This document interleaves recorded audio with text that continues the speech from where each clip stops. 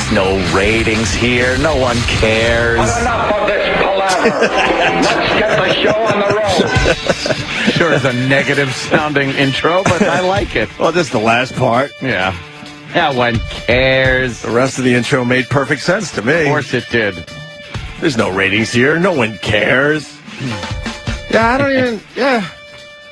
No one watches us. No one gets in our hair. We're in daycare. We're in daycare. We're in daycare. We have half-day daycare. Hey, I like that. The AM session.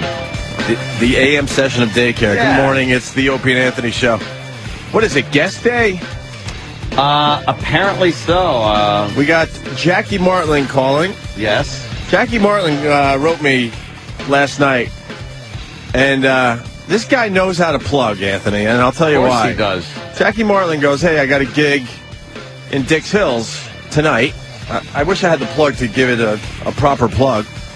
He goes, and then after the show, I'm bringing everyone to F.H. Riley's. So then I'm like, you son of a bitch. Now I got to talk about Jackie Martling on the radio show. Now he got your... he knows how to freaking... push your buttons. Yeah, get my attention. So according to Jackie Martling, he does this show in Dix Hills tonight. And then he's bringing the whole crowd over to F.H. Riley's, my brother's restaurant in the heart of Huntington Village. For milk and cookies. 400 New York Avenue. Yeah, he's doing the Andy Kaufman thing. But we'll do it with, I don't know, spring rolls. Yes. Buffalo spring rolls or something. Those are so tasty. So Jackie Martling's calling in today. Ian Halperin. Yes, Ian has a few things, I guess, to get to. Larry King is going to talk about, Sandra Bullock, something about Craigslist, David Hasselhoff. Well, the blind item. Well, the Larry King was a blind item, he's now telling us. Yeah. And who said he's like Kreskin? Somebody on staff said he's like Kreskin. I believe E-Rock. His talking points for this week, Larry King. I predicted cheating in his marriage 3 weeks ago in a blind item on your show. And that's when he said something about someone cheating. But now you could just say that and wait for someone to cheat because it's kind of the, thing to do these days is to out cheaters. So he could just say it's somebody famous that's cheating, and then when they cheat, he could go, I said that. Google it. I said it. I think he said Ask Jim Norton. I think he said a TV host is cheating with a much younger woman. He did say... But I want to get the actual clip. I want to hear the quote. Because it'll be obvious if it's Larry King or not. Exactly. And then he goes, will he reconcile? Does he need sex rehab? Does he need sex rehab? Larry I have to go to sex rehab. I got a sex problem. They make me make my own bed and clean my toilets and then go to therapy. Does he need sex rehab, and how many lovers on the side does his wife have? Lover. Well, apparently, according to that Little League coach and his statements yesterday, she's quite a hose bag. Like, she picked him up like that. Lickety-split. Like that, yeah. I think we might have more audio from that guy. I think. Good. He's such an upstanding fucking citizen. Isn't he wonderful? What a guy. I think he did some more interviews on Entertainment Tonight. Cause, he's making the rounds. Well, no, Entertainment Tonight has the exclusive, but what they do is they only give you a piece of the interview every day. All right. They string you along for an entire week. Yeah. You know how our listeners get mad if we string them along for an hour? Well, fuck, Entertainment Tonight does it for a week and a half. So we got Ian Halperin calling today. Then we got Dana White because we got that big fight, Uriah Faber and Aldo fighting tomorrow night on pay-per-view. Yeah. The WEC thing. Yup. So we'll talk to Dana. He tweeted last night that he went and saw Kick-Ass. Oh, yeah. And he liked it. He liked it. Or is it Kicked-Ass? It's Kick-Ass. Kick-Ass. Kick-Ass. He thought it was great. It's good. I just think it could have had a little more. Yeah. Like I said, the scenes with the kid just fucking shit up is great, but it's not the whole movie. Right. They need more ass kicking would have been nice. And then 9:30 today, an old friend, Mary Carey. Yes. Is coming in. She's coming in. What is she up to these days? I think she's just continuing with her life. I think she's doing some dancing over the weekend. She's always poking her ample breasts into the news in some way, shape, or form. But you know how we talk about Celebrity Rehab and we're not sure about Dr. Drew? Well, she was on Celebrity Rehab. Okay, then we can ask her about...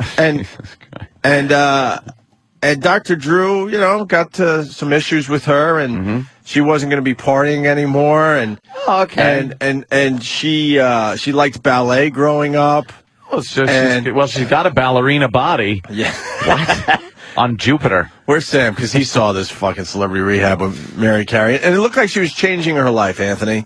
She was turning her life around. Here she was turning her life around. She was... That's the biggest statement, by the way, on First 48. What? The crime show where they murder, somebody's murdered, and they try to find...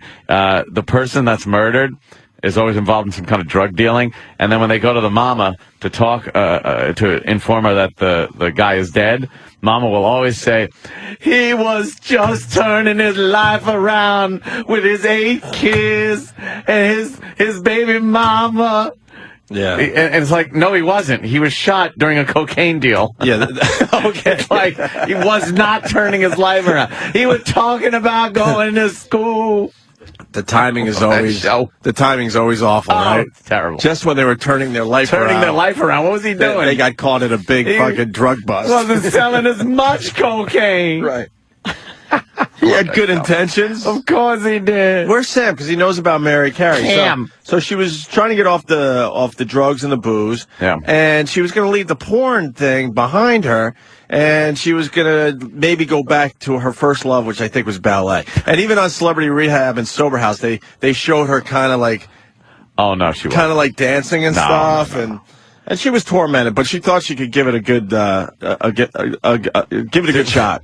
Do I think a lot of girls realize ballet is for waifs, very skinny, small-breasted, small-framed girls do ballet. Right. She could put the Viking hat on and do some opera if she wants to, get some fucking braids sticking out of there and do that. That stupid Viking hat. I'm not bashing her, but I'm just saying, fucking ballet is a little, we'd all like to, hey, I'd like to be a fighter pilot. Right. A little past my prime. Right.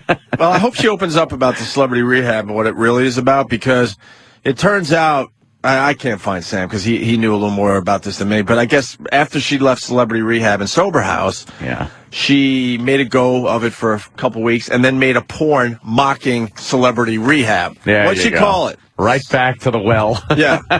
It was called Celebrity Pornhab with Dr. Screw.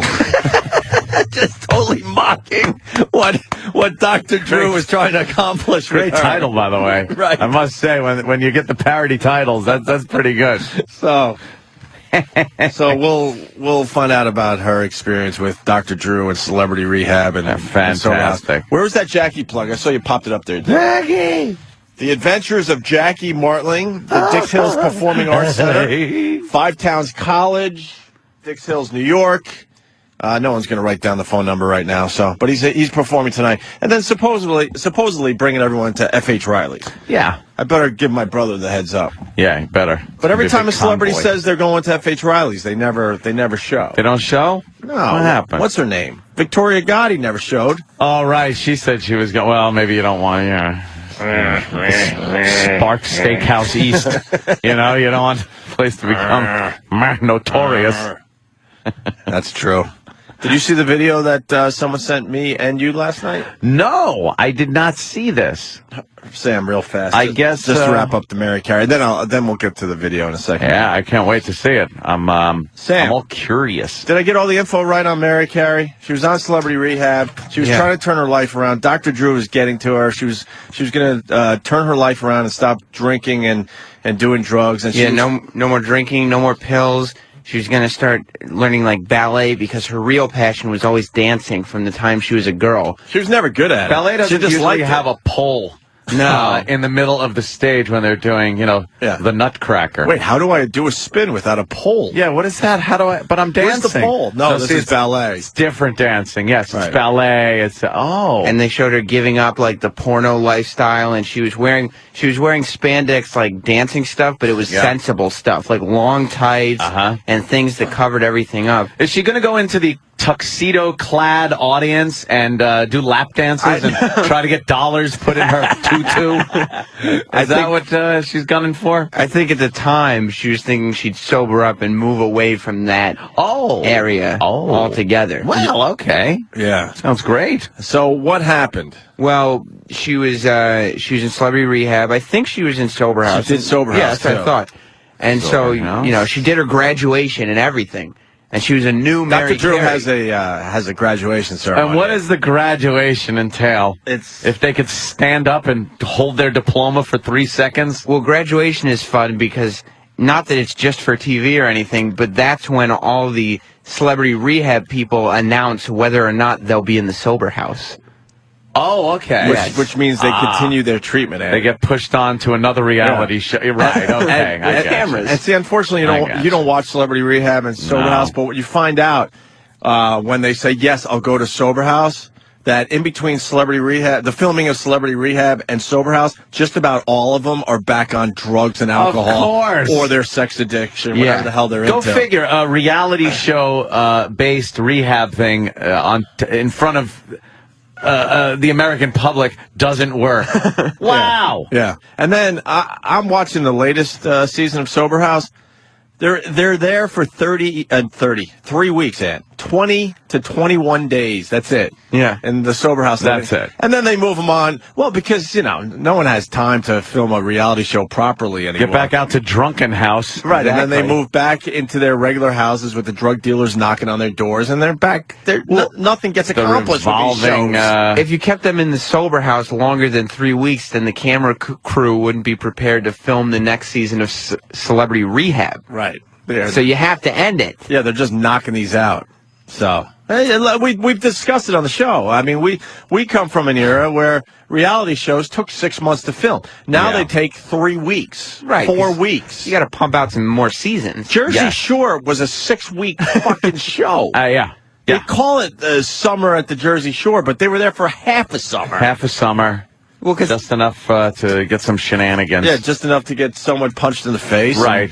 Someone puking and a girl topless, and they got enough for a reality show. If you get people who are unconventionally good looking and then combine them with alcohol and hot tubs, you can pump out a lot more in 3 weeks than you would in 6 months. Well, Dr. Drew's just helping. Yeah, exactly. He is helping. That's why. And that's the important thing, isn't it, Opie, that Dr. Drew is out there. And it doesn't have anything to do with money or getting your face out there as far as the popularity of a television show, being on a television show. He doesn't care about that.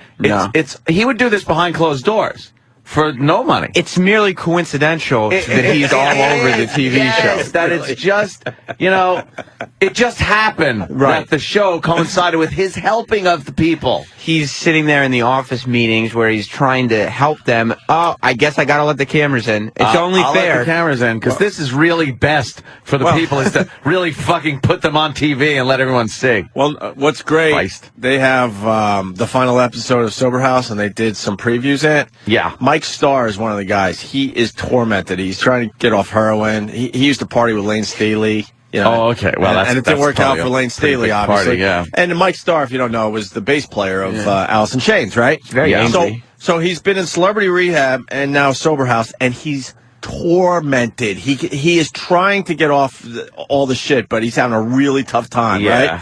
So the final episode of Sober House, Dr. Drew decides it's a good idea to kind of put a kind of concert together. And Mike Starr, a talent show type of thing. And Mike Starr now has to go on stage and play a guitar. So now they show a scene where he's backstage like, oh, Dr. Drew, I need my meds. I can't do this. Oh, shit. It's not like playing in a band will take him back to a place where he was heavily using drugs. That's what I'm getting at. What a lump of shit. It's like, Dr. Drew. I think if you have a final episode where you're having a dumb little picnic at a beach or something, that it's not going to bring him back to the times when him and Lane Staley were trying to cop after an Alice in Chains show. Like you could tell on the show, you could tell that Mike Starr, he's the type of person that needs to go to a real rehab center. He wants to get better. He would do well, but what's not letting him get better is the frustration of 14 cameras in his face at all times. He's gotten into fights with cameramen. He can't stand the cameras. If the guy can't stand the cameras, perhaps he doesn't belong in that environment, needs real help. They kicked him out because he kind of, punched or hit a camera guy. Mostly just pushing the camera out of the way. Because he can't, like Sam said, he can't take cameras in his face. So he shouldn't even be on the show. Right. And then, especially while he's detoxing. Right. And then, so he pushes the cameraman or the camera violently. So now they're like, oh, you can't be here anymore. You're crazy. You're crazy. You can't be here. But I need help. That's like, but Right. wait, that's what I thought I was here for, doctor. If we can't guarantee the security of our medical staff and also the television crew, the cameramen are very much more important You can't be than here. your sobriety and helping Right. you. Right. All right, let's go to Rick in New Orleans. Rick, Hey, good morning. Hey, Rick. what's up, Rick? I noticed Swifty Benzer got his last chance from Dr. Drew. He was messing up real bad, but instead of going through detox, they put him straight in the sober house. Well, you want to explain Swifty to Anthony? yeah, he was the star of the first season of Celebrity Rehab. Right. I mean, and then season 2, he made a cameo smoking crack on the roof of the house. Yeah. So obviously the first season. Well, let Christian Slater describe it. Huh? This guy. Oh, yeah, he said, yeah. You do sound like him. The hell is that? So Swifty makes a cameo smoking crack on a roof, and then Dr. Drew's... did Dr. Drew climb up on the roof? With the camera crew, Anthony. Well, the camera crew. Because that's how had to you go help a too. guy out. Dr. Drew gets a call that Swifty is on a roof smoking crack, might jump off the roof. So Dr. Drew, runs over there with the camera crew and gets Camera on- crew in tow. Right. He probably had to tell him, hold on. You don't. I'm sure Dr. Drew doesn't have the camera crew with him at all times. Right. So he had to take time out, make the guy wait till he course. got the camera crew all together. And you know how fast you could get camera crews and sound people Proving together. your point that filming the TV show just as, if not more important than actually helping these players. people. Because if that but guy no one jumps- calls out Dr. Drew Right, on doesn't matter. this. So then Swifty goes away, whatever. And then Sober House is all about, well, these guys are off drugs for a little while, right? Yeah. Swifty calls Dr. Drew again, and they're at a burger place or some fucking place, and he's just strung the fuck out. It's like, I finally have hit my bottom, and I'm ready to surrender to this Dr. Drew. So Dr. Drew goes, all right, yeah, we'll throw you right into the Sober House. Right. Holy shit. Instead of rehabilitating you, we'll start Right. to just... And I guess Shifty said, I've hit my bottom. Luckily, it's Is at it the same Shifty? time that you're... Whatever his name is. Luckily, it's at the same time as you filming a television show. Right, thank God. So why It do worked the out like rehab? that. Let's do the post-rehab Holy shit. Sober House. And the fun thing, since they're celebrities, is you get to... you, at home, can track their progress after the show is done. What? I didn't know that. Well, I mean, just watching what they do in their careers when they end up on TM, or what did Mary Carey do as soon as she left Sober House? Well, I thought she Got unsober? Hold on, she graduated though, Sam. She went through graduated? graduation. Don't they get a little plaque or something for Yep. surviving like 3 weeks or something? She was rehabilitated, and then she said she's leaving porn because porn is obviously a gateway back to the alcohol and pills and all Well, that you're stuff. supposed to not really cohort with the people that were in the lifestyle that cause you to, have to seek medical attention by Dr. Drew, of course. So then just a few months after the season ended, Mary Carey came out with a new film. Yeah, nice called what? Celebrity Pornhab. Celebrity Pornhab with Dr. Screw. Yes. Don't forget about Dr. Screw. Yeah, isn't that a slap in the face to Dr. Drew? Yes. Can we perhaps, is there any way we can see a little clip of what Dr. Screw looks like? There he is. Horny old Dr. Screw. Oh my God! We're looking at the cover right now. It's Mary Carey. She's dressed in some black leather nurse type outfit. Look at her boobies. With an enema hanging from a like an IV rack. Yeah. And she's squatting on Dr. Screw's lap. And Dr. Screw has the gray hair and the glasses, looking very Dr. Screwish. She's got kind of a dominatrix / nurse outfit on. Oh, is that a scene from Dr. Screw? Nice. Is that Dr. Screw fucking her? But I thought she was trying to move on from this. Well, Sam. not only is it would be a slap in the face just to go back to porno, because it's like, you look at your treatment meant nothing. Right. Not only did she do that, but she decided to parody the entire thing. Right. It's the entire experience. Goof on everything she had been through. You and I both know, Dr. Drew, that this is a joke, so now I reinvent you as Dr. Screw. Dr. Screw. Were they playing like nice mellow music when she when she graduates? Like, what's the atmosphere during graduation? Oh, a lot of Is it tears, very- Anthony. Tears and does hugs. Dr. Drew put on that face like that Yeah, I think she's going to make it. Dr. Drew's great with that face where he looks and he nods and he's like, I think I've really helped here. It's the very emotional point because Dr. Drew's face, it goes from that pouty, like, yes, I feel your pain face to the, I'm so proud of you. You're doing this. You're really doing it. It's almost a little smirk with a nod like, you did it. Yeah, you got this one, slugger. You did it. And then fast forward. I'm Dr. Screw? What the hell happened? Like Sam said, it meant nothing in the end. Dr. Screw. Then they got Heidi Fleiss in Sober House, Aunt. Oh, yeah. And, she went through celebrity rehab. She stayed sober. She's in Sober House. She leaves Sober House for one day because she has a court appearance and comes back to the house completely fucked up. Just fucked up. Right. That's great. The clickety-clack bitch. Who called her that? Wasn't that fucking Sizemore? Called her. Yeah. Clickety-clack bitch, bag of bones. But Sizemore was on Larry King the other night, and I guess he is staying sober. I think he's close to a year sober. Yeah, he said he's been sober for a year. That's someone I would actually like to see sober up and get back into fucking movies because, goddamn, he was good. He was great, right? He was good before he got all fucked up. But maybe Dr. Drew will help him out. I hope so. Well, this is how Dr. Drew helps out Tom Sizemore. He puts Tom Sizemore in the house with Heidi Fleiss, and they have had a horrendous relationship. It's a fucking snake and a mongoose putting them together and thinking they're going to get along. And everyone knows you don't even have to be like a fucking addiction specialist. No. Like you don't want any conflicts when you're trying to get over your abuse, your problem. I would assume the biggest conflict is the problem. Right. So why throw monkey wrenches in there?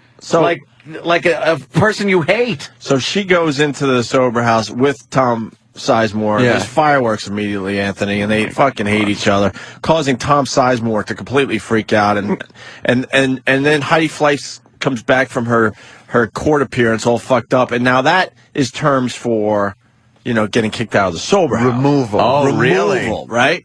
But Dr. Drew goes, no, she really needs to be here because it's great TV to see Heidi Fleiss and Tom Sizemore going at it, which goes against, what should be done here. Look at Tom Sizemore. Holy shit, he's got a mohawk.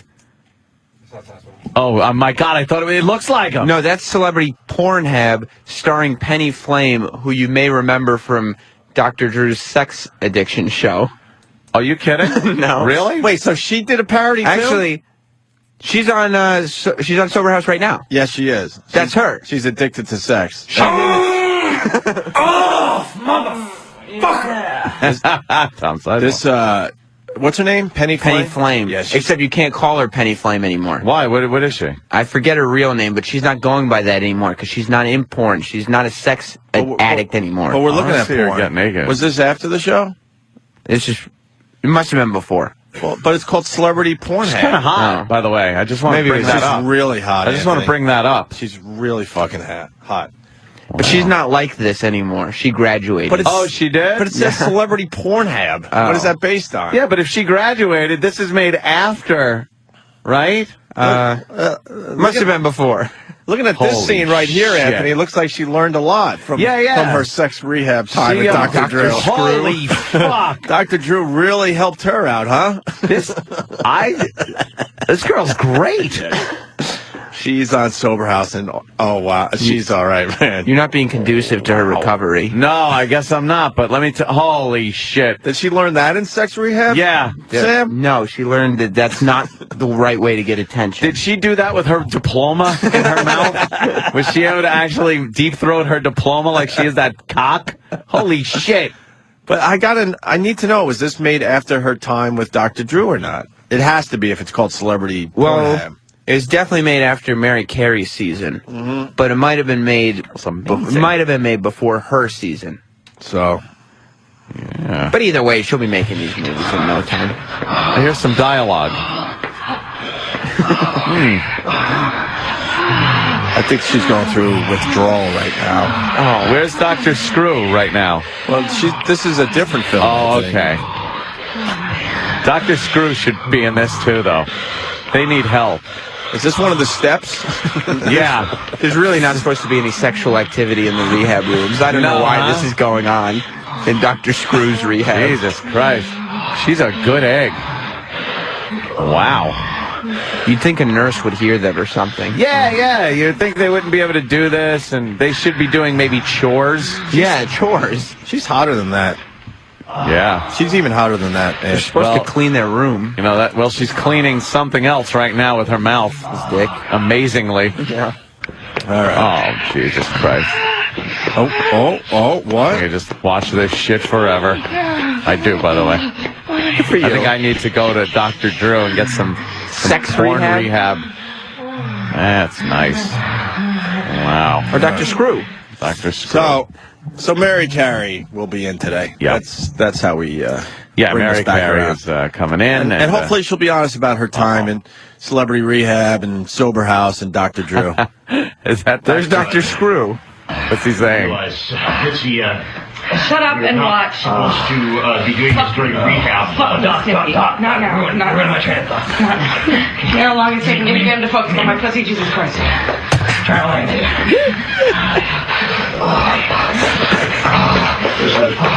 Doc, shut up.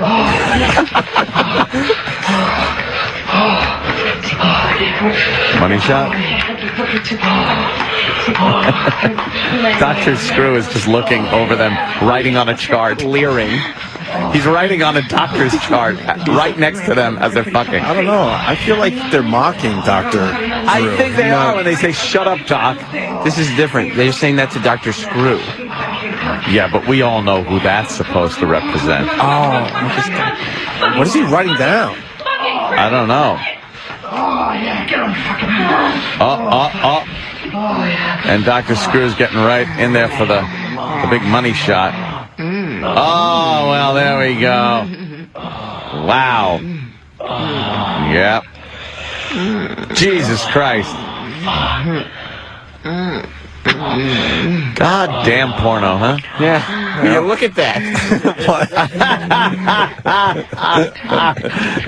Now, what does Dr. Screw have to say about that? Yeah, I don't think he'd be happy with He's that. writing feverishly. Oh. No, that's really not going to help your rehab or your career. Snippy, I think I found your crack rock. What? Are you fucking serious? Where? Fucking crackhead. Spits at him. Wait. Worst doctor ever. Worst doctor ever. As she storms out of the room and he chases her with his chart. This isn't She's good really that they're all hot. mocking him. I'm starting to think he's just trying to help. This is derogatory towards Dr. Drew, I think. He's just trying to help. I'm starting to think. Holy shit. Well, it's not like Mary Carey would join Celebrity Rehab just for attention. It's not like she ran for governor in California just for attention. She needed help and went to Dr. Drew, one of the premier doctors in this field. So sure, it didn't help her porno career at all. Well, then, no. Anthony, if this is going well, we do have the last episode of Sober House where Jen. Do you know anything about Jen? I know nothing. This is great, though. I'm learning. Great. Jen's the house mom. Now, what is the house mom's responsibility? Well, she's sober. Uh-huh. But she used to be one of them. They always were. Yeah. She's not a professional. She's not a professional, but she's in charge of the house, and she's got strict rules. Strict rules? And she spent the whole season kicking people out of Sober House. Because nobody listened to her. She has a say to kick people out? She's the one I she's thought in Dr. charge. Screw did it. Right. Drew, sorry. But Dr. Drew doesn't confused. Dr. Drew doesn't live in the Sober House. Just Jen does. Oh. Who has no background or training. She's just a crazy woman who used to be a drunk. to deal with recovering addicts. And she's one argument away from fucking going back to whatever she was into. Oh, she wants that bottle. Yeah. This should be illegal. It really should be. It's like, it's so unethical to present this as a doctor helping people. It's like, why not do, instead of something like this, have a doctor that perhaps at one point in his career was a brain surgeon. And then bring a bunch of people in with brain tumors in a house, and then have somebody there that had a brain tumor that was taken out successfully, and they get to operate on people's brain tumors. Yeah. Not the doctor. Yeah. The doctor just kind of hangs out. Well, you don't think hanging out with Dennis Rodman and Heidi Fleiss would help you recover? No. I think that would probably be a bad thing. A deterrent? Do they do group therapy? Yeah. Oh, yeah. Morning meditations. You really got to watch Sober House, Ant. So let me get into this because we've spent a lot of time on this. Jen needs people to clean the kitchen and clean their room. Like they have chores in the Sober House. And Mike Starr, the guy from Alice in Chains, who's trying to get off heroin, all he does all day is he puts headphones on, listens to music. He actually listens to himself. He listens to Alice in Chains all day long. Oh, that's not healthy. Remembering the good times. And he just paces because he's out of his fucking mind trying to stay sober. And this Jen, who has no experience or training, gets in his face because he's not cleaning his fucking room. Yeah. Like a mom would do to a 7-year-old. So listen to this. Actually, it starts... this is the morning meditation, the morning meditation where she scolds everyone for not cleaning up after they had breakfast. Kitchen should be clean. Bathroom should be clean. The chores need to be done, and if the chores are not done, then you can leave. Bottom line. Just leave. It's disgusting. It's disgusting. It's like everyone's been handed a silver platter with everything you can possibly have, your dreams to come true, and you're spitting on it, and you're whining over and over again, and you have every excuse, and everything's about me, I, me. You know what? That's what got you here. Before you guys came here, you were in the dark. Now we're trying to show you what the light looks like, and you're spitting on it.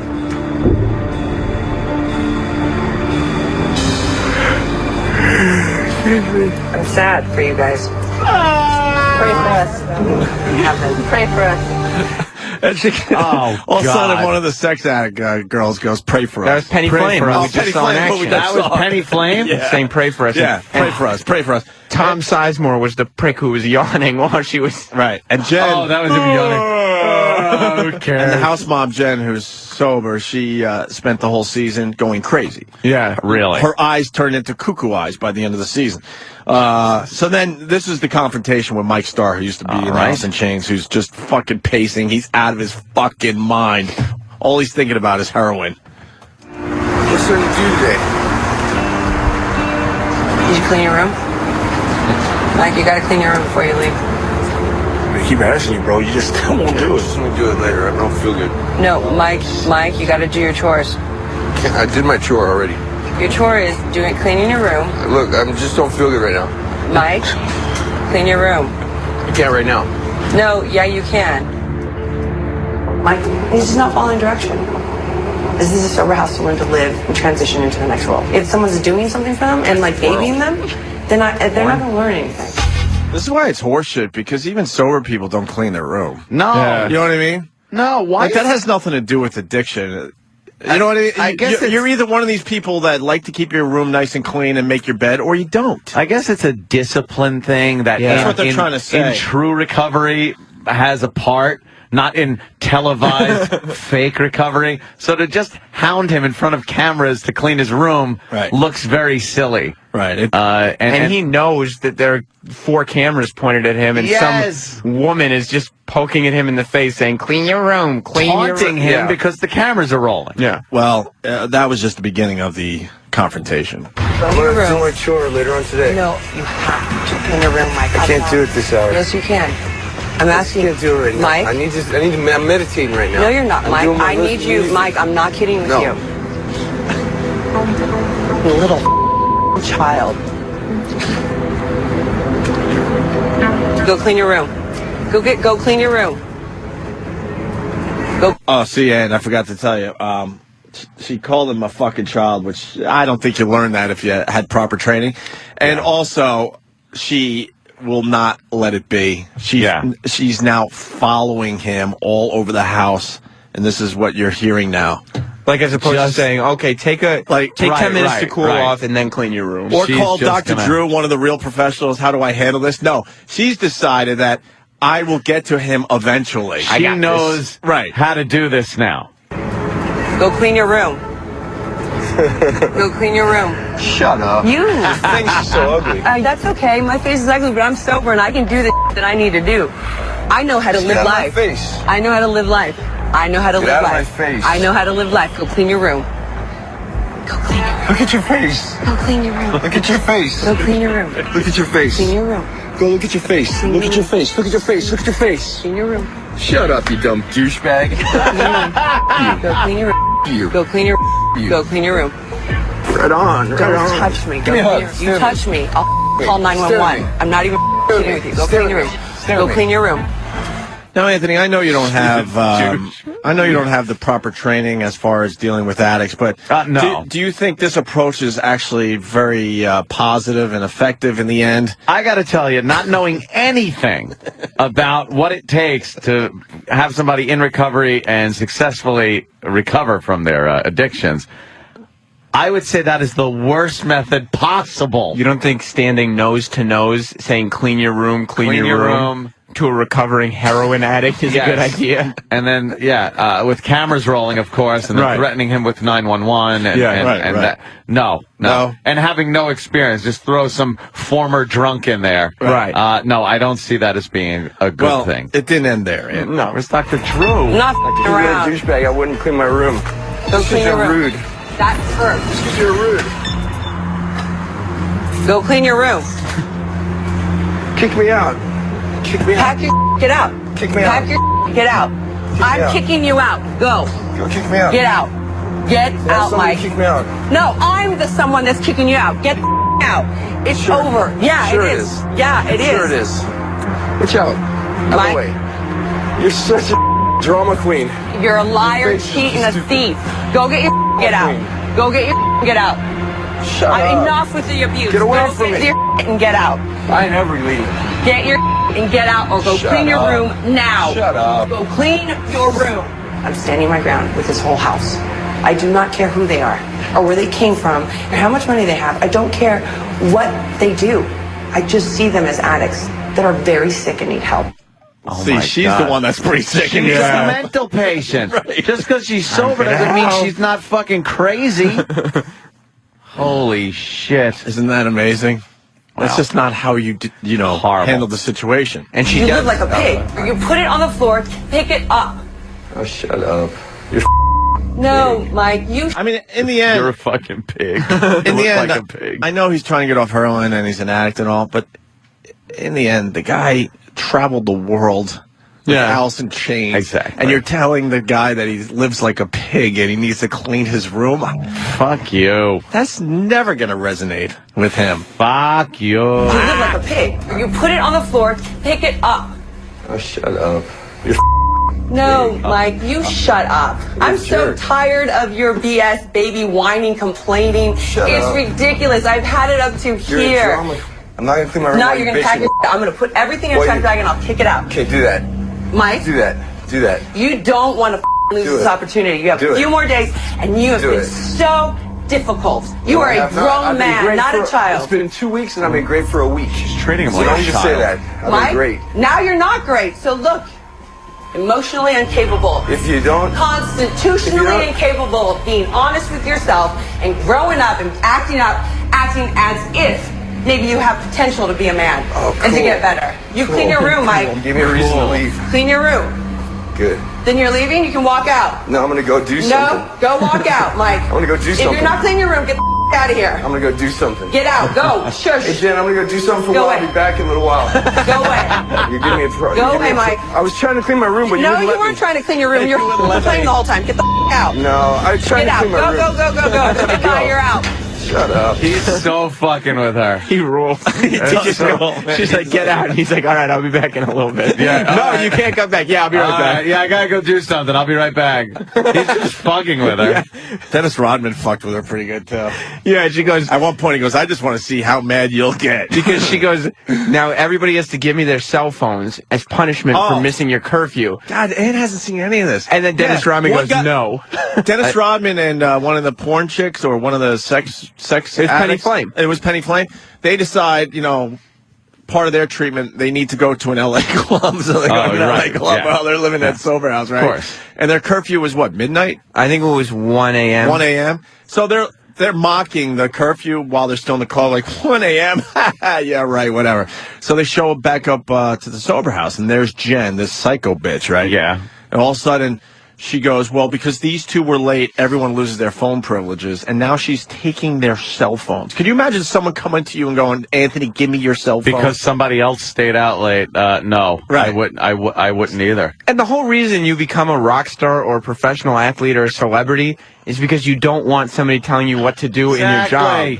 Yeah. So she collected all the cell phones of these very famous. But Dennis Rodman just looked at her and he was like, "No, I'm not going to give you my phone." I'm sorry. This to me, you know what it is? When cameras are going and you got people in front of cameras like that, both sides are just going to put on things. Of course. They're going to put on, like, she's doing that, clean your room, because the cameras are there.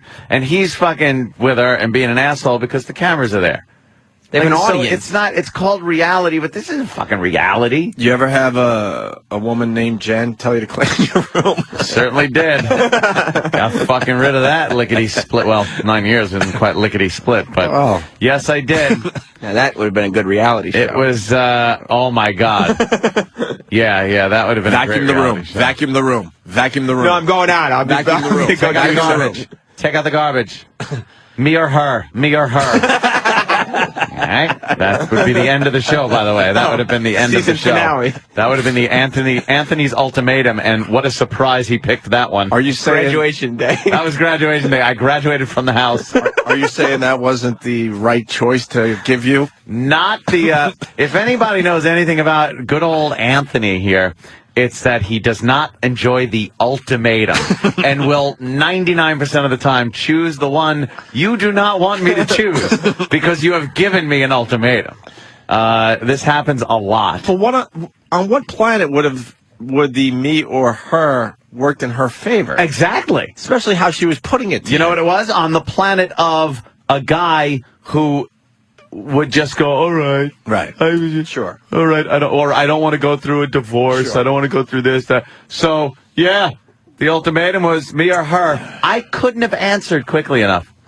All right, her. I'm out of here. Take it easy. See you later. Take care. Have a good one. All right, and so the Jen Mike Starr thing, finally Dr. Drew, the professional, had to take care of the problem and sit her down. He was sensitive, and they watched the clips together. Oh, that's good. You missed the video where he decided to get on this bike and just kind of ride in circles while she was chasing him. Well, she is a bruiser.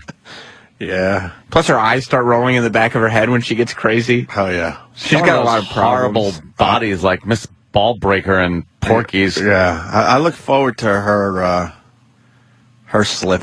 It's coming. It's coming. It's coming. So Dr. Drew now has to talk to her. I'm scared for you right here. I'm like amazed. We're looking at the video, and there's a confrontation that could have got very physical, and that's what Dr. Drew is commenting on here. God, shut up! I'm scared for you right here. I'm like amazed that something didn't really go bad. You're not handicapped, Mike. I'm scared for you. I'm scared for him. What? Drama queen. That's right. You don't ever want to use abusive language towards a patient. Never. No matter how bad they get. For us, that would be a grounds for termination. There's never grounds, ever, for using abusive language towards a patient. Ever. There's a reason for that. I mean, amongst that is your own safety. The guy is in this condition, pacing, agitated, irritable. Get out. Don't be around it. I just asked to clean his room in the beginning. Oh, shut up. Dr. Drew told you what to do. I mean, I still don't see... I see a guy who... I'm impressed that he kept it together. I'm grateful. I would have loved to seen his meaty fist just go right into her pig face. And it's driving her crazy because she goes to Dr. Drew to tell him how unreasonable Mike's being. And Dr. Drew is saying, I'm very impressed with Mike's behavior. Dr. Drew flipped it around on her like, you shouldn't use abusive language. You should have just left the scene. Yeah. Yeah. Now clean your room. Clean your room. But again, the cameras are rolling and they're all fucking playing to the somebody in his face, somebody intruding in his face. Dr. Drew, he's been in my face and everyone else's face the whole entire time. You're not a professional. I don't expect you to know this stuff necessarily. Right? Face. Okay. Face. So, are you okay from all that?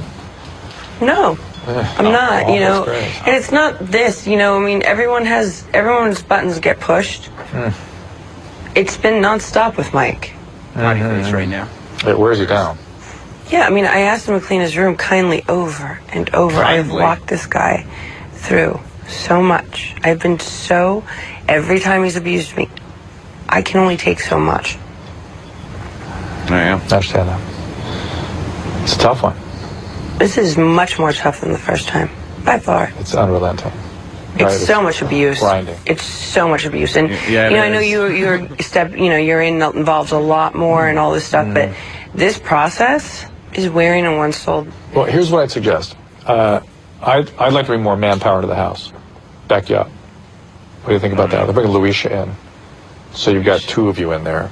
So it's not all coming down on you this way. Does that make me look like a weakling?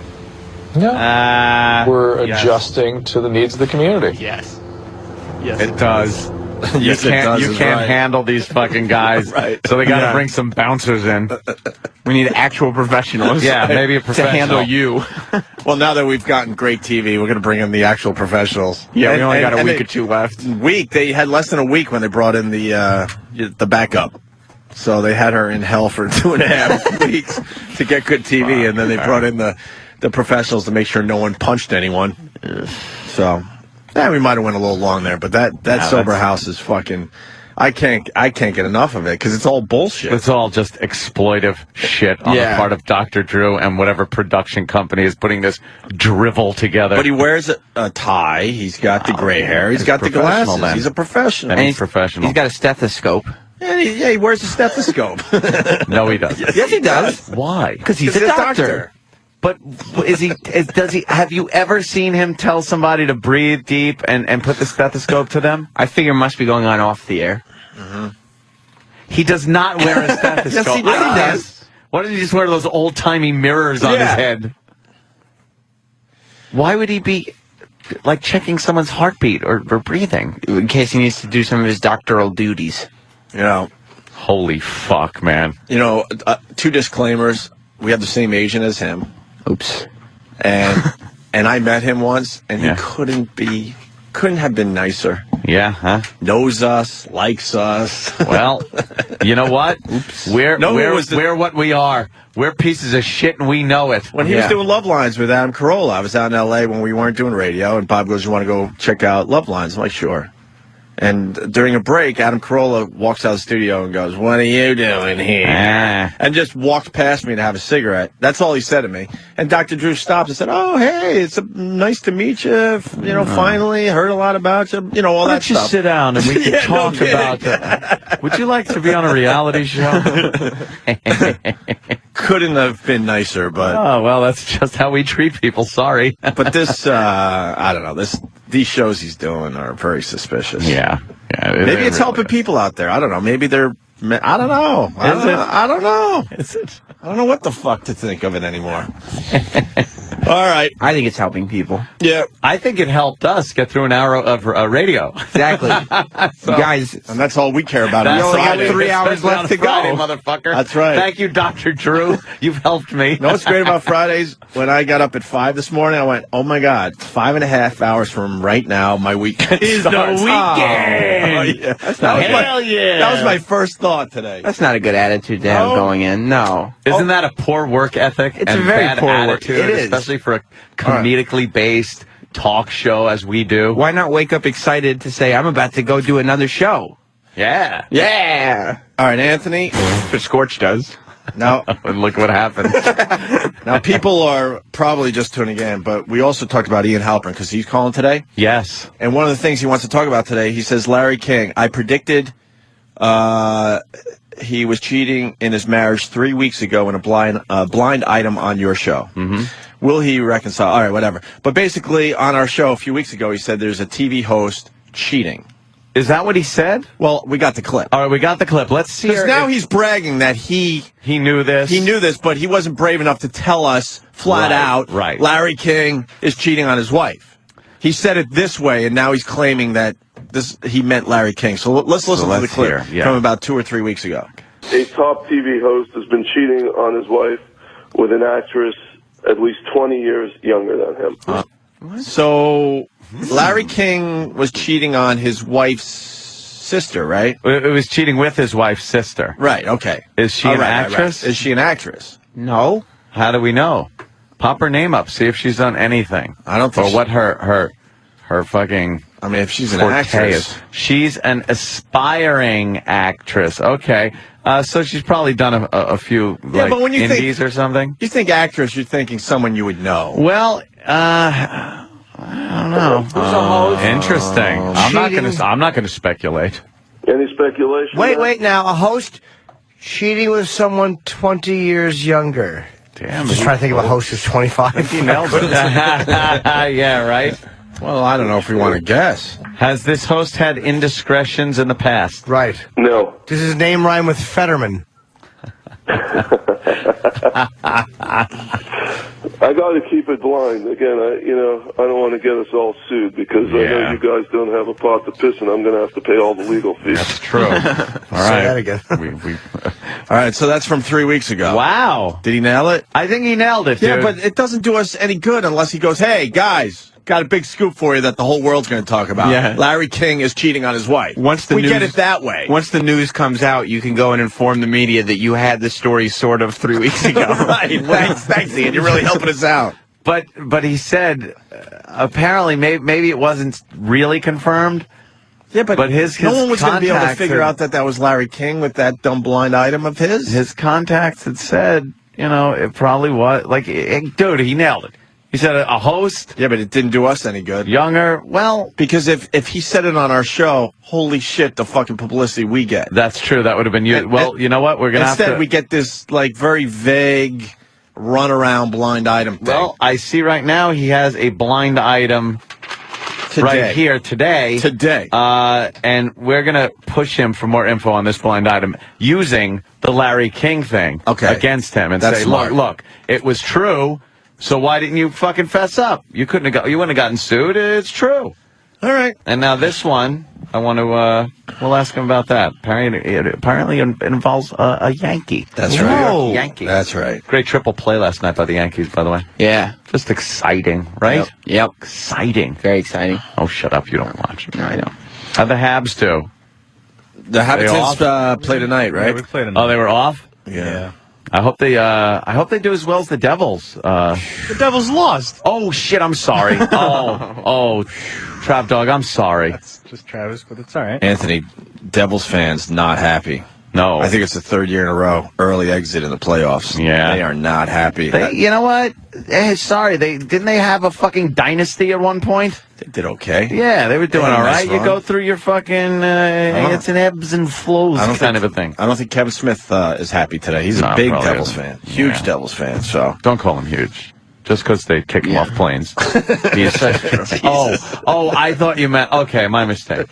All right, we're going to take a break. When we get back, the video that was sent to me and you on Twitter yesterday. Mm-hmm. I want to see this and hear this because I hear I might not be happy with it. Well, hey, Jimmy. Hi, guys. Look who it is. It's little Jimmy Norton. The HBO star has entered the studio. There he is. We're going to break, Jimmy, so settle in and have fun. And we'll continue with Jim Norton. We got a very busy show. Oh, good. Very busy show. Stay there. The look you just gave the screen, Anthony, priceless. Well. Hey, I was just talking about the Devils. JD in New York City breaks it down for us, Ant. Fourth year in a row, they're out of the playoffs early. Yeah. It goes like this: 4 games to 1, 4 games to 1, 4 games to 3, 4 games to 1. Wow. That's the Devils in the playoffs the last 4 seasons. Thank you, JD. And speaking of sports, really fast, I guess your Yankees had a triple play last night. Yeah, they lost last night against the A's. 4-2. But, a triple play. First one since like 68 or something like that. See, even when they lose, they make it like, who cares about the loss? Wow, a triple play. Kind of cool to see, It makes you forget about the loss. Travis, not a big fan of the triple play. Travis, what's your problem? Well, there's only been 700 of them in the history of baseball.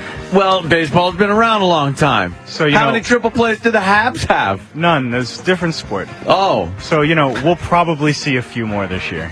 Yeah, but the Yankees haven't had one since 68. That is a rare occasion. So good for them. Whoa. Is that true? Yes. 42 years. Yeah. And it was textbook fucking triple play. It was beautiful. Was it a good one? Was it around the horn? Oh, my God, right around. Yeah. Oh, it was beautiful. I like the Not one of those. It wasn't one of those where, you you kind of can get the 3 guys out. So you're a purist. But- I like the sloppy triple play. No. Where the guy just makes an amazing catch. The guy was already running for home. He freaking tags him out, and then the other guy coming from second is like, oh, fuck. Yeah, it's ridiculous. It's all just one guy. Stupid. If it was an unassisted triple play, I would think, hey, that's really cool. That is really rarely ever happens. But it was, it was around the horn. Yeah, it was a 5-4-3 triple play. Yeah. 5-4-3. It looked fucking cool as hell. Good for them. Fuck you. I hope your Habs lose. What the fuck's wrong with you, Travis? They're on the road to defeat. What? I just don't think a triple play. It's impressive. How many triple plays a year? Well, on there's average? been around 700, and there's been 700 seasons of baseball's only been around since slavery days. Modern baseball, we'll say 1850 or whatever, so 150 years, 700 triple plays. That's pretty good. Yeah, there's a couple a year. Yeah.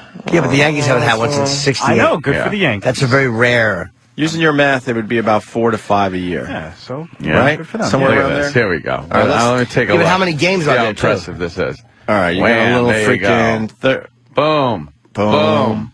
Boom. Hey, they got him. Yeah, that's all right, man. That's a good one. Pretty good. That's There goes all right. Suzuki going.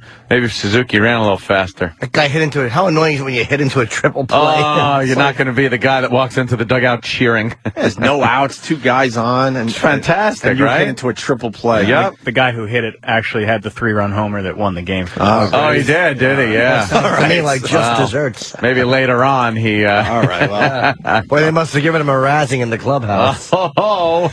Maybe the A's have a weird ritual. Like, if you do something wrong, they, like, humiliate you sexually. Like, when he came in, they probably just pinched his scrotum with their fingernails. Really hard. Left a mark. Left a little crescent moon mark with his fingernail. All right. Shit. And that's and the NFL draft happened, and Yeah. we don't know it much exciting? about that. We don't know much about that. I just know whenever I see clips I'm not on even it, gonna fake it. people I are don't- hooting and hollering and cheering and The NFL draft day they is just a are- huge sporting event, man. they're Huge losing their now. minds. It's going on today, too, right? Third day. I believe so, right? It ends today? Yeah.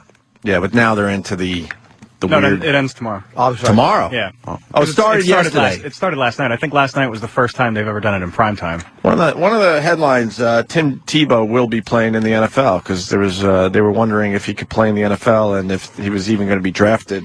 Yeah. The Gators quarterback there, and Broncos picked him up first round. Oh yeah, 25th overall pick. So that's the only thing I know. I'm not even gonna try to fake this shit. I don't know. Giants got a defensive player. Exactly. Who? And what team did he play for in college? Steve Morgan. And he played for the Rutgers Scarlet Knights. what? What was the big get this year? Does somebody know who the big get was? Like, holy shit! I'm sure if we go to that's a good fucking player, and I'm sure if we go to the that's phone, going to change the team. There's a lot of sports. Leroy Johnson was actually the big Leroy? player. Leroy Yes, Johnson? Leroy Johnson. What team did he play for in college? In the movie Fame. Oh, okay. He couldn't read too good. Wagon machine. Yeah. There's sports fans though that study this stuff. They know their shit, and they go down there. Where is it at? Radio City Music Hall this year? Yeah, something like that. I think so. And they're there, and it's just a They're party. cheering. Woo! All right, Ed. So I hear this bitch. Yeah, some guy on Twitter. Not some guy. What's his name? Is that the top there? I should give him credit there. He's pretty cool. Mr. Coffee? Yeah, Mr. Coffee's all right. Mr. Coffee Says is his Twitter name. He's a good one to follow, actually.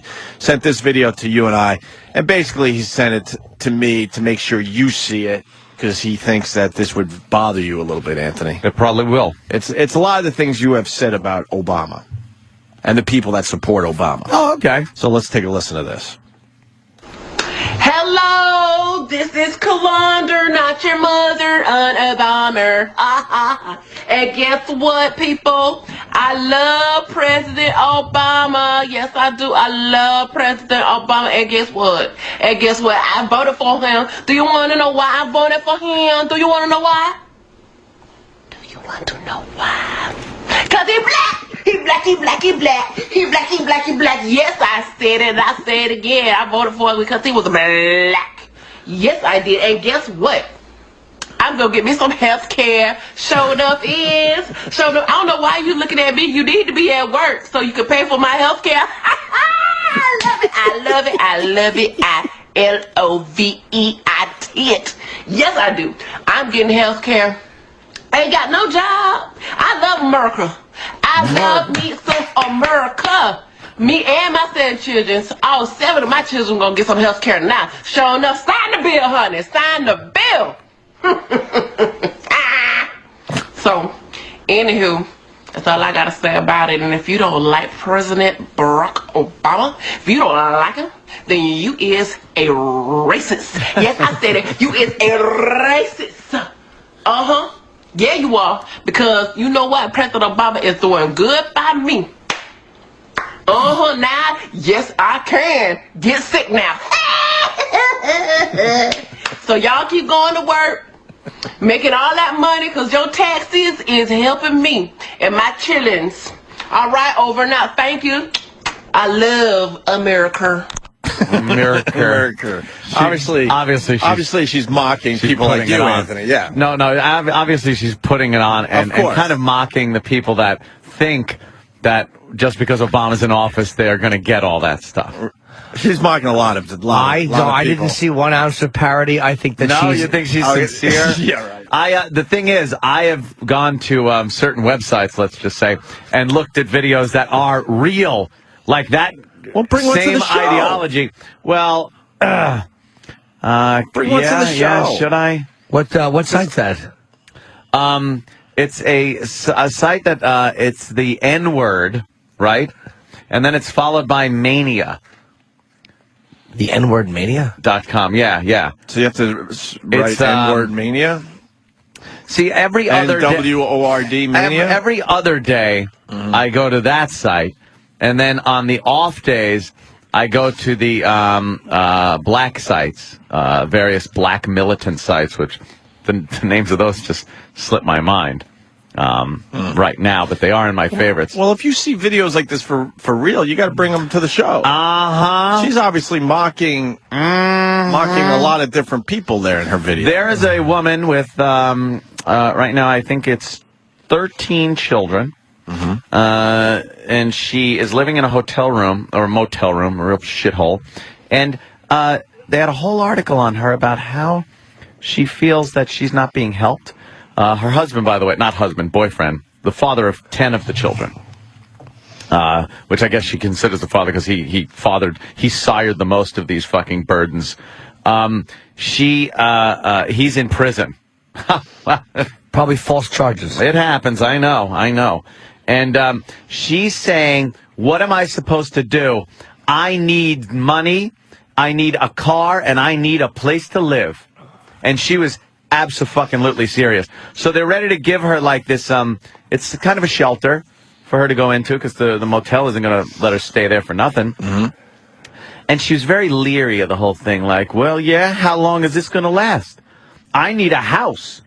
I need a place. And then they were like, well, you need to work.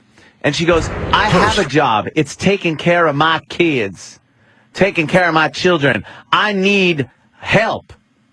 And this was all like on the up and up. I was livid. So when you got to bring that to the show. I know. Now we need to hear the audio of that. Why were you mad though? The poor girl needs some assistance. Yeah, man. She had kids. It's not her problem that she had 13 kids. Yeah, it's her fault. One of her children, they said they were shuffling around barefoot on this disgusting green carpet in this motel room. One of the kids was bottle feeding an infant, a newborn, and another child was well over 18. She was 37 years old. 13 kids, 3 different fathers. 13 kids at 37? At 37, 3 different fathers, and just bitching that no one was giving her money, her car, and a house. The last 5 must have just fell out. Yeah. Oh, and yeah. And you should have seen what a lot of the comments were on N-word mania. Well, take them to the White House. I'm sure there's room there. There's probably plenty of rooms at the White House. Oh, there are. Lincoln bedroom. So she could go there and have her kids can we find this taken video care of. It wasn't a video. I'm sorry. It was an article. Oh. Yeah, and it was done on the news. Oh, okay. But they didn't have audio of her. It was a transcribed. Oh, okay. Written. But there is plenty of video. There's the head of Acorn, I guess, that woman. Yes. Who was talking about socialism, and oh my God, I wanted to fucking bash my monitor watching her too. Saying that the Tea Party movement, which she called the bowel movement, get it? Shit, Yeah. right?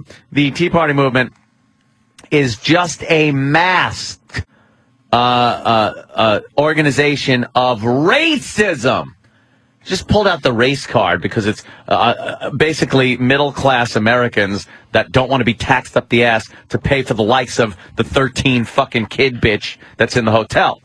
But she was saying that socialism is good, and she's talking to a bunch of young people about socialism and how it's a good thing, and I wanted to fucking smack her, Acorn. Go get in more trouble trying to fucking get housing for prostitutes. Yeah, that was funny. Those Anthony's big insults. Go on, get in more trouble. Why don't you? Why don't you get in more trouble, by gum? Well, Anthony, I pulled my pants up. I'll flip you like a cheese sandwich. The basics. So the more kids you have, the more government assistance you have, right? Or Yeah. So would it be crazy to put a limit on the amount of kids you could have if you want government assistance in America? Would that be a crazy idea? No. Just cut off the government assistance. That's all. But I'm just saying, have as many burdens as you want. What if the government turns around and goes, look, after 6 kids, we don't help you for the 7th, 8th, 9th, 10th, 11th. Oh, that's kind of good. You could, limit. Or is that a crazy idea in America? Because there are people having children just for the money. Yeah, they take advantage of the system. So what can the government do? And why aren't they doing anything about it if they know this is going on? I have no idea. It's fucking sterilization. Just fucking hit them with darts, like a helicopter over the inner cities with darts, like tranquilizer darts, but only full of some type of sterilizing agent, and just fucking But that's it. That's a Dries crazy the idea, womb up though. like a raisin. There she is. What? Oh, no. What happened? Yes, of course. Yeah, so that had me a little day. And then Bloomberg's doing some more shenanigans here in New York, which had me just livid this morning. Well, Bloomberg is our mayor who changed the rules so he could have another term because he just feels like New Yorkers really need him in office, so he completely changed the rules. He was supposed to be out. The same guy who was against Giuliani having a third term after 9/11. Right. He had 2 terms, and he goes, you know what? These New Yorkers love me. We got to change the rules. So he basically broke the law. I don't even know if they officially changed the rules. Wasn't even a vote on it. It was just him saying yes. And so now he has a 3rd term, and he's a billionaire. And we're learning some things about Bloomberg today. I guess $18 billion he's got. 18 billion, by the way, I said. And I guess he's got a lot of money outside this country to save on the taxes. That we all have to pay here in America. America. Tax-free. He's got money in the Caymans that he refuses to talk about. Says he's got his finance guy that he doesn't really know what he does with his money, which I find that a little hard to believe. Well, he blows it off by going, my finance guy is taking care of some millions that I have, and I don't know what he does with it. And that's how he explained this whole thing. Yeah, I don't know. And we're supposed to go, oh, okay, I'm sorry. I'm sorry we asked that you're basically, making sure you're not getting taxed on millions and millions of your dollars. Yeah, he said it's all legal, he said, but he won't explain it. He refuses to talk about it. Yeah, of course. Refuses to talk about it. And as he's just enacting new taxes on everybody here in New York, in New York City, he's got his money stashed away, sheltered. Of course, overseas. he does. Yeah. And the average New Yorker can't do what he does. No, you can't take $20 down to the Cayman Islands and go, hey, could you put this you're in measly $2,000 and you're able to put in a bank account. You can't go and find a guy that's going to take it down to the Cayman Islands for you. That fucking prick has money stashed overseas. That's what we're saying, Jimmy. Yeah. Oh my fucking! Isn't that amazing? Yeah. Like this motherfucker and he was was about to tax, soda, everything. Or is that Patterson? Patterson. Patterson's doing the sugar tax. He's done the same shit, though, in New York City. There's so many taxes. And now the latest thing he wants to do is 37th Street, right? It was 37th or 34th? Make it local, Ant. I know, right? It's pretty much the heart of Manhattan. 34th. 34th Street is basically where the Macy's Thanksgiving Day Parade ends. Yeah, It's Empire State Building. Empire State Building's is right on there. Penn Station's right there. It's a pretty busy area. And it's a major thoroughfare between, like, you know, the Lincoln Tunnel and the Midtown Tunnel. Kind of, you know, it's very important. It's a very important east-west. Thank you. Yeah, just so people could visualize. Midtown Manhattan. You take the middle of Manhattan, and it drives you right through the middle of Manhattan. Can I guess this asshole wants to shut it down? He wants to alter it a little bit. He wants down to for a block or two. He Jim, wants that's to all. make just a pure pedestrian mall, shut it completely between Macy's and the Empire State Building, where it's just another one of these pedestrian malls. Then make it one way. It's a one-way street going from the new pedestrian mall west to the river, and then from the pedestrian mall east to the East River. Basically, for the people that aren't from New York, the pedestrian mall would be right in the center. Yeah. And then it would go either east or west, depending on... So now you're going to have to take another road to go around this pedestrian mall, which is turns, which means lights, and people in crosswalks, which means just backing up your fucking traffic. What's wrong with 3 rights make a left, eh? That's exactly what you're going to have to do. What's wrong?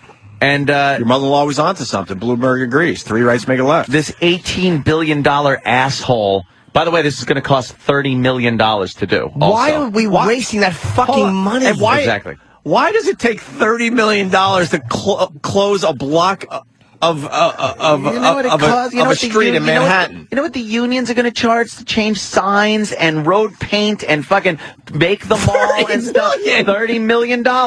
Wouldn't that take one afternoon and a couple of guys? Baroque ass city. Baroque. $30 million to fuck traffic up. To make a pedestrian mall. What an asshole. He loves those. I cannot wait till somebody just decides it's not a pedestrian mall, it's a street, and I'm going through. Yeah. And just thud, thud, thud, By thud, somebody, thud. You mean you. Funk, funk, funk. Yes, a nice big Escalade. That's amazing, Anthony. $30 million to do that. $30 million in a city that just... but I guess he figures it's an investment because, you know, seats on a road that used to have cars on it apparently brings in lots of money. And this is what we talk about on the show a lot. The spending is just out of control. Why does something like that cost $30 million, and why doesn't anyone question that? A man that has $18 billion should pay for it himself. Overseas accounts doesn't understand. He has no concept of $30 million being a lot of money. To him, that's like, oh, we'll put it in. How much? 30 mil? All right. How about you bail New York City out, motherfucker? Why isn't he living by the tax codes in New York? Why is he hiding his fucking money over? I don't have money overseas. No. My money's in the bank here. Yeah. I'm getting 0.5% on my money. Yeah. I'm doing good. Which, by the way, gets taxed. Right. Your 0.5% gets or whatever taxed. it is. I don't even know what it is. That's anymore. wonderful. It's under 1%, right? Yeah. For basic savings. Oh yeah.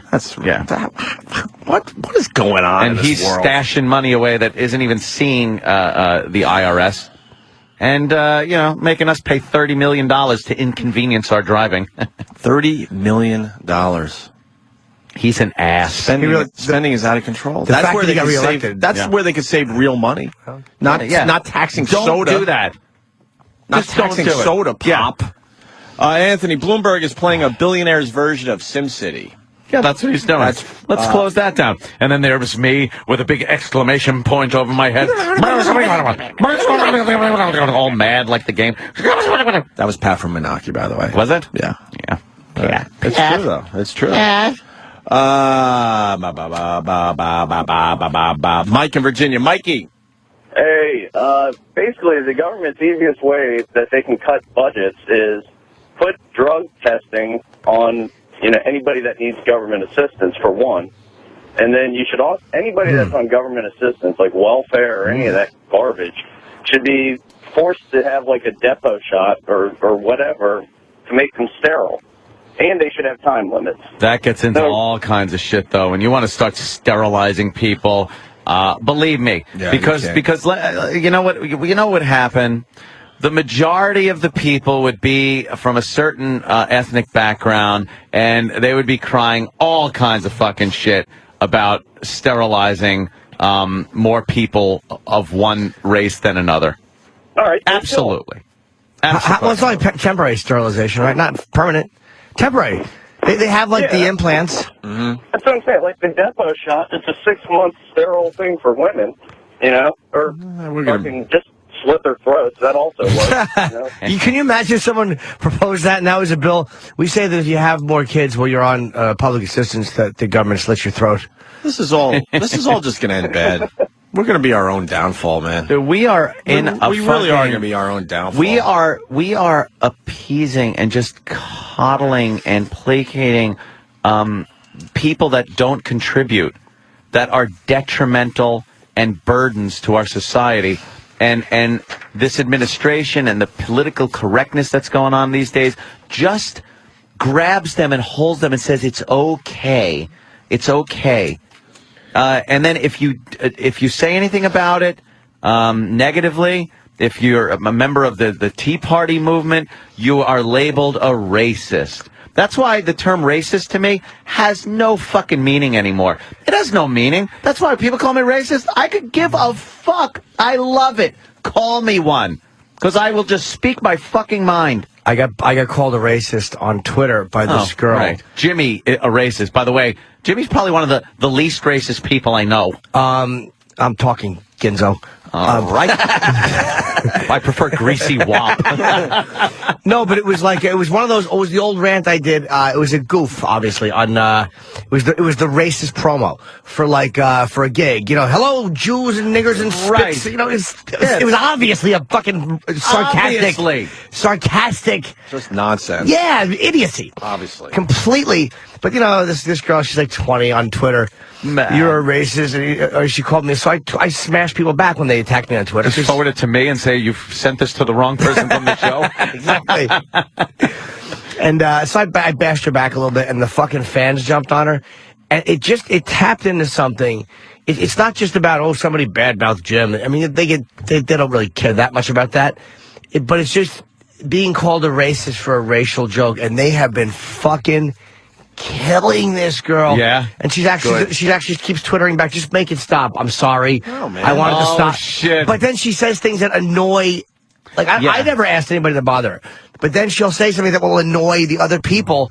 Like what? You know, whatever it is she says that's just, 20-year-old girlish. But she just keeps like fucking annoying the hornet nest. It's really fun to watch them all jump on her. But that really tapped into something. She's one of the simpletons. There's a bunch of simpletons out there. Do you know? I think their fucking opinion matters. Yeah, they're just simpletons. Like if you can't understand that was obviously a joke, and you're not racist. You're a dumb simpleton. But you can't be afraid of those. Like when people. I'm not saying you should be afraid or anything like that. But they're just. You shouldn't even give them the time of day. But when people get called racist, they back up and go, "Oh no, I'm." Right. And it's like you should be belligerent about your response. Sure. If someone's accusing you of some shit like that, you should be belligerent about it.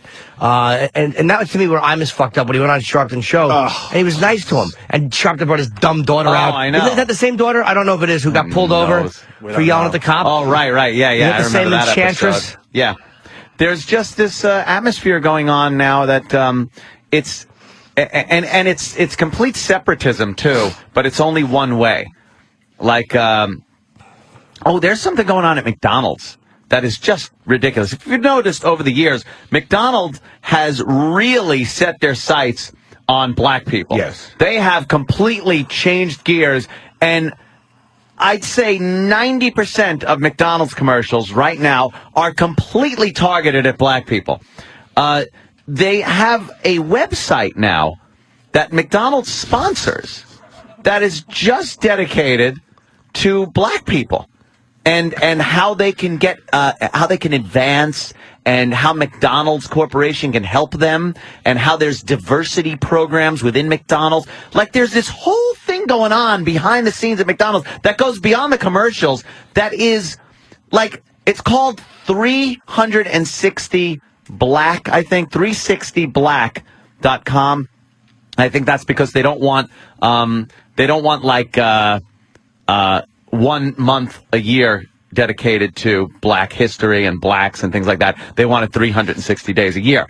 And it just seems to me that if any other group got this attention, McDonald's would be getting chastised for it. Yes. It's separatism. What? That's probably not it. Maybe it's three fucking... Well, they're just making up for the fact what it that is. black mortality is probably really in bad shape thanks to McDonald's fucking food. McDonald's, USA, McDonald's.com, and then you go to 365 Black. Oh, 365. Because I was wondering, 360, what would happen the other 5 days? Exactly. They sponsored the Klan. Right, exactly. I know. Look at 5 days of the Klan. I can't count the days of the week. I know. I'm like, what are you talking about, 360 days? I was thinking compass point. That would open them up for a lot of abuse. I was thinking degrees. The other 5 days. But here it is. And now there's a video on this. Mm-hmm. If you go to what is 360, I think the video is on there.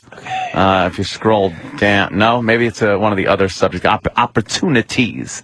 Maybe it's on opportunities. But there's just all black people popping up. Yeah, there's the video. There's the video. And it's all just black people. It's called 365 We Black. all know and love McDonald's.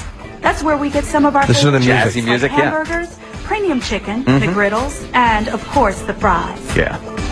But we'd Healthy like to food. give you a deeper look into our corporation to see all of the business opportunities going on under the arches. For black Our people. corporate diversity goals help build Goals. skills for professional development, allowing employees Where's to the achieve diversity? high levels of success. There's no diversity. It's all black. At McDonald's, They've shown about 20 black people The so vice far. president of U.S. marketing strategy is Another black guy. Greg Watson. He's a black guy. Where's the Many diversity? of our individual franchisees Hence the black provide market. Diversity just means anything but We white. also Right. proudly That's what support diversity programs means. Yes, such anything but as white. But it shouldn't the be United that. Negro College Fund, Right. and the Thorogood 365 Marshall black. Thorogood college, United Negro College Fund. They nothing about white To more charities. black people. are owned and operated by African Americans.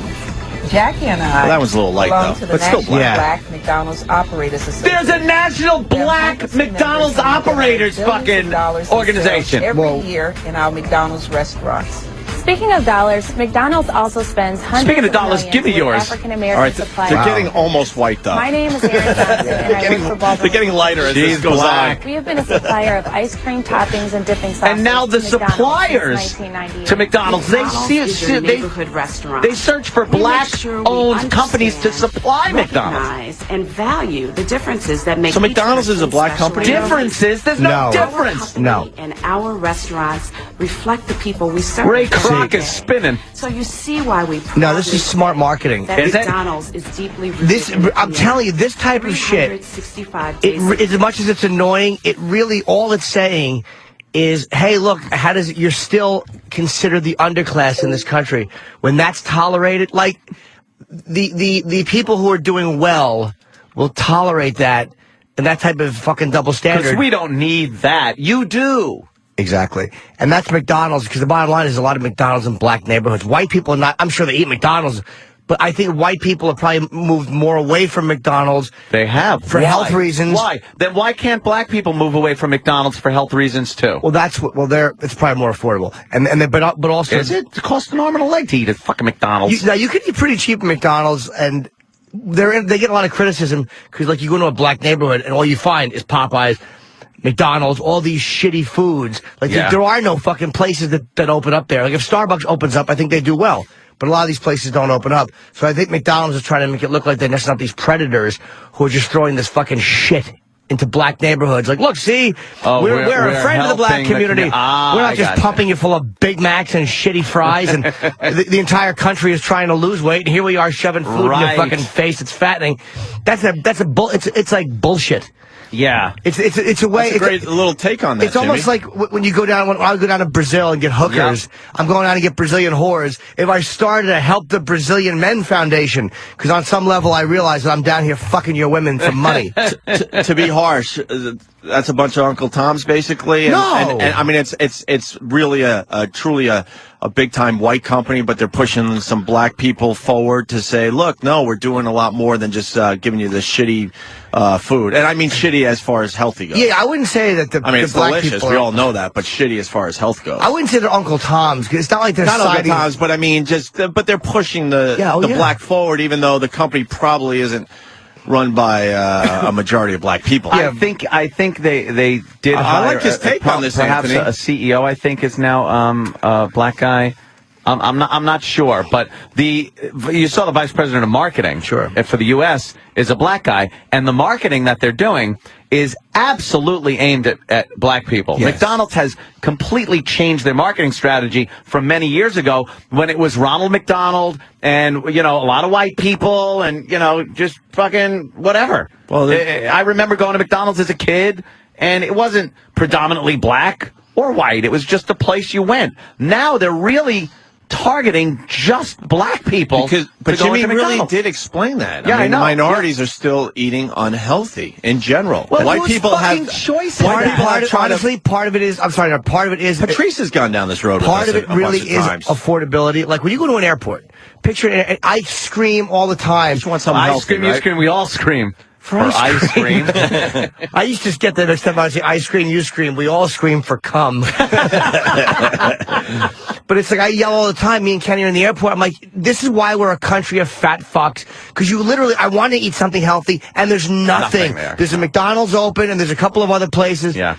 So that's what it's like at an airport. And I make good money, and I travel, and I still have trouble when I'm fucking traveling, eating good. If you make shit money, and you live in fucking on 145th and fucking Edgecombe, and you make no money, and that's all that there is, what are you going to eat? The problem you gotta eat. The problem is it's not profitable, though. That's why you don't have the healthy choices in airports and other places. There's just not enough people going out of their way to eat healthy. That would do that. That's the we're problem. A nation of slobs. Because if people were eating healthy, then it would be profitable, and you would see Here's what I think. healthier choices out there. Here's what I think. I also watched something that I guess Chris Hansen was doing. He's gotten off of the whole pedo really? thing. God, is that annoying that they made him stop doing that? I know. What Jesus. happened? Because there's fucking some because the guy killed scumbag in himself? Dallas killed himself as he should have. That's how the show ended? Fucking Yeah. and the fact they buckle to that. I know. That's when you push forward. You realize, oh my God, we're getting something accomplished here. Yo, sorry, don't keep going after pedophiles because we might entrap some guy to show up and try to fuck a 13-year-old. Thank God that guy killed himself. At least now the heat's off. Whenever someone says you want some iced tea, I don't have to start sweating. Jesus. I know how many times I fell for that. Oh, Jesus. The world is insane. They really, that's the reason they stopped. Oh my God. Chris Hansen did something on Detroit. And Detroit is a fucking disaster. Yes, it is. He flew over Detroit in a helicopter and took video straight down, and it looked like a war zone. The powers that be in Detroit, the mayor and whatnot, want to actually bulldoze a shitload of Detroit to consolidate it and move the borders in. So Detroit will be a smaller city and more easily controlled because if you look, it is a war zone. There are complete neighborhoods that are burnt out, factories that are burnt down, look like they've been blown up. Looks like fucking Dresden after the bombings. And he had a statistic that there were 700 liquor stores in the Detroit area and 8 supermarkets. and the thing is, it's like, well, like now I go back to the McDonald's thing. Why isn't McDonald's being criticized for targeting the black community with this food that is inherently unhealthy, and dragging them in for their money, giving them unhealthy food? Why aren't black leaders really getting up in arms against McDonald's? And it's because what you said, they do things like this, yes, and that does make it a brilliant marketing strategy. That's It's what like, it is. hey, look, we're helping the community by pumping them full of fucking, more cholesterol in a day than you're supposed to have in a month. Well, they got a salad, though. Yeah, they do have a salad. With croutons, which are worse than... I know, eating a fucking burger. little walnuts with sugar on them. Fucking lard dressing. Didn't they say that some of these salads are worse than actually eating the burgers? Yeah. So I just find it like that's offensive. I have brought up the alarm company that just uses white people. And that stupid AJ that comes to the back door when she's ready to open it. I never get over that goddamn commercial for Broadview Security. AJ seems like a nice guy. Yeah. AJ's at the door, just kicking his shoes together. Yeah. He's looking down, kind of like, all right. And she goes, goodbye, AJ. Right. And AJ goes, take it easy. And he's just looking down and kicking his feet like, oh, gosh. Yeah. And then her girlfriend goes, who's that? And she looks at her and goes, I don't know. But she's smiling like, this guy is fucking hot. And, oh, it's AJ. And she's meeting him and stuff. So she blows the candles out. She sets her alarm first thing. And blows the candles out. And then she's like washing some dishes. And then she looks at the door and she goes, AJ. Like, all right, AJ, come And on back she's in now that the walking party. towards the door. Now that the party's over, come on back in. Dumb and lick my pussy. Just say, like, I forgot something. Right. Did you see a cell phone? Hi, I'm sorry, I forgot. He's in. Yeah. He's in. What's the name of that company? Broadview Security. But again, all white people breaking into white people's houses. That's the only black person you'll ever see is at the Broadview control center, the nerve center, calling, going, "Can we send assistance?" But it's not real. It's, again, that's the luxury of the ruling class to slap its own hand. Is that it? Of course it is. Yeah. It's such paternalistic dog shit that it's so unbelievable and idiotic. It really does show you that anybody buys into that and thinks that, wow, that's a good thing. They're balancing this. Where's the diversity in these commercials? Where's the diversity in these fucking commercials? You know what that is? This is the equivalent of a hate bunch the word of diversity. It really has become. Doesn't mean it's fucking anything. horrendous. That's the equivalent of a bunch of white guys in a boardroom going, all right, look. We show black criminals the jigs are going to get up in arms. Fuck it. Yeah, you know that. Make them You white. know that. Yeah. How many Yeah. black guys are on the board of that company? Probably none. Yeah. That's a bunch of white guys going, funny. fuck it. Don't let the spooks get all crazy. Make them white. They'll get all crazy about this one and boycott our company. Yeah, they are. Listen, let's change gears for a second here. We got Jackie Martling on the Okay, hotline. Jackie! Speaking of racist. What's Hey, up, Jackie. you racist? Hello, man. Jackie, Jackie, what's up? Yo, so I got one for you. All right. So a guy breaks into a sperm bank. He's got wearing a bag over his head. He's got a gun. The girl says, no, this isn't a regular bank. It's a sperm bank. He says, I know what it is. Open up that refrigerator. She opens up the refrigerator. She says, take out one of those bottles. Takes out one of the bottles. He says, take off the cap. She takes off the cap. He says, now drink it. She drinks it down. He takes off the bag. It's her husband. He says, see, it ain't so bad.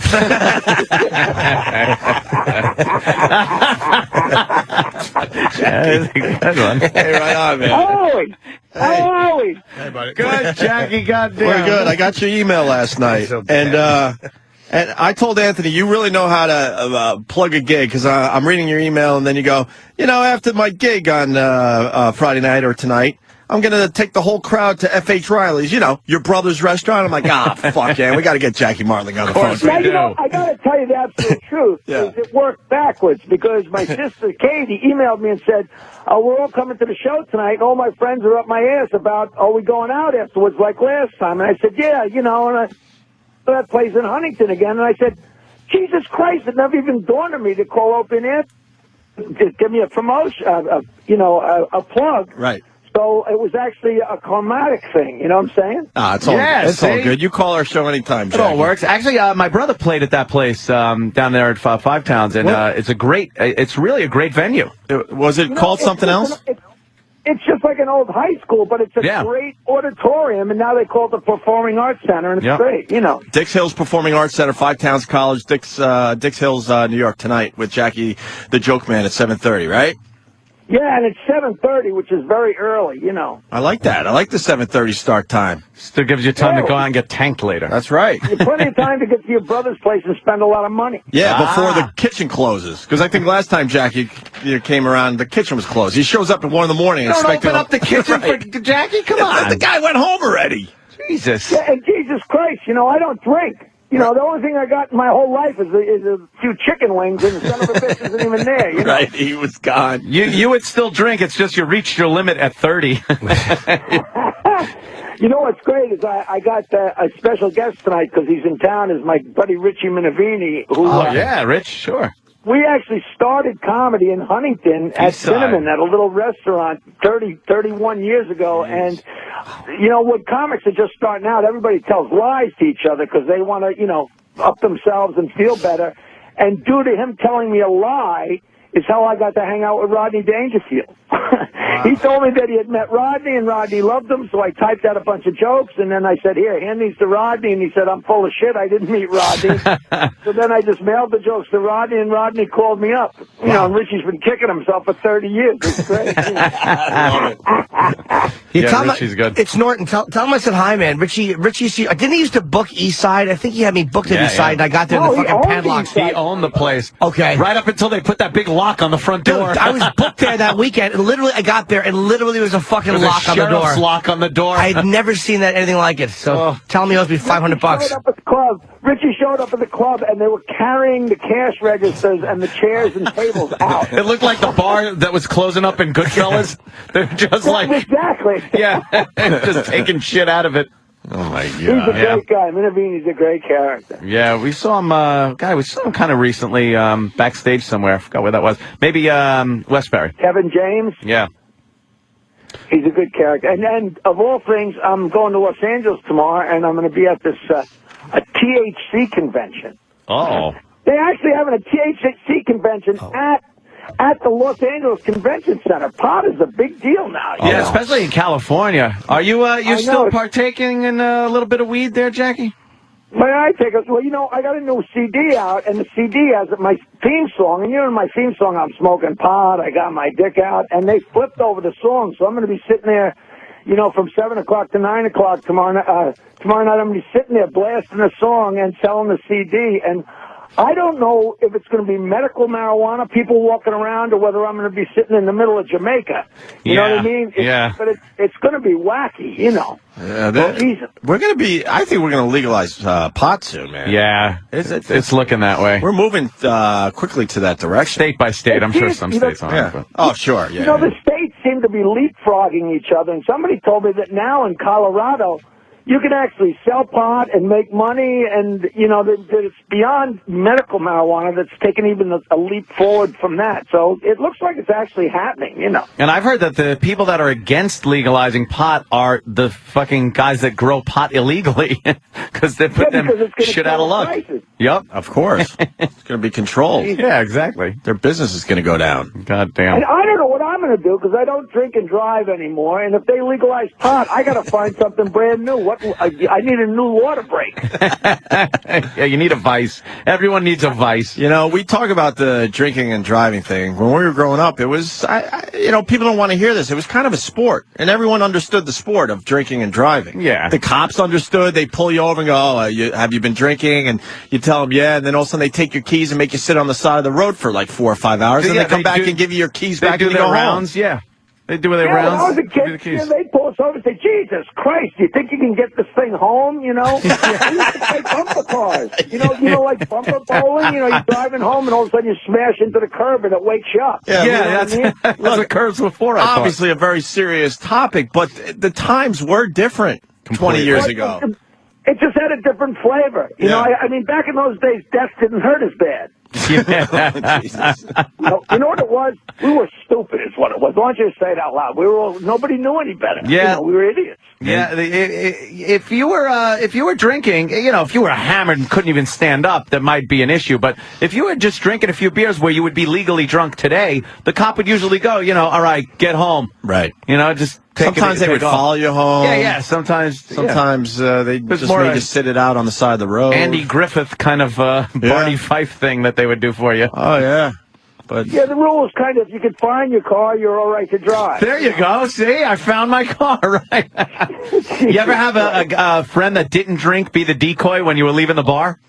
That worked out great. We knew a couple of guys that just didn't drink, or maybe that night wasn't drinking. He'd hop in the car and leave the parking lot a little aggressively, because there were certain bars that cops would just wait in front of. Of course. And or down the road or whatever. Yeah. Little roadblock. And he would take off a little aggressively, and when the cop would pull out after him, 10 people would leave the parking lot all hammered off of their fucking... Oh, really? Yeah. You The decoy. You let the one sober guy take off? Yeah, because he could get pulled over. He's legal. He's Maybe fine. do a slight swerve or Yeah, something? a little swerve. He'd be like, the road is a little wet, officer. Yeah, What are you going to do? I was turning the radio station. Yeah, something. Sure, I'll take your By the test, way, no 10 problem. drunks just fucking left the bar. Did you really do that? Oh, yeah, the decoy.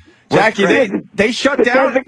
The designated drunk. Yeah, exactly. they shut down Huntington as far as that stuff goes. I'm from the Huntington area. Jackie knows Huntington pretty well as well. Yeah. And it turned out to be a drinking town where everyone else from Long Island would come to Huntington to party. I mean, it was like spring break all the time. People just drunk wandering around the streets. And they finally said no way, and they set up so many roadblocks on the streets leading out of Huntington to just shut the whole thing down. So all those bars are now restaurants. You just can't do it anymore. No. And that's a good thing, obviously. But yeah. Oyster Bay used to be the same way, where everybody went to drink. But back in the 60s, nobody ever got pulled over. I mean, it just wasn't an issue because everybody was drunk. Yeah. I mean, everybody was. I can't believe there weren't more accidents. It's hard to believe. Things like Oyster Bay, and then when you go down into Northport, also the streets Main Street is lined with fucking bars. You're going there to drink. It's just the North Shore is just the most drunken, crazy place in the world. It really is. It's the salt air and everything else. You know? As I joke, I do have to say I'm glad they cleaned it up because my house used to get hit by drunk drivers all the time. Oh, you were I don't know on 25A, how many stories I've told over the years, but Jackie, I used to live on 25A right around a bend, and they would come out of Huntington. They would actually hit the guardrail about, let's call it, 200-300 yards before my house, and then they would ricochet right into our house. Jesus. They once hit our house so hard that we couldn't open any doors and took out the whole right side of our house one night. The car rolled all the way into the backyard. People are saying that's how you met Billy Joel. Yeah. I always laughed at that because the house he hit is literally a quarter of a mile from my house here in Bayville. Yeah. And I said, Jesus Christ, people have been drinking and driving and doing drugs on the North Shore for 300 years. And I had never heard of anybody hitting a house, and he did it on a Sunday afternoon at 4 o'clock. Yeah, that's a little odd. Yeah, that is. It's like a monument to something. I'm not sure what it was. You know? Yeah. Well, that's, at that hour on a Sunday, yikes. There was another time a drunk accident in front of our house, and the car was flipped over. It was on its hood. And all you heard, now 25A is really quiet because it's like 4 in the morning. All of a sudden you heard, because we lived pretty much right on the street, was help me, help me, help me. My dad gets up, and there's a guy just in his car upside down with an electrical wire across the car, like a fucking movie, a live wire. My dad saved that guy's life. Jesus. There was at least 3 or 4 in front of our house when I was growing up, at least, and we haven't had one, knock on whatever, in many years because they changed the laws. You just made me think of a great thing. You're not going to believe this is absolute true story. I was in the cleaner like a couple of weeks after Billy's thing where he hit the house, and I see my old friend Steve Lukova's sister Celeste. I say, "Hey, how you doing?" She's all right, and I must have just come up and said, "Gee, I can't believe that Billy Joel hit a house on on Bayville Avenue," and she goes, "You don't even know how crazy it is." She says, "That's my aunt's house, and he almost killed her." Jesus. And I said, "What are you talking about?" And you know how the tabloids and the media are, right? Uh-huh. This woman's like 88 years old. She's lived in that house her whole life. Billy comes around the corner, and he hit he went up on the glass, and I think he hit the porch. He didn't go. He wasn't in the living room, for Christ's sake. You know what I mean? Right. But he did hit the house. But the media descended on the house, pulled her out of there, put her in a chair. Everybody wanted to talk to her, interview her, make her up. And Celeste said the pressure of all the media almost killed her aunt. Oh, the pressure of the media. Imagine? Yeah, it wasn't the house that almost barreled through the living room. It was the media. She of course. The media. Of course. What happened? The Where media. were you? What's your opinion? And she had no idea who the hell Billy Joel was. She wouldn't have known who it was if it was Frank Sinatra. Wow. Yeah. There's a big story in Long Island right now. Like a young woman on pills barreled into a lady. Killed her. Killed her. As she was cutting her grass, and she commented, said, it's not that bad because she was old.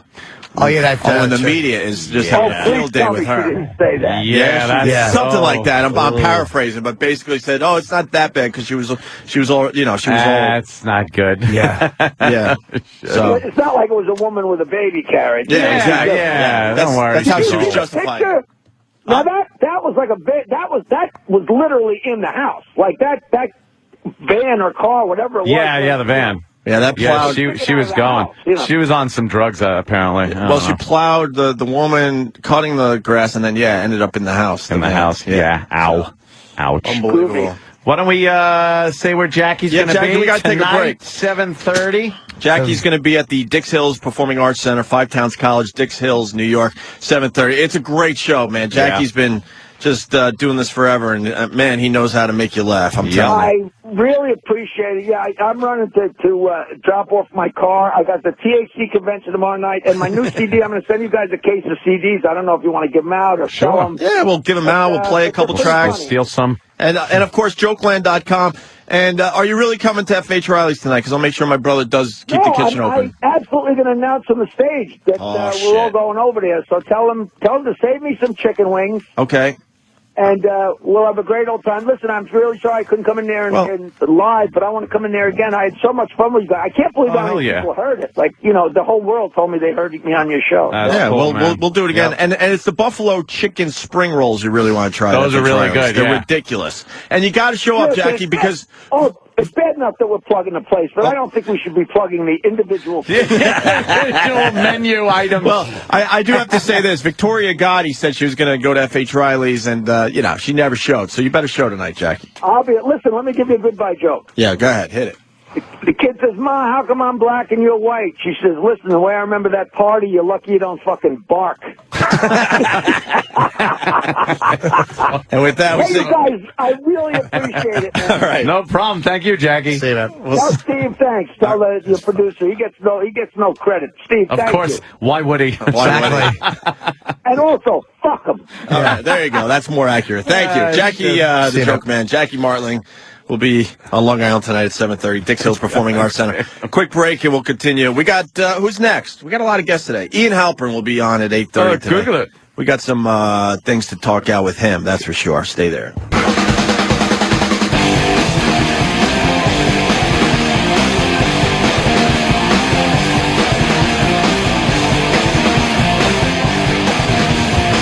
Opie and Anthony, Jim Norton. What do you got there, Jimmy? I wanted to mention for the Stress Factory, we got an interesting request from Schimmel to come on. I believe he reached out because he didn't realize Howard was off on Friday. But we just had too many people today. We have Dana calling in, Mary Carey, and we had Jackie. So if you're in the Stress Factory area, I just wanted to plug him. He's a great comic, and he's a sweet guy. 732-545-HA-HA. If you live in the Central Jersey area, catch Schimmel tonight or tomorrow at the Stress Factory. If you haven't seen him, he's great.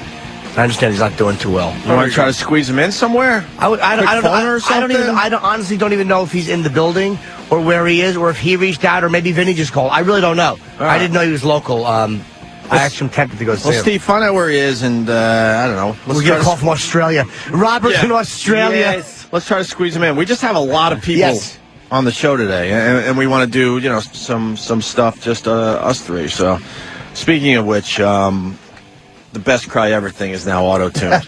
And someone oh shit! And someone also sent me, and I didn't get to hear it. Maybe Danny did or somebody else, that they used the Best Cry audio about running out of chicken.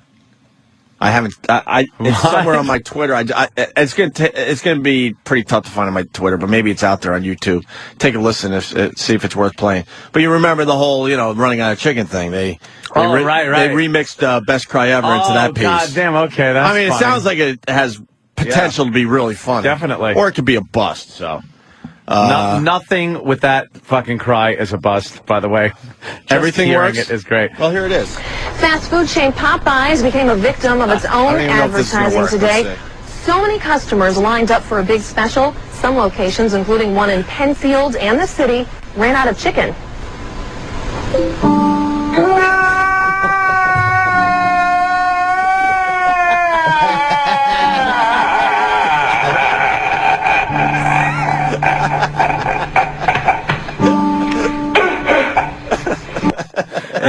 Shows two crying black people. That is fantastic. So visual's great. So go to Best Cry Ever. Popeyes runs out of chicken. Yeah. Put that in YouTube. Holy shit, that's fucking funny. They actually just took the audio and video from one thing and mixed it with another. Literal Jimmy. That is very funny. That is the best pent-up wail ever. Because he just... It comes out of it. It's 0 to 100. It's like John Coffey getting rid of the fucking sick. Danny, give me that link because they're already asking for it. Hey, and with that, we also have it auto-tuned. So let's take a look at that. Take a listen to this. Because I know somewhere deep down in my heart, I still love you.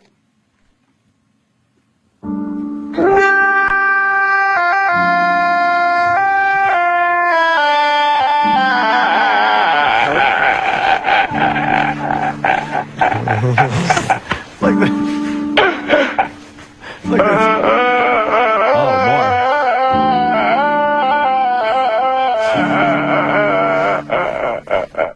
That's right. It's like the sound that came out of the phone in The Matrix. Oh, it was Booger Couch that sent me that. Sorry, in Arkansas. And Puddle of AIDS, he's got a website. What is it? Puddle of AIDS? TheTedWilliamsHead.com, or is it TedWilliamsHead.com? And he's putting some good stuff up there. And he's got a best cry ever with the Christian Bale rant up there. So maybe that's worth taking a listen to as well for the show. Is it TedWilliamsHead.com, Puddle? P-O-A? All right. Talking to nobody. God, what was I going to say? I kind of thought I forgot it. What is it? TedWilliamsHead.com? It's like a blog site, and there's some good stuff on there. Yeah? What were we going to say, Jimmy? I don't know. Are you all right? Yeah, it wasn't bad. It was something, might have been something about the greatest cry. Says it's TedWilliamsHead.com. TedWilliamsHead.com? I don't remember. Looks like a professional fucking site, man. All right. Larry King's in trouble, Ant? Yeah, well, a little bit. He's always in it. Isn't Larry King just always in it now? Always in, always bad. What did he do now? What happened? He said something. Are we What's all that? right? What happened? I don't know. Jimmy forgot. I'm fucking rolling. What were you right going to along. say, Jimmy? I don't fucking remember, dude. and literally, I still had my finger up, like everything was ready to talk except the thought. That's what I saw in it. I think that threw me off, too. We were playing the auto-tuning the guy. Yeah. And you were going to say something. Terry Schiavo in there could be good, too. Best Yeah. cry ever with Terry Little Schiavo. Schiavo. That could be pretty good, too. Yeah. I just don't remember. All right, no worries. We're back on track. Okay, so Larry King in trouble for saying he agrees that Sarah Palin should be in Playboy. Why would you get in trouble for that? I agree. 76, he's probably been fucking his wife's sister. Who gives a shit? Oh, and his fucking wife is getting banged by the Little League coach. Exactly. Just let him fucking say whatever he wants Exactly. at this point. Why is it bad to say that? Break it down. Why is it bad to say that? Break it down. For him to say it, it probably looks bad. If we say it, no one cares. If he says it, he's got like this reputation. What's his reputation? Do you watch his show? He's an idiot, I yes. know, but you know what? You see who he interviews on a nightly basis? If you ask people, a lot of people would say, like, hey, what does Larry King do? Oh, he's the interviewer on that. We would be like, oh, he's the blithering old fool. I think if it was like Brian Williams, of course, then I would agree with you. It's Larry King. He's not in that league. People still remember him as being the guy that just does interviews and he's and more gets in the tabloid. Well, now. Can I say that if it's women's groups who are attacking him, I don't know if it is, but if it's women's groups, they fucking hate Sarah Palin. Yeah, true. They despise, despise her. Nobody despised. I have no home. But you know, other people have said shit about her, and they never come to her defense. Why now? Never. If that's who it is. I can't imagine a men's group coming out after Larry King. Well, here's the clip. Let's hear. We can't leave without asking you. My producers say I must ask you. Sarah Palin, what do you think? Sarah Palin. I got to say her name because we have to say it every night. Sarah Palin, what do you say? About what? Her posing in Playboy? I think she should go for it. Agreed. Thank you, Sarah. Oh, so that's Sarah Silverman. Yeah. And so you got a comedian on to begin with. And all he did was say he agreed. What the fuck is the problem? I'll tell you what happened. That was, I think he caught Sarah Silverman off guard, or maybe he referenced a joke she had done. Yeah, come on. What do you say? What do you say? It's like forcing people to say All right, shit. Well, here you go, guys. As might be expected, the comment has irked some, even though he just said agreed. Lulu Flores, president of the National Women's Political Caucus. There you go. Told Caucus. Politico that King's comments were way, and there's a lot of A's in the word way, and a lot of Y's. Way! Perfect. Inappropriate. That was her quote. I hope way! I hope Lulu's vag gets stuck to the toilet seat in a glue accident. Inappropriate. Referring to King's recent divorce filings to end his 8th marriage, Laura Ingram said, Larry, when you're in a hole, stop digging. Larry should pose for Viagra Monthly, said Ann Coulter. No, stop. Wow, Ann Coulter's beating him up? She's over just that? probably just shitting on him because she likes Sarah. She'll shit on people. Yeah. She's probably just attacking him almost like he wouldn't right. say that about Well, there's no one else to say Michelle about Obama. Or I'm just saying, whatever. Yeah. But the thing with Larry, that's what happened. It seems to me like he might have referenced the joke Sarah did. You know, the fucking shitty producers will do that sometimes, where she might have done a joke about Sarah and Playboy. Ask her about it. Mm-hmm. And then all she can do is go with the Playboy. Yeah. And then he's kind of awkward because he didn't laugh. He's like, agreed. And he just got out of it. Jesus, people don't know when people are just reacting spontaneously. Knee-jerk reactions to nothing. Oh, Lulu stinks. Yeah, nothing will come out of that. Lulu. I want to rub clear stuff on Lulu's forehead. Walk around like that feeling silly. Like it's Ash Wednesday, but Mike Cumsey. Take that, you fucking 1967 singer name. Boo. Lulu. What an awful fucking fat girl name that is. Lulu. It really is. It sounds like a retarded girl's name. What happened? Lulu had an accident. Lulu again. Yeah, she's getting a lollipop with dirt on it and shit in her pants. Yeah. What are you doing with the bowl? Lulu needs a haircut. Exactly. What's that paint roller? Lulu's tongue is wet. Jesus. Why is there an ice cream cone with a bunch of pennies stacked in it? Lulu's hungry. Lulu. Exactly. And then there used to be a comic strip named Lulu. It was, and she was a short little fat thing. Terrible. Lulu. By the way, comics. Comic strips are just fucking. There's a gay character in the Archie comic strip. Yes, hello, Archie. They should be offended at how bad that comic is, because they have this gay character and how he appears in the comic, and it's just horrible. Where is Really? it? Oh, Jimmy, God you can't find the comics? damn I the thought you thought had of it me. memorized. No, it's so bullshitty the way it's done. It's horrible. It's Jughead is sitting on the. Apparently, Jughead is a thing for Veronica. I don't remember. I haven't seen it in a long time. That had nothing to do with like him being stupid either. He just his dickhead was like a jug, just a giant jug head of his cock, like a horse, and it had a handle on it like an ear. A birth defect. Archie comes out. This is how phony this is. Archie is sitting there with the Jughead. No, I'm sorry, not Archie. Jughead's there with this crowd. And he goes, watch out for her, Kevin. She's a royal pain. I guess he's talking about Veronica. Probably Veronica. She's the who likes Kevin, one. because Kevin's very handsome. Oh. And then Kevin goes, she's not so bad. I'm just not interested in dating her.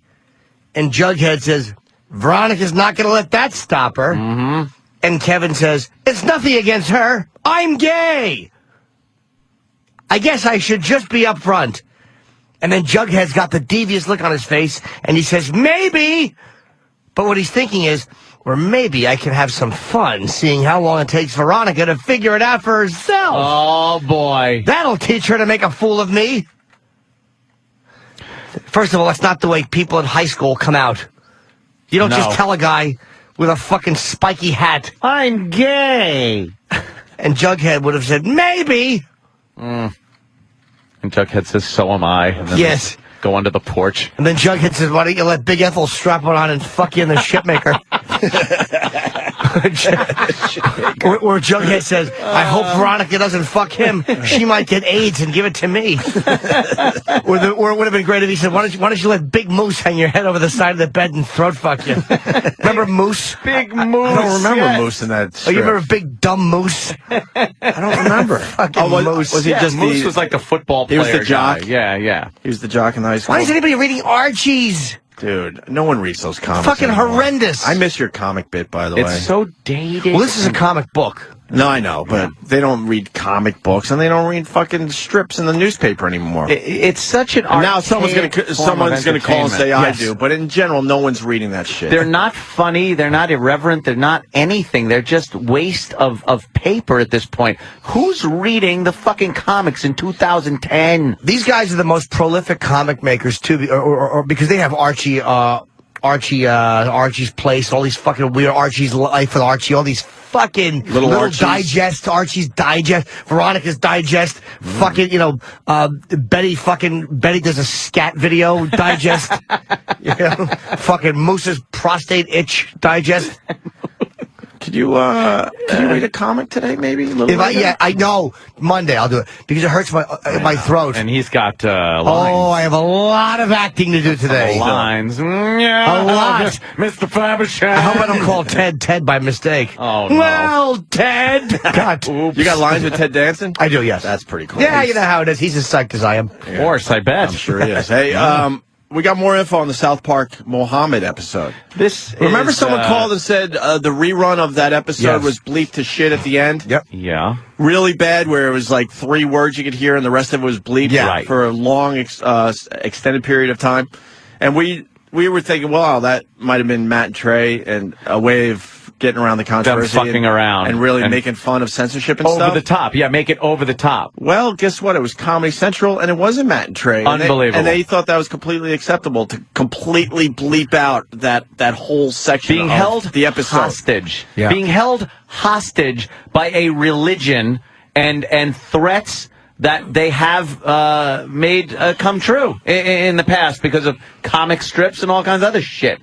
It's ridiculous. I don't mind Comedy Central doing this, by the way. Wow, why? Because I understand what I don't like is when they have press releases how they don't say what it really is. Comedy Central is just a bunch of people running a comedy network. They don't want to get shot for a fucking cartoonist being edgy. So they're probably trying to protect Matt and Trey. I don't agree with it for politically correct reasons, but the bottom line is Islam is violent and they fucking will shoot you. I mean, it's despicable. But they will kill you for making fun of Muhammad or their religion. I mean, they beat their women. So, I know a lot of Matt shit and Trey for that, if they want to take the chance.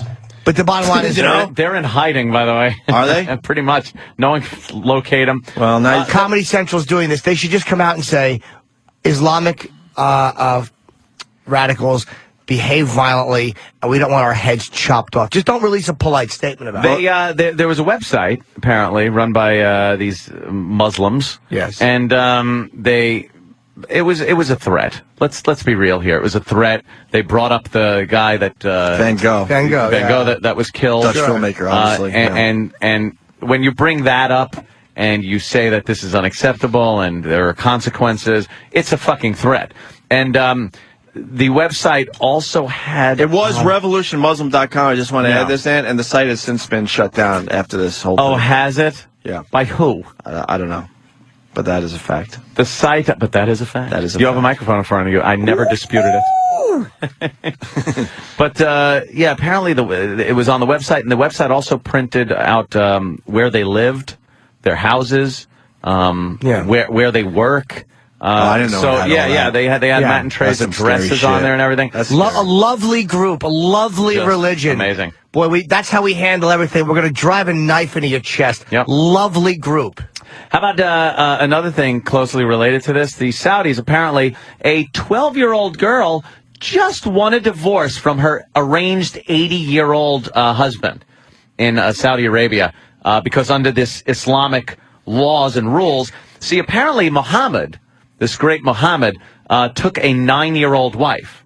And what they see Muhammad doing, they see acceptable in their community. Great. So they will take girls 9, 10, 11, 12 years old and arrange a marriage with 80-year-old. It was actually a cousin of her father, 80 years old. Yes, sir? Opie, I just want to know when you're converting. I am in the process right now, and I have a ticket to Saudi Arabia. I see your for an skin's getting arranged darker marriage in front of our eyes. Yes. 80 and 12. 80 and 12. And she actually had to... They did not grant her a divorce. What they did was grant a settlement within the two parties so that it wouldn't screw up or set a precedent. They just settled between the two parties that she can leave this marriage. She's 12 fucking years old, an arranged marriage that was, by the way, consummated. The marriage was consummated, an 80-year-old man. And the Saudis find this completely acceptable. We do business with these savages, and this is part of their religion based on Muhammad, who apparently took a 9-year-old bride. It's a fucked religion. I'm sorry. That's my opinion of it. From what I know, and I think we're learning more every day. The fact that we're friends with this shit country, it's not just Democrats or Republicans, it's all of them. You're right. Well, I gotta say. It's all of them are fucking... every politician we have it just sucks the cock of the Saudi Arabians because they have so much fucking money. They have so much interest so in our much country, oil, right? and they have so much. I'm so tired of that country. Bringing it back to the South Park thing because we've got Ian Halpern on hold. Wow! Okay, we got to cut ourselves short today, unfortunately, because we had so much going on. His Highness. Yeah, His Highness, I'm sorry we made you wait on hold, but we're going to get to His it Highness. in about a minute. Parker and Stone comment on South Park censorship. So here's their statement, Matt and Trey. In the 14 years we've been doing South Park, we have never done a show that we couldn't stand behind. We delivered our version of the show to Comedy Central, and they made a determination to alter the episode. It wasn't some meta joke. Yeah, on our part? Huh? Yeah. Okay. Comedy Central added the bleeps. In fact, Kyle's customary final speech was about intimidation and fear. It didn't mention Muhammad at all, but it got bleeped too. Wow. We'll be back next week with a whole new show about something completely different, and we'll see what happens to it. So they're a little disappointed. That's all they tell you to me. That's not that harsh of a statement from Matt and Trey. That's not a fuck. I think they understand why it was done. I would not be surprised if they were actually. Well, they're mad that they're nervous on some level, though. They're mad that other stuff was being bleeped that had nothing to do with the Muhammad. Yeah, because when you talk about intimidation and fear, you are absolutely addressing the Muslim. Yes. And what they do and what they use to get what they want, which is intimidation and fear. It's not respect for the religion. And I don't mind Comedy Central doing it. I know a lot of those guys. They're not going to get stabbed in the chest for a cartoon. Right, but just come out and say that. Just say. Pick your battles. Yeah, enough people have to say it. We got to go with Khalid. Khalid, Minnesota. How are you, brother? I was doing all right until earlier. Salam alaikum. Salam alaikum.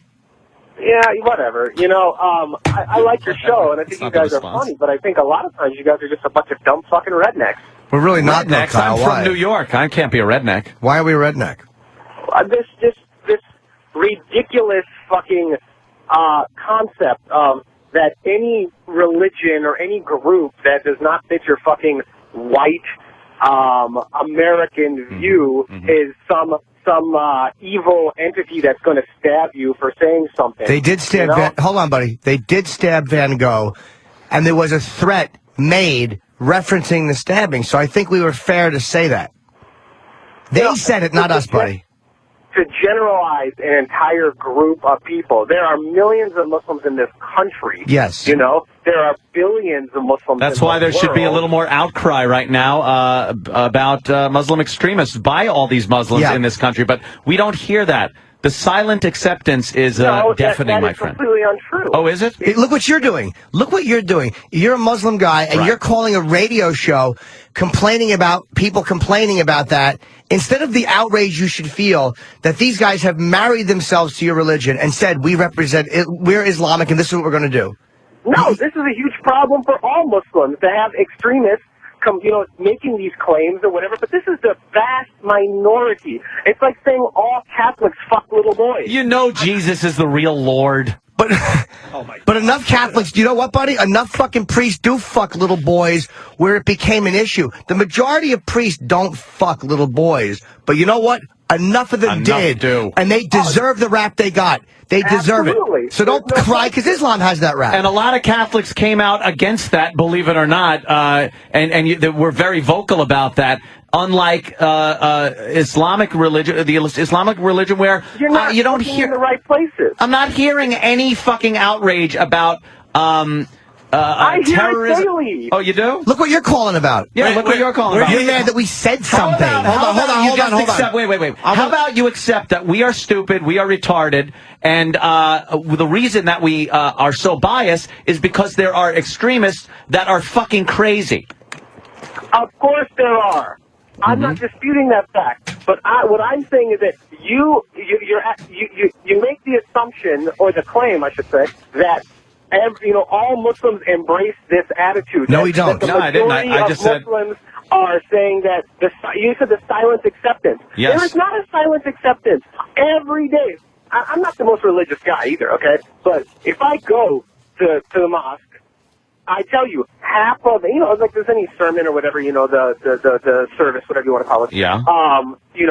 There is a lot of talk about how you have to break this view, these stereotypes, whatever, and there are many, whatever moderate or whatever, term you want to use, groups that is the vast majority. Maybe in the United States, my friend, but how about worldwide, where you got a country like Saudi Arabia, where it is completely acceptable to marry and fuck a 9-year-old girl in an arranged wedding, 12-year-old, or 12-year-old. Well, believe me, they've had 9-year-olds and stuff like that, and it's acceptable because of the religion. Well, I mean, those are some issues, but the thing that's the best you got on that, Kyle? That is an entire country of people. But it is not an entire country. Yes, it is. It's completely acceptable. And if a woman walks down the street in Saudi Arabia, a woman walks down the street not wearing her fucking burqa, she's going to get fucking stones thrown at her. How is that a fucking righteous and modern religion? Hey, look, it's not a modern religion. I'm not saying that it is. All right. But what I'm saying is that is not an accurate picture. That a woman does not wear a burqa and gets. I've been to. But it is. It absolutely is. They are fucking savages when it comes to dealing out discipline based on their religion. You know what? That is the typical fucking interpretation of what the media puts out for you. Really? Us, me. All right. Steve, Kyle, hold on. The media doesn't. Kyle, buddy, the media doesn't put all of it out. In Islam, let's just stick with Matt and Trey and an Islamic website, and they parody Jesus all the time. Oh my God! They shit on Mormons. They shit on everybody. Scientology. They kill Scientology, and yet Islam is seen by everybody as the religion that is going to react violently to criticism, right, or to parody. It's the only one that is seen to react violently to parody. Or I'm not talking about militaries. I'm only talking about parody. They're the ones who react violently, and they always say, we are Muslim and we are doing it for this reason. We don't marry them to that. They marry themselves to it. So you call our show and say that we're redneck for listening to them? Yeah, I'm saying that you're not making an informed decision. I'm saying you're getting the information, and we can choose to see the information we want to see. Oh, and stop. I mean, how many fucking Muslim people do you know? Do you know any? No. I've never seen them or a black person. Not at all. No, I don't know any Muslims. None whatsoever. I don't know a lot, but I do know some. Right, and how many of them are going to get on there and say, oh, yeah, I support whatever website was calling for, the veiled threat of Matt and whatever, the South Park people. None. None, exactly. Not supporting it doesn't mean you're not getting up in arms about it and criticizing it. Like Jimmy said, you called here to criticize us, not to criticize the people that threatened Matt and Trey's life. No, that's ridiculous. I completely think that's ridiculous. But I mean, that's not. That's a whole different topic. That is completely unacceptable and ridiculous. But that's not my point here, because all I hear is that, the whole, and everyone's going to pick up on their own thing, I mean, everyone's got their issues that relate to them, and they think that's fucking more important than anyone else's issue. But my only thing is that the whole general statement, like, what a wonderful religion, or yes, I said that. What a lovely group. What a lovely group. To refer to a group of people who, by religion, as savages. I didn't say they were savages. I said I did. We're different people. Yeah. I said, what a lovely. On the phone, who's who? Listen, dude, the thing that bothers me, Kyle, is that you're not addressing both with the same annoyance. Like, you're really annoyed that we said something that might not be nice about Islam. Why is that the same level of disgust not in your voice? That when Anthony mentioned an 8-year-old, a 12-year-old, your whole response was, well, yeah, there's some issues. That's how you respond? It's fucking awful. But my point is that that's not the majority of people. And it is in the United States, it's not. You're being myopic. Dude, you are the one that's looking at a small group of people and judging the entire religion. Do you know how many more Muslims there are in this world than there are in this country? And do you know how they act in other countries is a lot different than how Muslims act in this country? And what I'm saying is the way they act in Saudi Arabia and a lot of Middle Eastern countries is archaic. And women's groups ought to be all over our country for even dealing with these motherfuckers. But because of the oil and whatever other resources, we deal with a country that beats its women, fucking stones women who were raped, marries 12-year-old girls to 80-year-old men, and it's completely acceptable and accepted. That's the Muslim religion I'm talking about. Not you in a mosque in fucking Jersey somewhere. Minnesota. All right, but whatever. You know what he's I saying. just picked a state. All right, let me get Rick involved here. Rick in Austin. Rick, you're on with. How do you say your name, sir? Khalid. Khalid? Yeah, well, Khalid. That's close. Khalid? All right, Khalid from Minnesota. Rick, Khalid. go ahead. Let me tell you Muhammad. something. I wiped my ass this morning after I took a shit with a page from the Quran. Oh, and wow. You're just very being- impressive. Dude, you're not even. I blew Now my, you're I just blew being my, nasty. All right. We're actually trying to make an argument and make points here, and that I even find stupid. Why don't we go with Jim in Philly? There's a bunch of people that And I'm want to a complete react to racist. this. Maybe pick the wrong one there. Jim in Philly, go ahead. Yo, it's Jim. Yes, Jim. Here, you're missing a big point, dude. Go back to when the Danish newspapers published all those pictures of Muhammad. A lot of them weren't even really that big of a deal. They went crazy. Millions of people were nuts, burning down buildings. Yep. There was about 100 deaths as a result of those riots, setting fire to Danish embassies in Syria, Lebanon, Iran. I'm reading this right from news sites. Storming European buildings, desecrating flags. They went psycho for about a week. How many bad apples is it before it becomes the bunch? Right. You know? You're right. It's like, oh, it's just a few bad apples. No, it's more the bunch. You're totally right, sir. Khalid? Yeah, I would not. I mean, I'm not disputing that there is an archaic. I mean, that the religion has got some fucked up issues. Don't get me wrong. That's what I'm commenting on. Yeah. That goes beyond fucked up issues, buddy. When that many people in this time riot over a cartoon being printed in a newspaper. Thank you. Yeah. Wait. Hold on. Are you're referring to not this event, previous, right? Yeah, we're talking about the Danish cartoonist who it was. He depicted Muhammad, and this guy's right. I forgot about that. There were violent riots. Yeah, huge riots. Yeah. So I'm about as American as they come, you know. And you sound it. Well, yeah. I mean, I was fucking born here, but you know, but you know, the only thing is, I'm still judged on a daily basis of whether my fucking name or how I look or whatever, you know, and as if that. The whole, you know, exactly like my name or my what I look like is some reflection that I have some that I support these, like the extremist issues or whatever. So isn't it a bitch that you got to live with those problems because of the way people have bastardized the religion and twisted it into a violent fucking mess? So why aren't you mad? Why are you pissed at them? No, I'm mad. I am. I have to deal with this shit. Well, be a little more pissed at them, and instead of the people that are interpreting it as, holy fuck, these people are violent. Yeah. Because you guys are smart enough, and you know that, and you know, fucking some of it's good radio too, whatever. Act like you know whatever that you hate everybody, and I understand. You don't hate everybody, dude. I honestly don't hate Muslims, and I'm not being polite. I really don't. I've had enough good interactions where I know that it's not all. We know that, but you don't need to say that every time. All right. We got to wrap up because we got to wrap up. We got a really busy show, man. All right. All right. Take care, guys. I think we gave you time to make your point there, Yeah, Sing. no, you did. And I hope you continue listening. Whatever. He made his point, and in closing, I will say he has a valid point. I mean, I'm sure there are Muslims out there that just want to fucking go through their life and enjoy the American way of life that are being judged because of what other people are doing in other countries, blowing shit up, whatever. But that is a problem that they have to deal with internally. They really need to be a little more outraged at what the people in the Muslim religion are doing than what the people that are criticizing the Muslims are doing. Exactly. Yeah. Because the perception's not good, Anthony? Exactly. Correcto mundo. We have to apologize to His Highness, by the way. Yes. His Highness, I'm sorry. Should we... Oh, my God. Why should we?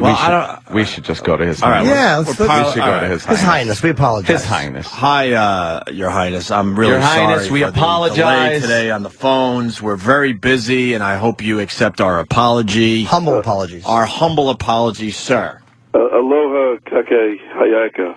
Ah. Boker tov. Exactly. That's what I was going to say. Where are you? Ohio gozaimasu. He's in Ohio?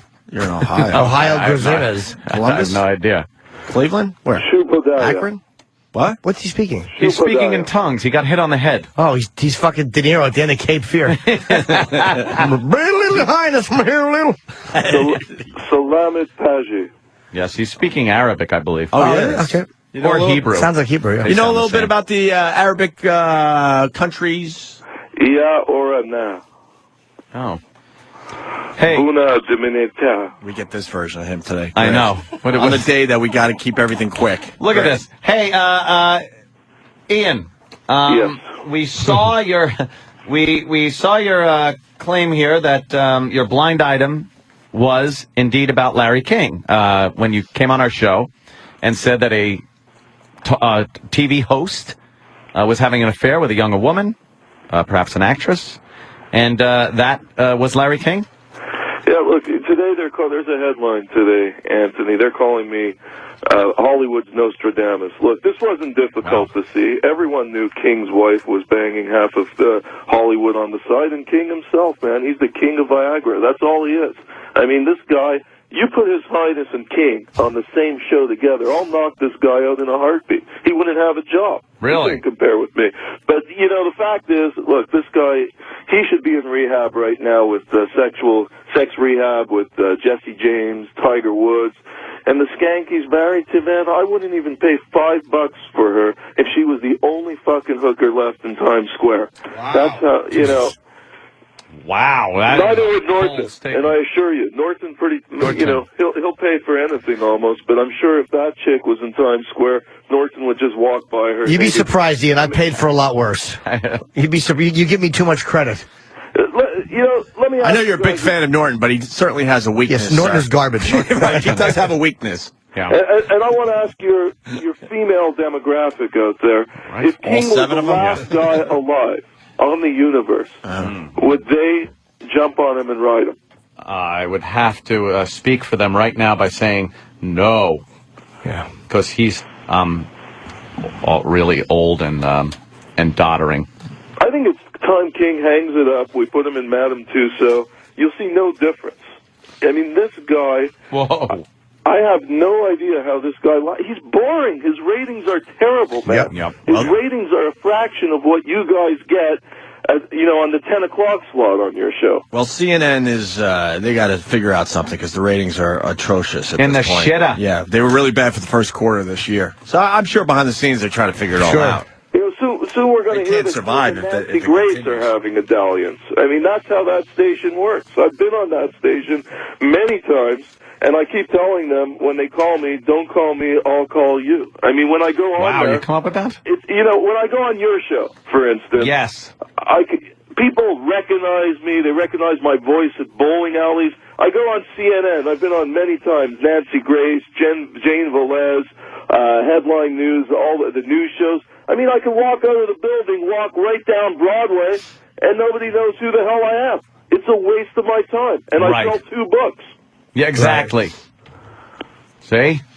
Bowling alleys. Yeah, I walked into bowling alley about a month ago in Ventura, and the guy giving us the balls, he recognized me from just by voice. He said, "Are you Ian, who's been on the Opie and Anthony show?" I said, "Hey, that's cool, man." But when I go on Grace, Jane Velez, man, I could stand in the middle of Times Square yelling and screaming, and no one's going to know who the hell I am. Ian, thank you so much. But enough of ass kissing of us. Let's get to some. My whole point is, I hope the morons at CNN are listening to this today. Yes. And they fire King's ass, and they put you guys on at the 9 o'clock slot with His Highness on at the 10 o'clock slot. His Highness. Listen, Ian, I've been on Anderson. I have questions for you, sir. So is the new Archie's Comics guy. I have questions for you, Ian, about Larry King and what you said. On our show. You predicted the cheating in his marriage. Now, you did this as a blind item. Why, if you were so sure of it, and I know you probably know when these stories are going to break, why didn't you just break the story? And if you knew it was indeed true, which would protect you from, lawsuit? Sometimes I use blind items for one thing. This was it was more a humanistic approach because I knew if I would have broken this, it would have gone all over the world. I'm in production, just finishing my Michael Jackson film. It's coming out in 80 countries in June. But the reason is, from a humanistic approach, is if I would have broken this with King's name on the record, he would have had another heart attack, and then you guys would have charged me for murder. Ian, it would have been great for us. Look what happened with Jackson. When I broke the Jackson story, everyone was laughing at me. Unfortunately, the king of pop, he died. I didn't want to have another Michael Jackson on my hands, and all of a sudden, I'm killing off every major celeb. You're like the tabloid Grim Reaper. Yeah, that's my nickname here. Yeah, okay, it's a good one. You got it. You guys got it. In the spirit of Larry King, Jesus. a big mazel Can't get a tov word to in. Steve Carlisi and family on Why is the everyone birth of kissing his his son. I have ass? to say Oh, yeah, that. he's a father now. Now, Oh, Ian, yeah. Ian, when are you going to, give us such a big scoop that our names are all over the world? Yes. Like Ian Halpern said on the Opie and Anthony show, Right. blah, blah, blah, and then we're all happy. Well, if I When is that gonna happen? The Larry King story, you guys, you wouldn't be on the air today. We'd all be, on a deserted island in Hawaii. Why would we Why? It was true. If it's true. It was true. You would have broke that story. On our show. There's more coming. I have my researchers working around the clock. Myself, sometimes I go to work. But, All right, Ian. Well, then I want to know some about this. You got another blind item here that it's a member of the New York Yankees is dating a Playboy model, apparently. Yes. And then cheating on her with an L.A. porn star. That's right. Now, it's not A-Rod or Jeter. Yes. But now this is a blind item. Why not just announce it on our show so we could all bask in the limelight of publicity and get a little ratings or whatever? Well, we don't. Because, again, there's a guy by the name of Georgie Porgy Steinbrenner, who's the head of the Yankees. I don't want to put this guy into cardiac arrest today. He doesn't even know where he is. George Steinbrenner, please. He's fucking sitting there in his turtleneck with drool on it. I think Steinbrenner and Larry King are in a room together giving it each other up the ass today. That's See, now that'll get you in more trouble. In a lot of trouble, you dope. Jesus, Ian. Oh, Tell us Ian. the Yankee right now. Give us a scoop. We'll take a guess. Let's narrow it down here. Narrow I'll it give down. you a Tell us couple of field clues. position. I'll give you a couple of clues. It's not Shelley Duncan. It's certainly not Mickey Mantle. And if you say Robinson Cano, my answer is I don't know. Uh-huh. Wait, are you hinting that it could be Cano?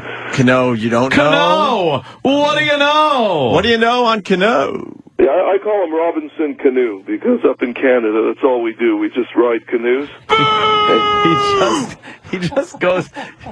Ian makes hard left turns. Oh my God, it's amazing. We're going down a road and Ian just cuts the wheel. It's amazing, Ian.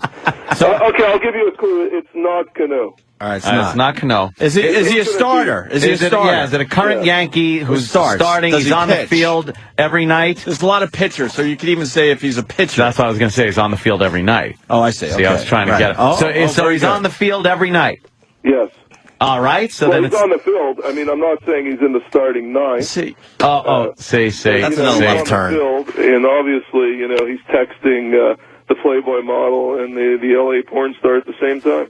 DH. DH? What's this DH mean? Designated hitter. The American League does it. Yeah. Okay. I thought it meant a demented hope. Wow, another left turn. Ian, so is it somebody that played last night? Yes. Okay. But was in uniform last night. Let's go around the horn here, as they say. In uniform. Let's go to the skipper here. Opie, who do you think it is? One shot. I'll be honest. If you are right, I'll tell you. I'll admit it. My cousin, Phil Hughes. Is Phil Hughes really your cousin? Yes, but we don't talk about it. Man, he almost pitched a no-hitter. Almost a the other no-hitter. day. I know, we talked about very it. Close. Very good. Well, Is it's it not Phil Hughes. Is it one of the newer Yankees? Is it Bill Stevens? Bill Stevens. Jeez, I've only heard of Darren Stevens. Oh, okay. Bewitched, but I've never heard Yes. of Bill Stevens. Is it one of the newer Yankees? Take a guess, Anthony. Come on. Granderson. No. Close. You're close. I'm close. All right. Yeah. Then, all right. Well, now Anderson. Right. Granddaughter. How about Nick Swisher? What about Nick Swisher? Nick Swisher.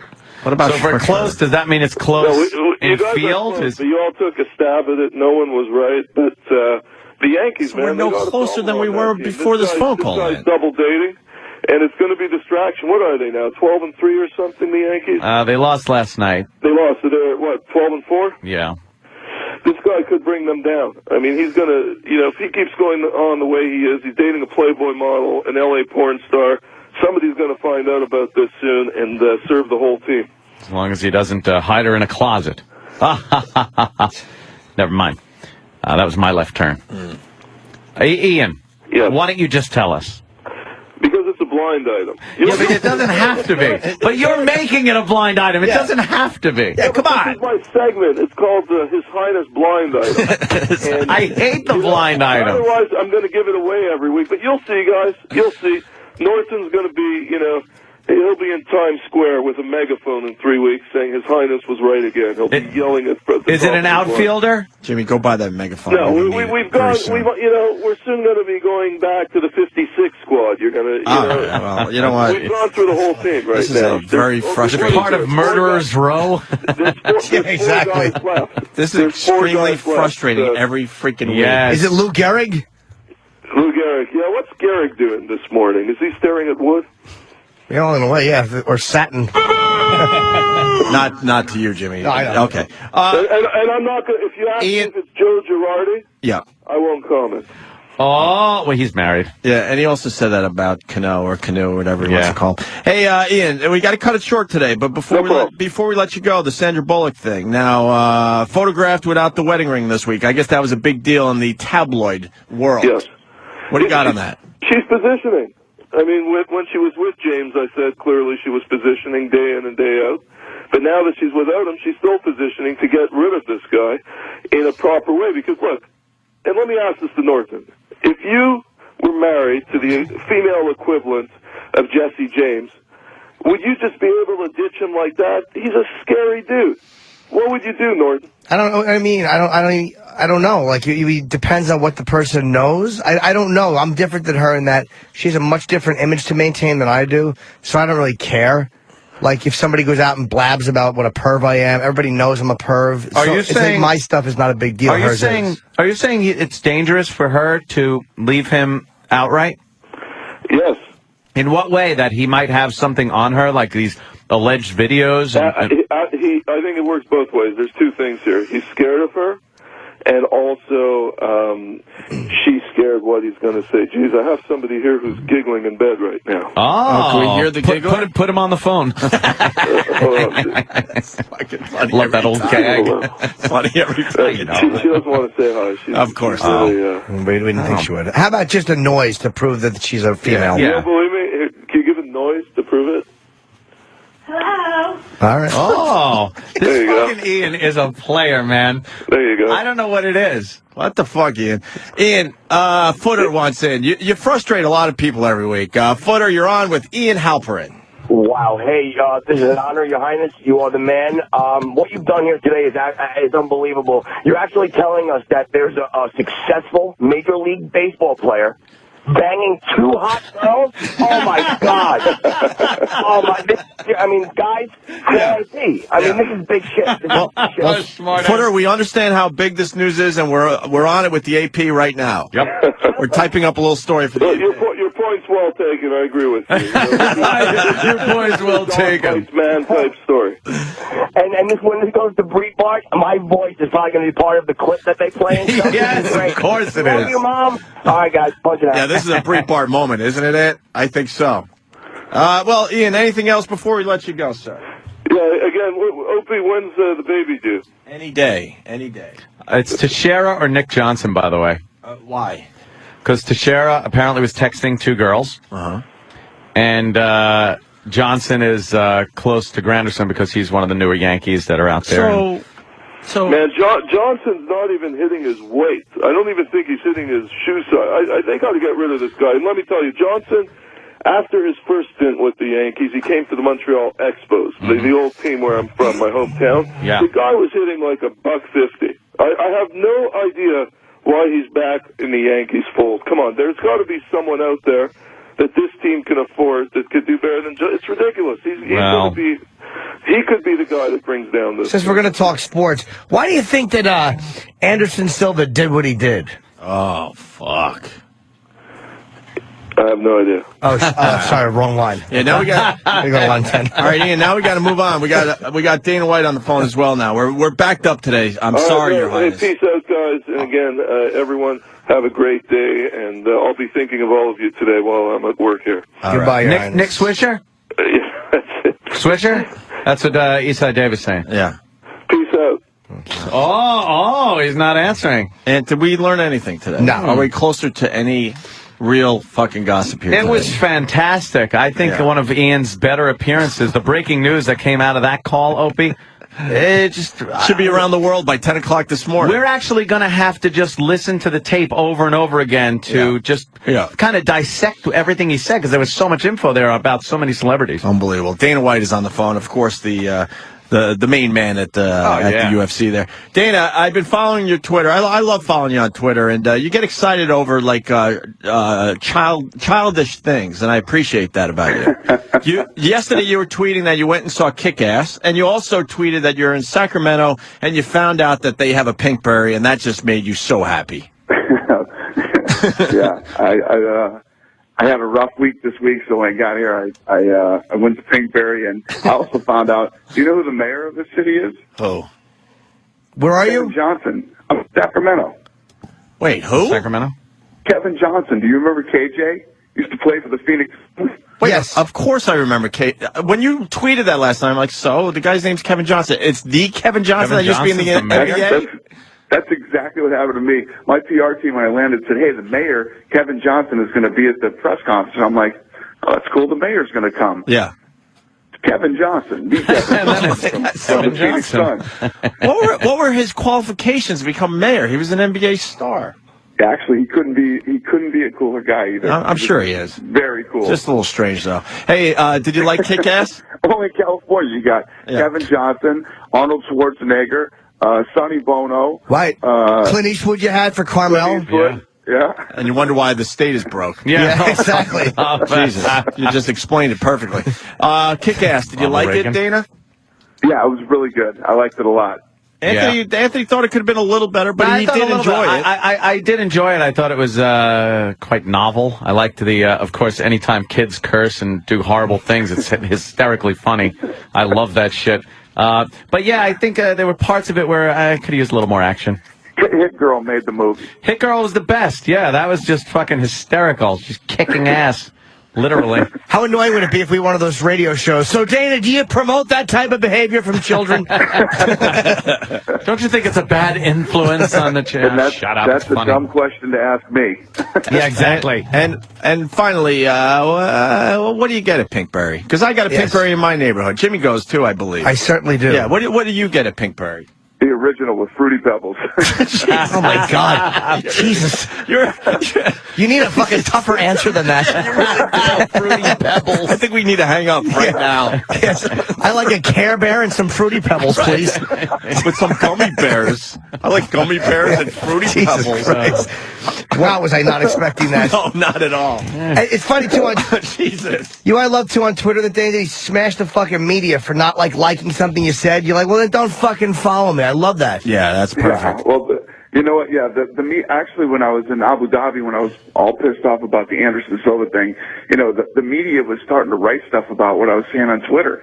If you don't like Twitter, then get off the fucking. It's not for you. Yeah. It's for the fans. How great is that, though? That's how the media deserves to be talked to. If they don't like it, then fuck you. Don't follow me. Well, you know what? There's so many of these so-called media people who, they'll take any stupid thing and just turn it around and just start writing. It was somebody, one of the writers on one. It was actually one of the bigger websites. I don't remember which one, but started saying, "Oh, he's going on a slur-filled tirade because I said fuck or something." You know what I mean? And just making bullshit up. Stay off my Twitter. Yeah, well, it's like that they forget that they use profanity too, and the fact that a guy curses or is pissed off about something, it's not news. I mean, it's like if you drop the F-bomb and they're like, "Oh, did you hear what he said?" It's like same thing you say. Exactly. And I like Fruity Pebbles. That's the F-bomb. Yeah, really. Do you have a double helping of Fruity Pebbles? Because you're entitled. You're entitled. I hope you know this, to 2 toppings. You sure are, Jimmy. Sure. Oh, that's funny. I would never have guessed that at Rifle Pop. I usually go strawberries and some kind of like chocolate chip thing. That's it. I'm having Jesse Ventura kick your ass. It's funny, whenever I have my girlfriend run into the Pinkberry for me, she's like, "What toppings do you want?" I'm like, "Yeah, just get me whatever you want." And she comes back with crushed glass on it. Tax or something, right? Yeah. I like that you said that Twitter's for the fans. Yeah. I don't have time for the haters on my Twitter. There's plenty of places where haters could go, but not on my fucking Twitter. It's all about the fans and having a good time with this damn thing. Yeah, the funny thing about haters on Twitter is people go on there and tell you how bad you suck, and then what the fuck are you doing on my Twitter? Yeah, exactly. You hate me that bad? You're actually hanging out on my Twitter to talk shit? With their 3 followers. Yeah. Hey, let's get into it, Dana. This WEC thing tomorrow night's gonna be great. We had Faber. Yeah, we had Faber on the other day. He told some great stories, man. Great stories. He's awesome. The main event was Faber and all those going to be a great fight. Uriah Faber held the title for 2 years. The kid's the most dominant featherweight in history. Jose Aldo is this kid hasn't been beat since 2005, and his last 6 fights he's won by knockout. Wow. He wanted, Uriah Faber is an icon here in Sacramento. Right. He walks in. Jose Aldo wanted to fight him here, wanted to fight him in Sacramento. This place is going to be sold out tomorrow night, and nobody's going to be cheering for Aldo. Now, I'm a little confused. I mean, I'm still very new to the MMA. I'm not going to lie to you. So why don't you take a fight like this that everyone's talking about and put it into a UFC pay-per-view?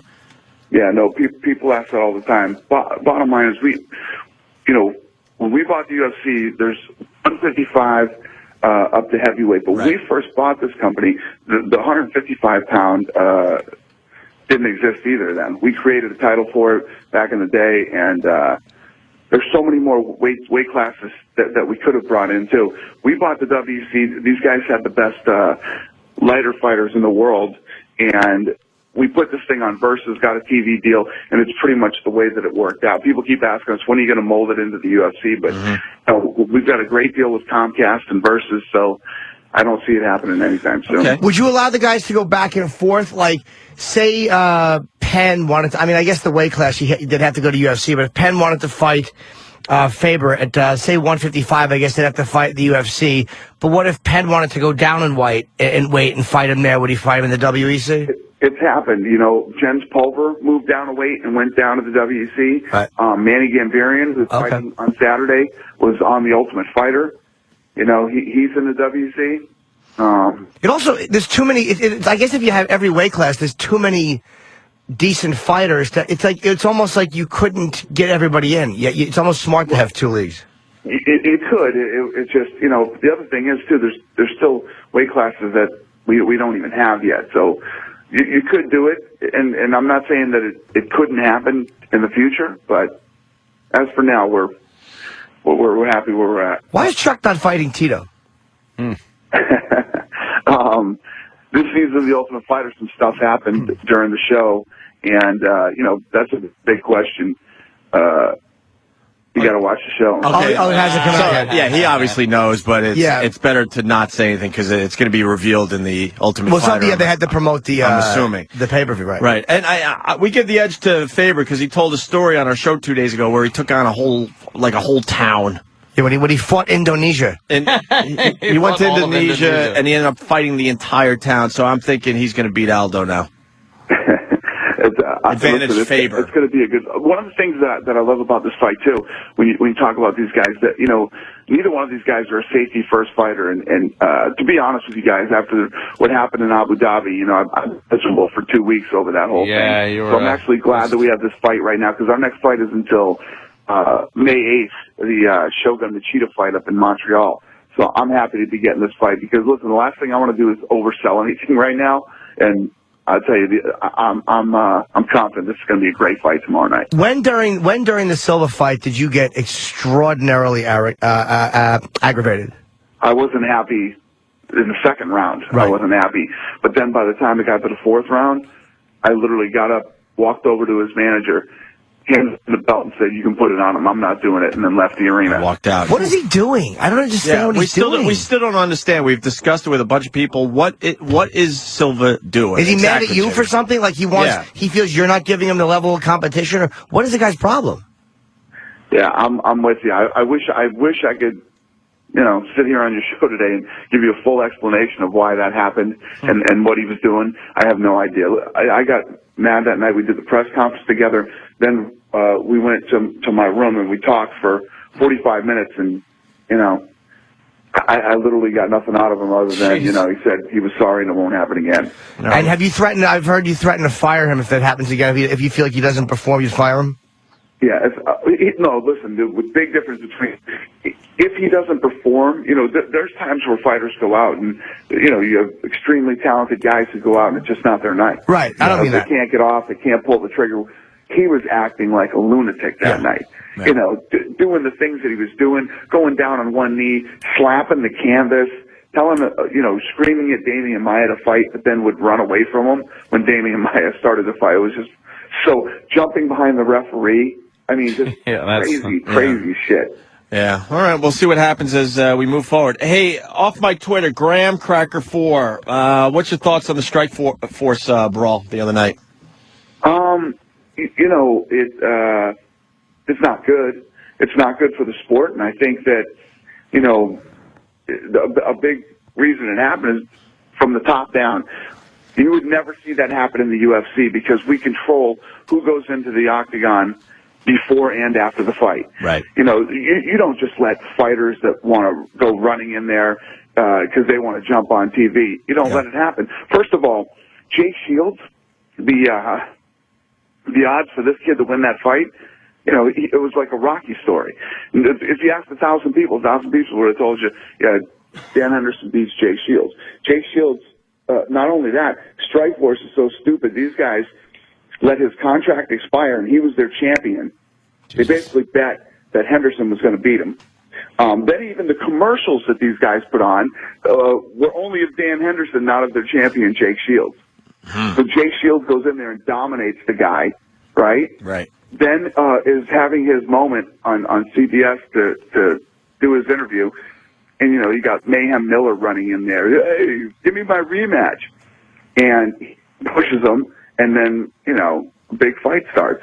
Do you think they're just doing something to get some kind of something noticed, to get some kind of attention because UFC is just kicking the shit out of them?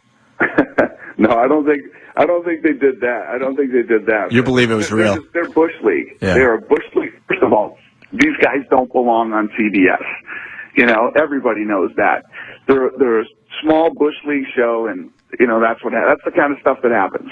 Right. Okay. And yeah, Rogan explained the cage is locked down after the fights, and it's all very controlled, so that type of thing just doesn't happen. Yeah, you get guys all upset because they want to walk in there and celebrate with them. You can celebrate back in the locker room. Right. Mm-hmm.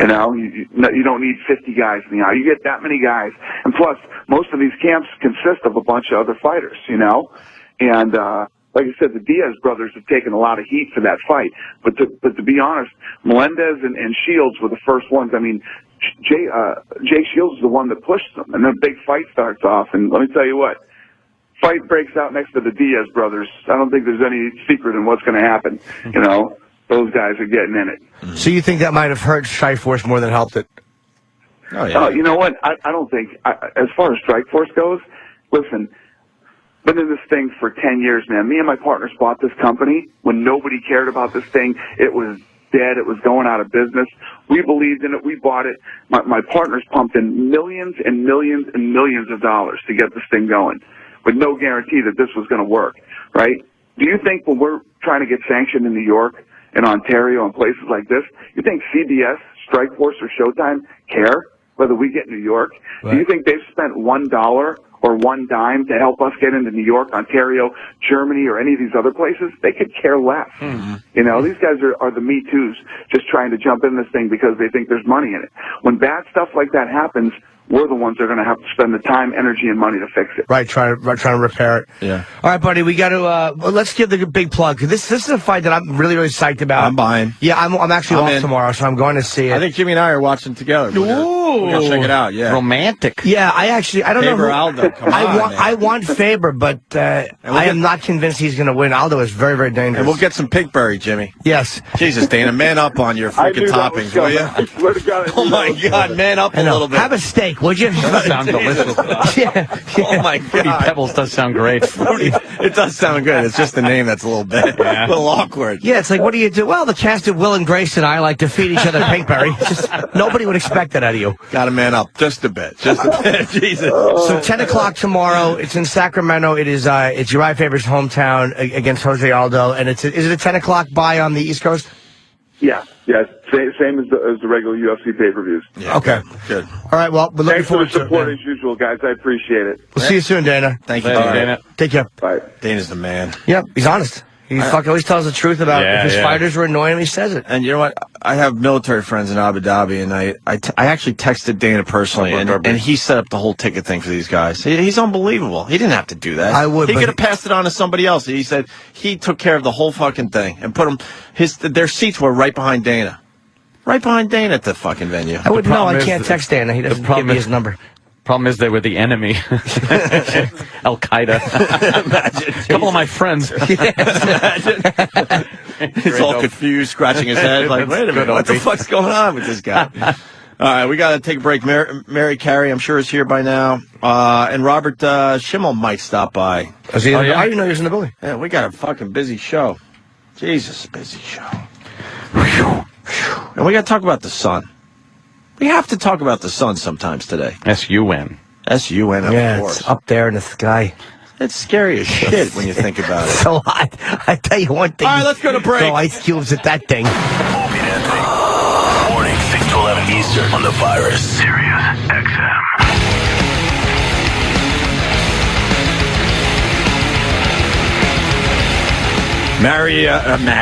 Mary Carey making her way into the studio. As she walks down the hall, Derek came up with a Best Cry Ever remix. You want to hear it? Our own D-Boy, Derek? D-Boy! Oh, let's Where's hear. D-Boy's shitting audio? We haven't played it yet. Oh, my God. Is that That's worth another play. Fucking-tastic. Why would they not have that in front of me, man? We get a few plays out of the D-Boy shitting D-Boy's thing. shit should be right in front of Opie. I think you're right, Ant. Maybe it is. Maybe I don't see it. Anyway, here's D-Boy's Best Cry Ever remix. You got a war face? Ah! That's a war face! Now let me see your war face!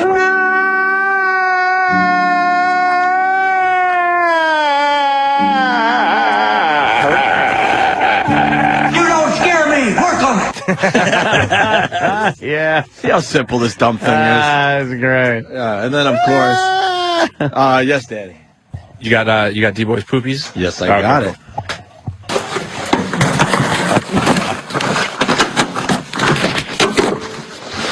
This is so bad. Yeah.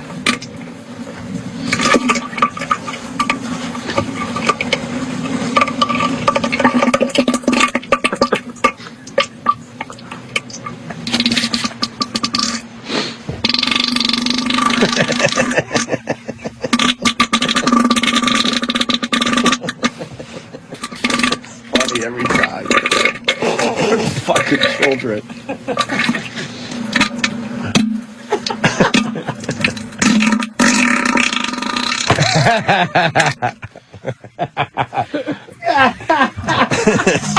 He gets all excited for that middle part. He calls it the bullfrog. Bullfrog. He names them. Hi, Mary Carey in studio. Hi, Mary. Hey, I gotta tweet that shit.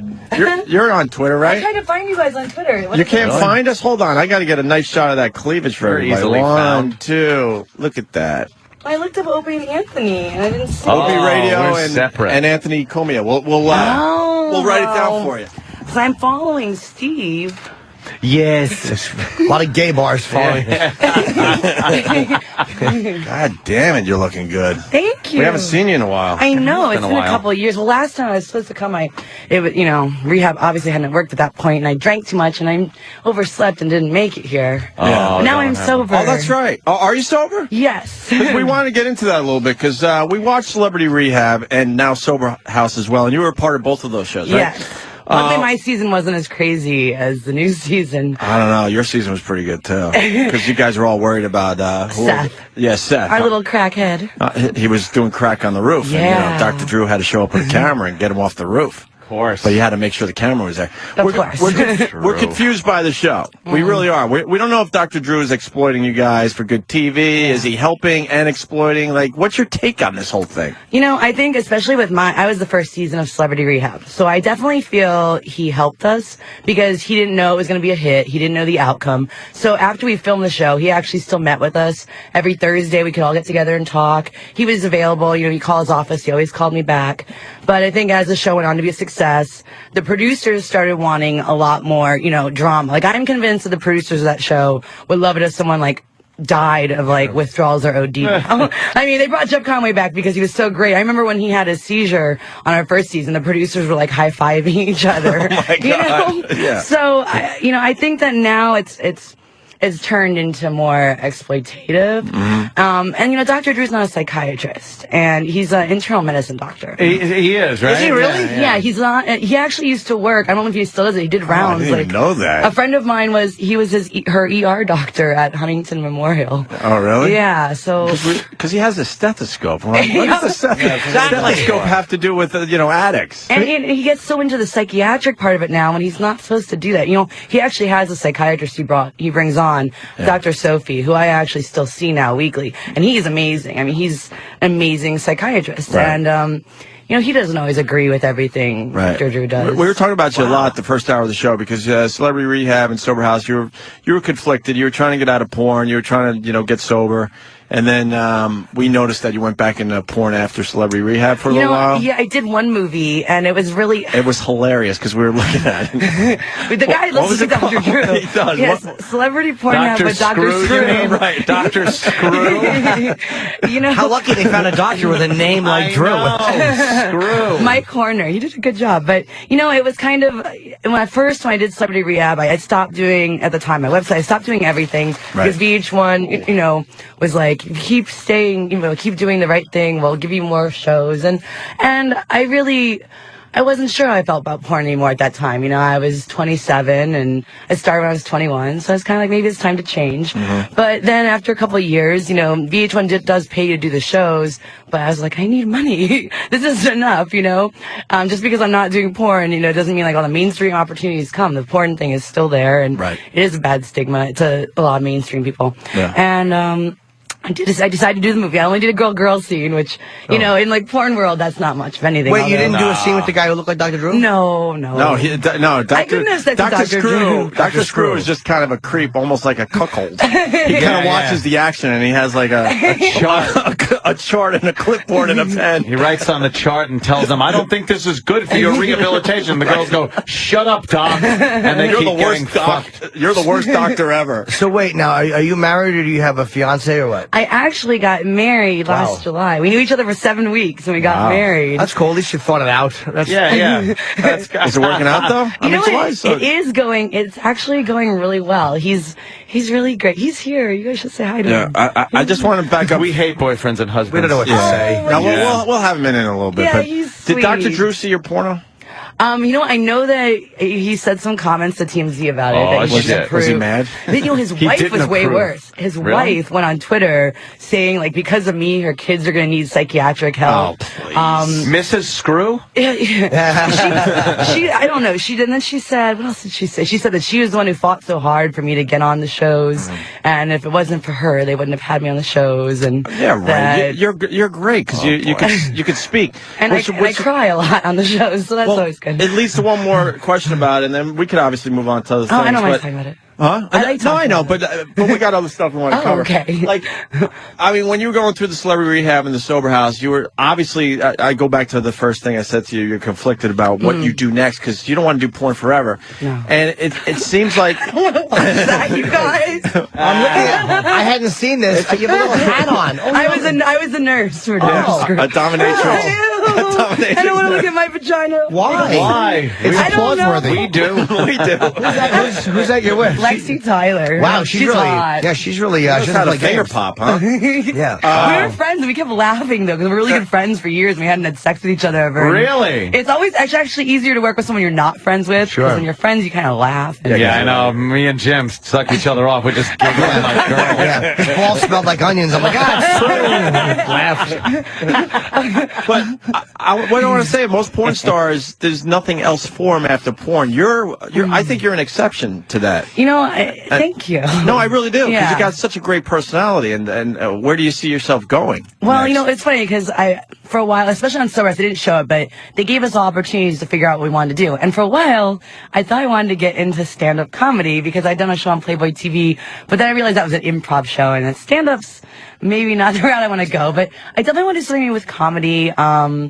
I just got a part in like a little SAG movie that we start filming next month. Of course, I'm playing a porn star in it, but it's fine. And I finally have a mainstream agent. So I've been going to castings, which I was joking with a lot of my girlfriends that are just mainstream struggling actresses. Right. I'm basically one of them now. Right. Your cleavage is killing all this, by the way. It's killing us. It's good though. It's amazing. It's good cleavage.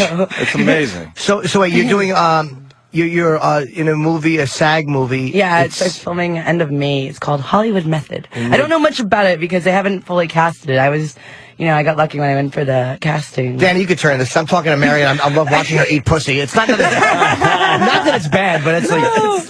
Well, it was weird because I didn't know what my friend's pussy ever looked like before, and it was a lot different than I was expecting. Wow, not as good, huh? Well... Come on, it's all right. I know what you mean because I love her. Fuck her. What was wrong with the pussy? Was it smelled a little weird? Or? Well, she's had the surgery on it once. To have what, the lips shrunk? Yeah, it was a lot bigger than I thought it would be. It's bigger? Like, you guys want to show hers? Yeah, let me see. But that's me. No, that's nice. You do have a nice one. Wait, you taking is that a candy cane? I think it was a candy cane dildo, maybe.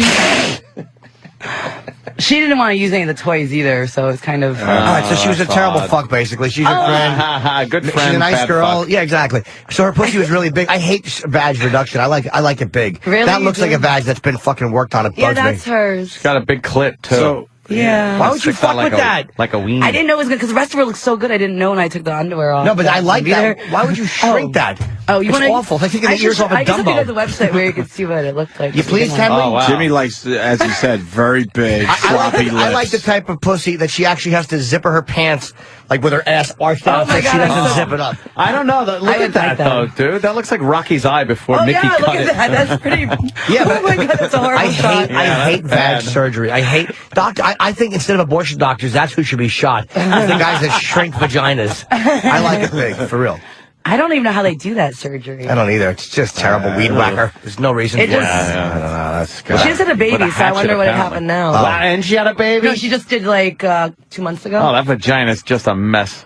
Oh, you guys, speaking of who had a baby, do you guys remember Tawny Roberts? Yes. She's had a baby. She's the one that ran out crying? Yes. Oh, my God. I was telling my husband about that. I played it for him because someone put it on YouTube. That's one of the funniest things ever. Which one was it? Because we've had a few. Mary was a trooper, though. She just was crying, and I told her if you take your headphones off, nobody can hear you. Right. So she thought she was talking to me privately, and I remember I pulled the mic in. You were bad. You were on our side. She was, man. You were bad. I did that with her a lot. The greatest thing about her as my best friend was that since she wasn't very smart, she pretty much was like just my hot blonde friend that I could bring. I'd be like, okay, we're gonna go to this, we're gonna do this today, Yeah. She did everything I said all the time. Yeah. So. Is she a good mother, you think? No, yeah, her kid got taken away. Oh, shit. Oh, my God. Well, you know, I mean, and I hate to say How it. old's the kid? Only a few months old? A year old? Now he's 2 years old. 2 years and a half. old? Yeah, when she had him, you know, she was like 6 months pregnant, and she flew out to see me. And before she got on the plane, she's like, I'm going to get trashed in first class. I'm like, you're 6 months Holy pregnant. shit. They're not going to serve you. She's like, I'm going to wear all black and tell them I'm fat. And sure enough, she was drunk when I picked her up at the airport. My friends who were with me refused to hang out with us. She continued drinking at my place, took Xanax. Someone came over with, you know, Coke, so she's doing Coke. And eventually the next day I kicked her out. I'm like, you gotta go. This is crazy. But then I forgave her, and the next day she picked me up. Well, because she was so sad, and you know, she cries a lot. What a selfish bitch, though. She's a selfish bitch. Oh, no, it gets worse. She picked me up in a limo that her, that her hooker client, that's what she married. Wow, she married her hooker client? Yeah. Oh, that's sure is working out. Yeah, so he Is that paid- healthy, Jimmy? Yeah, it's a good way to meet. You're never gonna have problems with substance abuse or cheating. No, that's good. Well, she had a driver drive us around all day because I had meetings to go to and stuff. And she's drinking champagne, doing Coke. I was at my dermatologist's office. I'm like, have you guys seen my girlfriend Tawny? They're like, let's go look for her. They find her in the bathroom. They're like, she's gotta leave. Holy shit. But she's such a sweet girl. I don't understand why she's so troubled. she's selfish. So she married this guy. Are they still married? Yes, but you know, it's hard. I don't really talk to her much anymore because the last time I talked to her was like a year ago. She's buying a plane ticket to meet me in Fort Lauderdale, and she's in the switching planes in Charlotte, and she starts calling me. What gate do I go to? I'm like, look at the little monitor. She's like, you can't call the airport for me and find out. I was like, no, Tawny, there's monitors. Just find it. She's selfish. I told her, I'm like, whatever you do, don't drink. Just go straight to your gate. Well, of course, she got drunk. I heard her board the plane. I heard her ask the pilot what time she lands. I get to the airport to pick her up. People are walking. I don't see her. I start asking people, have you seen this blonde girl, really pretty? They're like, really big lips. So apparently, I guess she got her lips done. Oh, Christ. They said she got arrested. Apparently, she called the flight attendants' names, and she got arrested and taken off the plane. And ever since then, I haven't really talked to her. Dope. Like, she's just fucked up. So she married, now this hooker client, what kind of work does he do? Without saying his name, what kind of work does he do? He was doing, investments or something finance, stock. I don't know. Did he think she was going to be faithful and that knocking her up would make a quote-unquote honest girl out of her? I don't know. I don't think they meant... That was another funny thing is because she had met him and was traveling around the country with him. And then 3 months later, she told me she was 3 months pregnant. So obviously she got pregnant right away. Oh, there she is. I must say. With her ass up in the air. Pretty girl, Isn't she pretty? She's not pretty enough to tolerate that fucking nonsense. And I've never seen a girl pop a baby out and her body was like right back to that. Oh, you see the vagina, Danny? I may change my opinion. It was crazy. Oh, yeah, she's a nice tiny little pussy. No, forget it. I don't like want her. Her lips. Oh, my God, she's so young there. So she's just a troubled drinker. And how'd the baby get taken away? What happened? She got a husband. Her and her husband got in a fight, and I guess she said that he was hitting her. And apparently, if both people claim domestic abuse, they can take your baby away. It. Oh, good one. But I think the baby's he's so cute, too. I mean, he has 10 fingers, 10 toes. He seemed fairly on each normal. hand. Not bad, considering she was drinking through the pregnancy. Yeah, really. Why do you think she's a bad mother? I don't necessarily think that she's a bad mother. I think that she just needs to get herself together first before she could become a good mother. So, because I definitely think she loves her child. I just think that maybe because she wasn't in love with the guy she married. So that you don't think it was? You think it was financially motivated?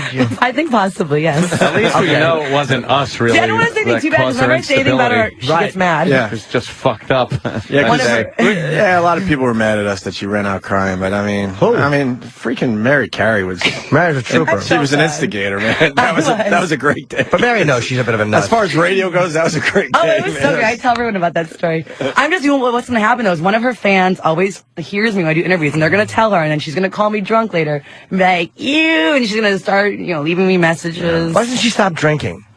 She told me she's going to go to rehab, and then she called me and asked me if I could get her on celebrity rehab, and... Are you watching Sober House? I am, yeah. You like it? I just think it's so crazy. It doesn't seem to be much... obviously, I know they have treatment going on, because you see Dr. Drew 3 or 4 times a week. They don't show it. They like to show the drama, but... I'm glad I'm not living with those people. The house mom, Jen, is crazy. I didn't... You dealt with her, right? She was my old sponsor, actually, before she was on Sober House with us.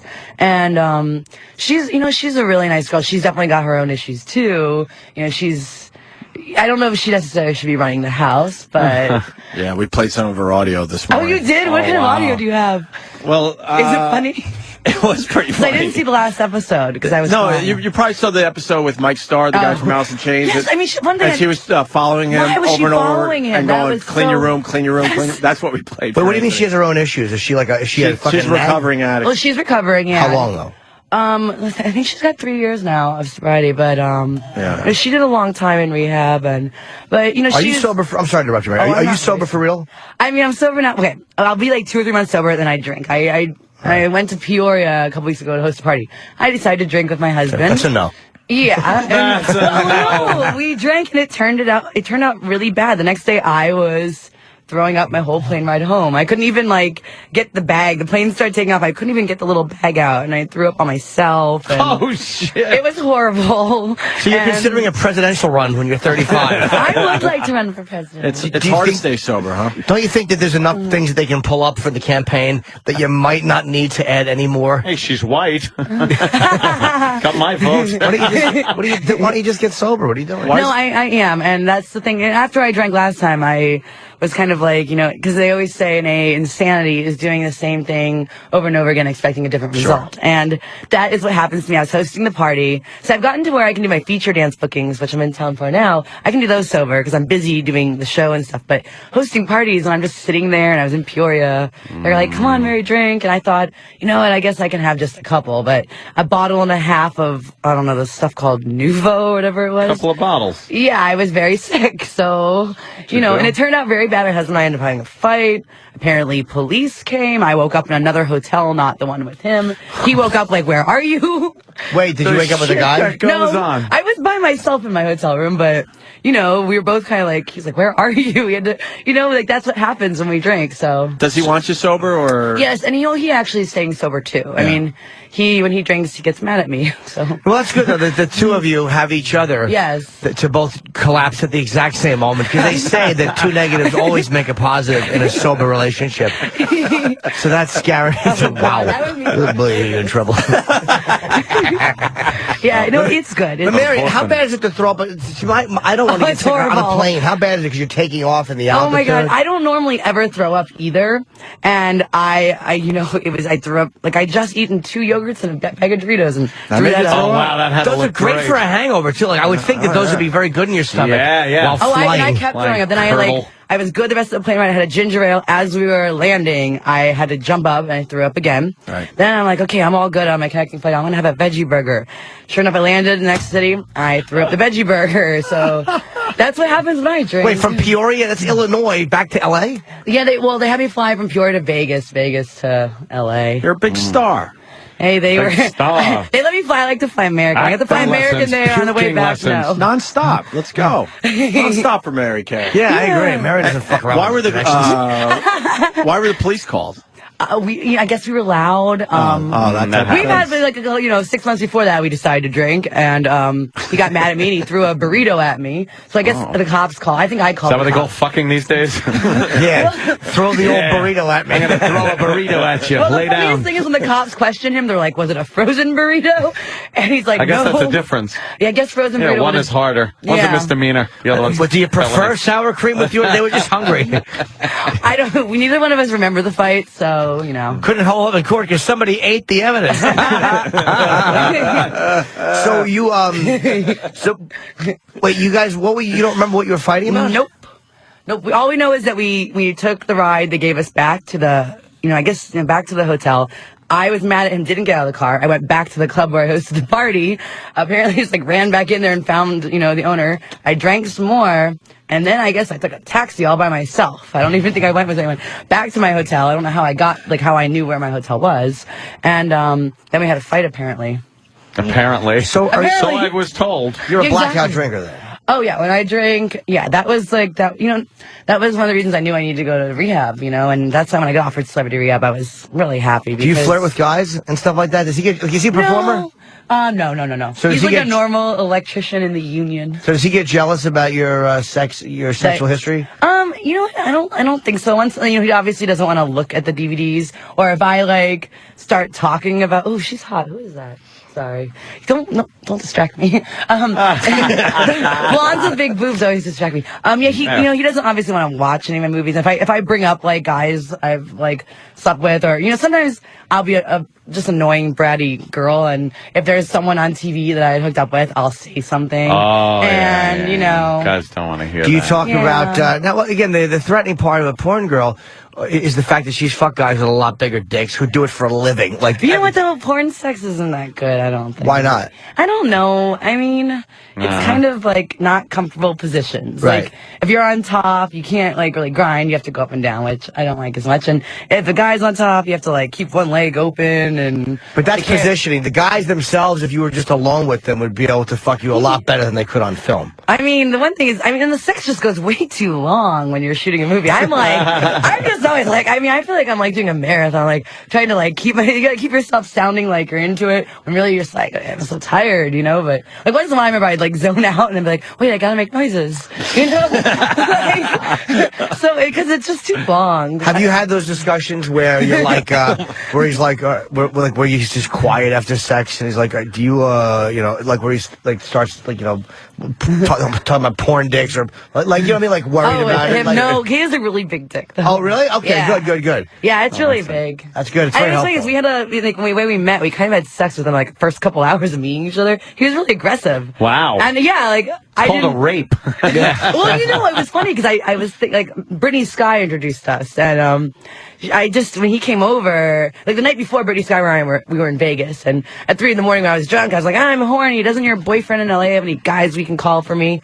So that seemed like a great plan that night when I was drunk, but as we flew back to back to LA, I was like, I'm sick. I don't want to meet anyone. And he came over and he just like within a couple hours was like grabbing my boobs, and I was like, whoa, you're aggressive. And next thing I know, he had sex on my friend's couch.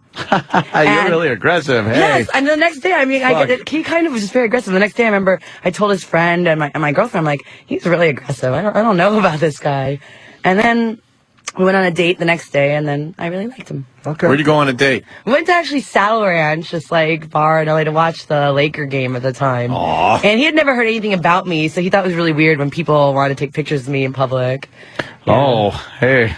You sure he didn't know who you were, though? Because you were introduced by He knew I'd done porn, and he actually, like, Brittany Sky's a bit of a whore. So nice. He was like, he even told his friend, like, if she's anything like your girlfriend, like, I don't want to meet her. Did he fuck Brittany Sky? No. He wouldn't ever. He doesn't he doesn't like her ankles. He calls them cankles. I hate cankles. Fat ankles. Look her up. Let's see big fat ankles. It wouldn't prevent me from fucking somebody. Just don't look down. Yeah, exactly. Just don't look at them. You'd have to have bad cankles for me not to fuck you. You know what I mean? Yeah, I mean, I don't know. Brittany is a little bit bad. Your namesake is getting fat.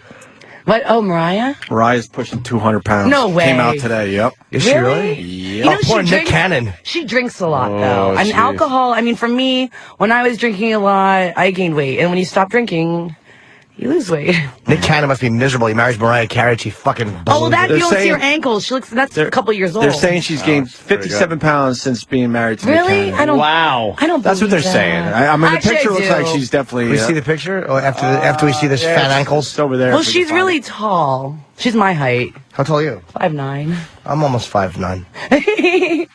There's no picture. There's a little bit. Yeah. See, apparently she avoids posing where you see her ankles. Yeah. Apparently. I feel bad saying that, but she's. I don't think she used to have. She's a fat ankled whore. Why would you feel bad about saying that? What about right there?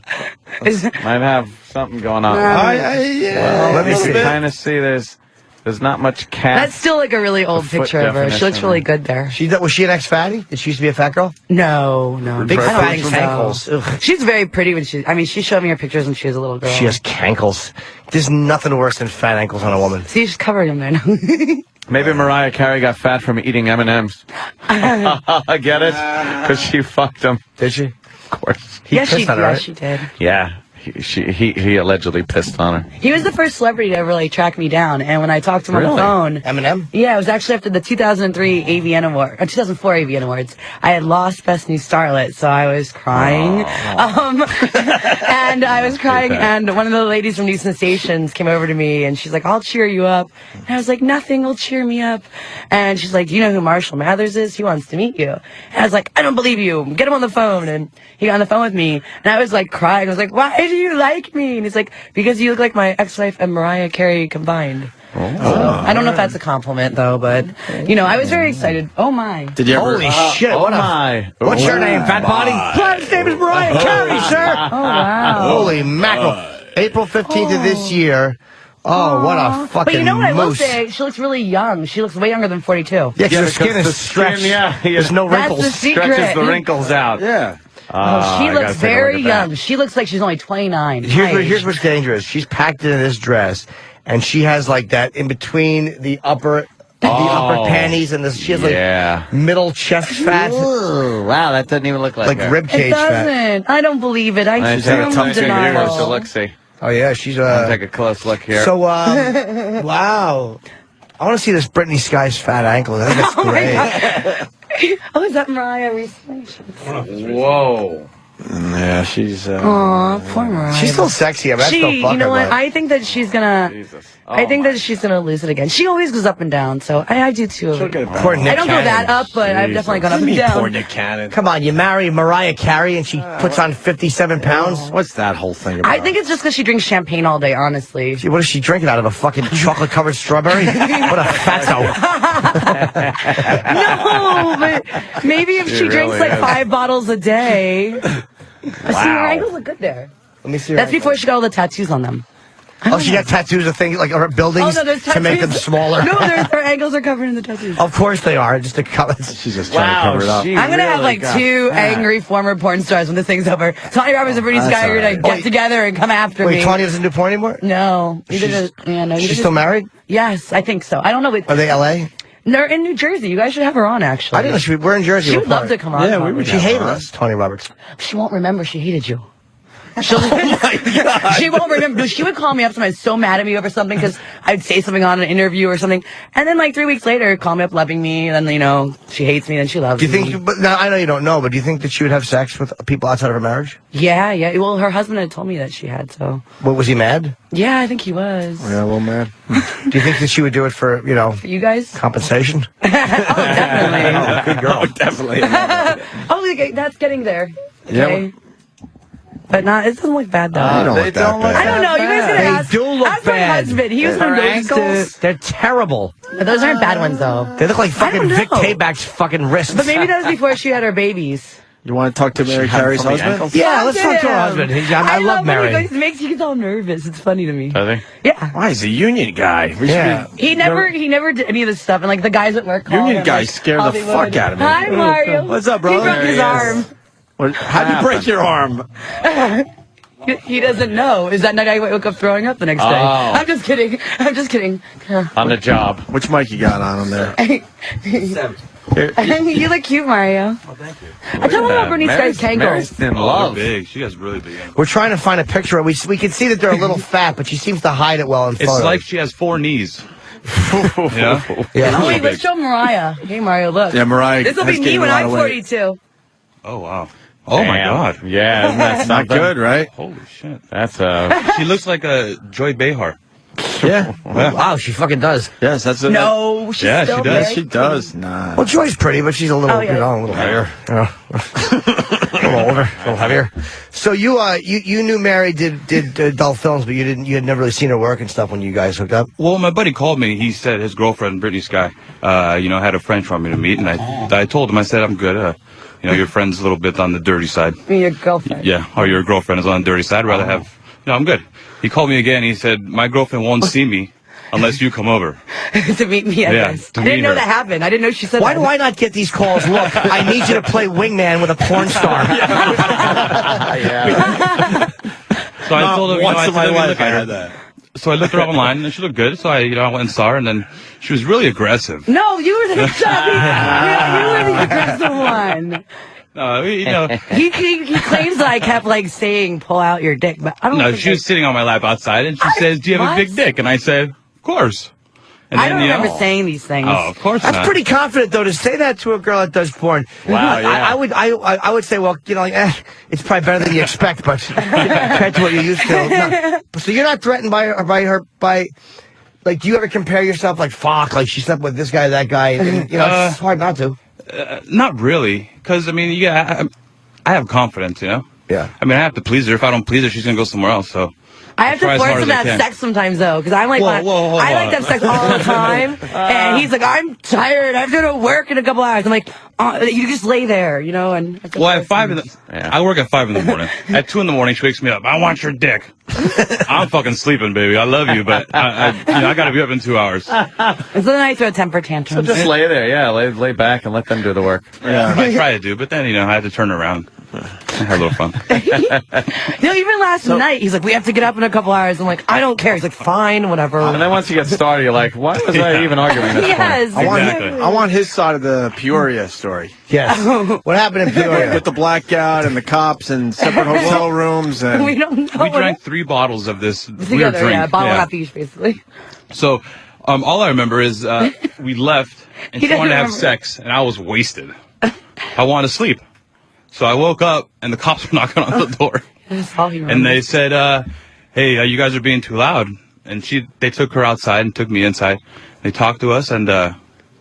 According to our witness, he was getting aggressive with the cops. yeah, I was My getting a little bit- agent was there. And But, I mean, honestly, I really do not remember. I woke up, and my wrist was swollen. Seriously, it was swollen. And, I went to the doctor, and they said I have a broken bone, 4 months in a cast. You think you punched a wall or something, or hit it? Well, you know what? I asked the doctor what it could be. He said usually when you fall, this is what happens. So But I'm a throwing big guy, up on and the this bone is like 1.5 inches thick, you know? So for that to crack in half, I had to do something. Yeah. I had to do something bad. Wow. All for sex. All because I said no to sex. You know, if you said yes, none of this would have happened. I So would is Mary a handful? 2 handfuls. Yeah, she's rough, As you right? can see. No. No, she's fun, though. She's fun. Yeah, we see the very fun, we like silly Mary. side of Mary. You know, she's really nice. We Yeah. love having her. Yeah. But I guess after a sometimes few drinks. Well, yeah. Well, after a few drinks, sometimes she gets to be, like a 15-year-old brat. Uh-huh. I mean, Oh, damn. She said she's pointed out guys on TV, and then, just to be kind of... Whatever, yeah. it's, it's something that happened. I made it so he doesn't like to listen to some rap songs anymore. What? He doesn't- Oh, no. He didn't like the no. Yankees for a while. Please, I hope it's only Beastie Boys. Yeah. So did I. Yeah. Why couldn't it be country western, Mary? Why rap? Can you name one? Can you name one of the Tim guys? McGraw or something. Can you name one of the guys she pointed out on the TV? Oh yeah, you know Milky. what? Milky. Melky Cabrera? Well, From you the know what was Yankees, funny is this rapper called her probably like 4 months ago, and The milkman delivered. I said, "Hey, let me answer this phone call," because I was actually a fan of the rapper. You know what I mean? Right. So I know they used to date before, whatever. So I answered. But you knew they did or didn't know? No, I did. Oh, I you did. did. I We answered. can't say his name. Oh, you can say it. Exhibit. Alvin. Alvin. Alvin. Exhibit. Yeah. So, anyways, I answered the phone, and all I hear is breathing. I'm like, hello? Hello? Oh, Nothing. damn. Just hung up the phone. Oh, And he just lost a fan, Yeah. Really? All you had to say was, hey, He was a horrible picture of him. Don't forget, he might Find a have nice picture. He's a shitty Yeah, head find his now. mugshot. Was he, do you think he was jerking off? Or do you think he was... I think he was about to until I answered. Oh, yeah. Oh, Oh, that's a bad picture I of know, him. I know. That's disappointing. I don't want to Okay, see that. he doesn't look like that now, you guys. Don't show me that. What a hard-on killer. You want to talk to sexy Mary and you hear, hello, I'm a big fan. Can I have tickets to your concert? So, he probably didn't know. Did he know she was married or no? Oh, yeah, he did. So, yeah, it's... Yeah, I don't he blame was, him. he was late night. Like the you know, first it's month fine. we were dating, he kept calling and stuff. I just didn't answer. Why don't you just tell him you're married and you couldn't hook up anymore? I think I eventually did tell. Well, I told him I had a I think some boyfriend. guys just don't care. Yeah, oh, yeah. I mean, if she's going to cheat, she's going to cheat. I'm not, I mean, what can I do? Right. I just got to do things Kill right. me. Oh, yeah. But, Well, the rules in porn can be different, though, because sometimes, again, if you're not doing films and you're not doing them, but Yeah. sometimes the rules are different because, all right, if you sleep with a guy and he's considered a client. It's not bad. If you do it on film, it's not bad. I believe that none of those relationships, though, when the girls are having sex with other men, that it's never going to be healthy. Right. And if you think about it, I mean, in porn, we call them the suitcase pimps. The guys that generally with girls who are having sex with other guys don't have jobs. A lot of times they're drug addicts. And if you think about it, those are the only type of guys that are really going to put up with their women having sex with lots of different men. You know, are the suitcase pimp guys. You don't really see a porn star actively doing porn, you know, dating a guy with a nice job who has good money. You just don't see that, you know. Porn stars generally are dating losers. Well, the porn stars don't really want to date guys like that, though. They don't because seem no to regular guy's going to put up with that. You know, they might in the beginning, and after a couple months, they're going to say, I don't want you having sex with other men. Right. And I do believe, like, you know, there was only one time where I was, you know, in a relationship and did movies, and it totally, you know, the day I would do the movie, he would be like, I hate you, you're a whore. He'd come home, and for 3 days later, you're a whore, I hate you. And then when I get paid, I deserve that money you just got because I let you do that, you know? Okay. Jesus Christ. And that's, you know, and when you're a girl in that situation, you think, well, this is the only guy who's going to deal with this, and you don't want to be alone. At least I was like, I don't want to be alone, and I just got used to having him around because he dealt with it. Right. And it wasn't healthy, you know. It turned horrible, and then I got abusive, and then I left him. And you guys got married after 7 weeks. 7 weeks. We're on like 11 months now. 10 months. We've been together for 11 months, and just one broken hand, you know? That's not bad, right? Broken hand, vomiting on the plane. Yeah. That's what happens when we drink together, you know. Why did you guys feel the need to get married after 7 weeks? Go ahead. Well, I just felt, I always do things like kind of crazy. Yeah. I just felt like he was my soulmate, and that we have a lot of fun together, you know. Yeah. Everything we do, we have a lot of fun, and I don't know. That's big Well, you know, it's like a best friend. You know, you have a best friend you can have sex with, and you know, you enjoy it. You know? I do, my dog. So it all worked out well, though. It's going pretty good.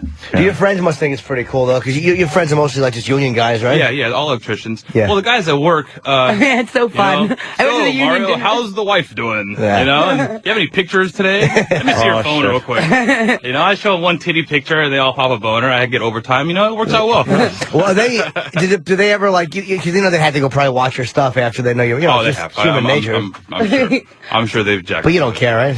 Well, you know, I mean, all I care about is don't touch. You can look all you want because she's a beautiful woman. What do you expect? Don't touch. You know, just no touching. That's all it is. I don't think his parents like the fact that I did porn. Oh, no. Really? My mom thinks that our house is like a whorehouse. And she's banging herself as soon as you walk in, and there's dildos lying. Well, there's dildos lying around for some reason. But There's a lot of porn everywhere too, unfortunately. But you know, my mom's very like. She religious? I don't know. What nationality? Italian, Spanish? I'm Cuban. Oh, okay. Yeah, she's very straight edge, you know, and she just thinks that she fucks herself everywhere.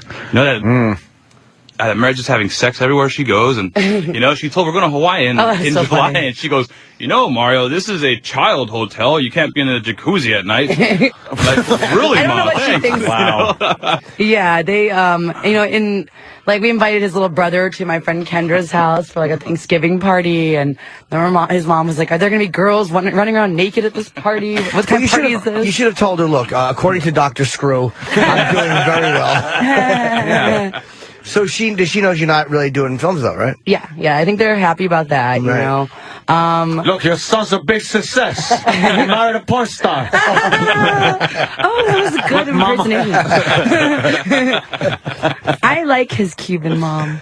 Now I like Cubans a lot. I didn't really before because I grew up in Florida. I always thought Cubans as like coming in on rafts because when I was like, growing up in Florida, the news when I was a kid, when you're 10, 11, 12, 1990, 91, was always like these Cubans on a raft on an inner tube, you know. Yep. And I made my best friend from high school. We're joking with him, like I picture them reaching for land, you know, Cubans. And now I love Cubans. When I find out someone's Cuban, I like them more. Look at you. You are in love. You guys got a nice. You seem to have a pretty cool vibe about you. Like you're comfortable. You're not, you know. The only thing I don't like about him is he rushes me Yeah. all the time. Like today, he's like, "You're running late." And it's like I wasn't running late. I was, got here perfectly on time. But he is always on time, and I'm always That's running every late. guy with girls, though. They, But I'm girls really like fast take at getting forever. ready. Now you you think you are. Yeah, she's in her own little bubble. She has Yeah, a girls Maryland think bubble. they are. Yeah. Oh, yeah. Because they get away with it. We can't get away with it. If you The have to hot be here women at get away with 9, she leaves at 9. It's Yeah. like bullet Well, not for fucking time. interviews. Only Yeah. for like stupid things. I do that. Yeah. like this. No, this is fun. This should classify as stupid things. Yeah, absolutely classify. No, this is totally fun. Yeah, we kind of fall between stupid things and waste of time. No. Well, obviously, a lot of people like to listen to you guys. I know. I don't know what's wrong with them. It can't be that stupid. I gotta go. Yeah. Where are you going? I'm shooting something today, but I got a 10:15 pickup outside. Oh, what are you shooting? Can I be in it? I need to cross over to mainstream. I would love to have you in it. Yeah. HBO. Yeah, it's one episode thing. Is it comedy? It is a comedy. Why don't you write me stand up and I'll do it? Well, I'm not doing stand up. Oh, well then okay. You got to go, Jim? I do. I have to 10:15 pickup. I'll take over his job if you guys want to. Yeah, we're just fucking around today. It's a nice Friday show. Yeah. Keeping it light and fun, airy. I have to shoot topless. something, so. I mean, what? Yes, one of my guns. I'm gonna go to the range. Yeah, it's gonna be shooting guns all leave weekend. early. Oh, yeah, of course you do. No matter what I was doing, you'd have to do it too. I got to get surgery. Me too. I gotta go. I got a car waiting. 10:15. Are you doing radio anymore? Like what? Like you did Playboy Radio for a while, right? I had my own little show for a while, and then I got Sober House, and Playboy wouldn't allow the VH1 cameras in there, which I didn't understand. That you would think that. What the hell? That's good exposure. I know, especially the magazine's not selling worth of shit. You think the Empire could use the help? Playboy's in a little trouble, don't you think? Yeah, and with all this free porn. Right. What do you think of the free porn on the internet? I think free porn's horrible. I mean, because You're like Lars with implants. Yeah, man. I feel like it's not really fair to. The performers out there. Because as it is, performers really don't get paid appropriately. But then again, I feel like these days, like, any girl can, like, there's no, like, standards for getting into porn now. I feel like there's so many girls that go in and then they're done in 6 months. And how do you feel that Max going to jail and Staliano on trial? I don't think Max went to jail because, that's crazy. It's freedom of speech, and who's to say? Exactly. I mean, that jury could have watched one of my girl movies and been like, "That's obscene," and he's obviously the girls signed release forms; they're of age, adults. And I mean, there's a reason I never worked with Max Hardcore because I didn't want to do that. As a girl in the industry, going into it, which it's not as if it's Saving Private Ryan, basically. It's not sweet. Yeah. If you're a girl, they tell you they're going to work with Max. You discuss what's going to go on. They know what they're getting into. They got paid extra probably to do it. They don't. If a girl doesn't have a problem with it, I don't see why the government. Well, Staliano's on trial too. Buttman. Yeah, I heard about fucking that DC. Buttman's in trouble. Yes, I mean, dude, he spent over $2 million in legal fees because they found one of his things obscene. I think they got him the same way, which was the when you ship it. Yeah, ship it. And the funny thing about Max Hardcore, Max Hardcore didn't even ship it himself. It was a third party, distributor, that shipped his movie. Yet the distributor went against him in court to get rid of their charges. Man. Come on. Yeah, I read a lot about that case, and How long was he away for? 4 years. 4. I think it was supposed to. Yeah, originally it was facing like insanity, man. Disgusting in this country. That's insanity. No one is talking about the fact that Staliano is on trial right now. It's ridiculous. For his life, and they're actually going to go to trial over the summer. This guy just makes adult pornography using adults for adults. Exactly. Yeah. And this fucking government is going to throw him in jail. It's not right. Sickening. Yeah. What do they got on him? I don't know. It's probably the story. same thing. Some scumbag was offended and then ordered it on purpose just to get him. Gotcha. It's funny, they won't do Chris Hansen catching fucking potential pedophiles because that's entrapment, but they feel going after adult porn guys is fucking acceptable. It's fucking sickening. Adults. Speech! Sorry. Fucking making a speech. I gotta go. Bye, Mary. Good seeing you. Good to see you. I said hi. I will, and I'll say hi. Sheckler, I meant. Oh, yeah, that's what I meant, too. He's doing lives with Ted Danson today. All right, Oh, wow. Have fun. Ted Danson, yeah. I'll talk to you soon. Ted Danson's How long are playing. you in town for? Till Sunday. I tried texting you, but I don't know if I have the same number. I got it, but I knew you were coming on. Oh, okay. You just ignored me. I was like, he doesn't like me anymore. Oh, Jimmy, what's that about? Because I didn't have Steve's email anymore, so I was like, writing Steve on Twitter, and I'm like, wait, I texted you, and no one got back to me at first. No, I've been shooting a lot in the last couple weeks, and then I actually mentioned Mary's and we knew you were coming on, so I knew I was going to see you. But I'm sorry to get back to you. That's okay. You're doing all right, Jimmy. Yes, I'm dancing. We should promote you're dancing where? Hustler Club? No, it's called Cafe. Oh, Cafe Royale. Yeah, and Jimmy. come to the strip club. Needy. Goodbye, Needy. God, you're so bad. He has to turn around. Why? That's what happens when you get got. You don't want to act like you got got. Right. All right, Jimmy. Have fun, Jimmy. Anthony, Cafe Royale. Oh, Cafe Royale. That's where you're dancing on Long It Island. looks like an actual little restaurant. Yeah, or I know. something. Yeah, we kind of know. You know, you've been there. Oh, yeah, Long Island guys. Well, It's the I'm Long glad. Island A lot of talent there, huh? Yeah. If you ask Anthony nicely, he might even show. He might even show. You never know. Well, I'd I'm love for free, you guys I to go. show up and keep me company there. I go. Now through Saturday, so Yeah. tomorrow, tonight and tomorrow at Cafe Royale in Long Island. Yeah, you know what? It was actually fun last night. It really was. Yeah. Although, one of the managers said something rude to me there. Because I do dances, but I don't, I do more like a table dance, but I don't always do them. I mean, sometimes I don't do them in cities. So he's like, do you do dances? I'm like, yeah, no, not really. I let the house girls do that. You guys pay me to be here. I sell my stuff. And that way the girls make money and they don't hate me then, Sure. And he's like, really? Because, most of the girls do, the guys think you guys are pretty much the biggest whores on earth. So I'm surprised you guys don't do the dances. I'm like, Jesus. And he said that to me. And And this is a fat guy in a butt-type, pin-tight striped suit. Don't say that. course. Now they're going to, kill us. Okay? Now they're going to kill us.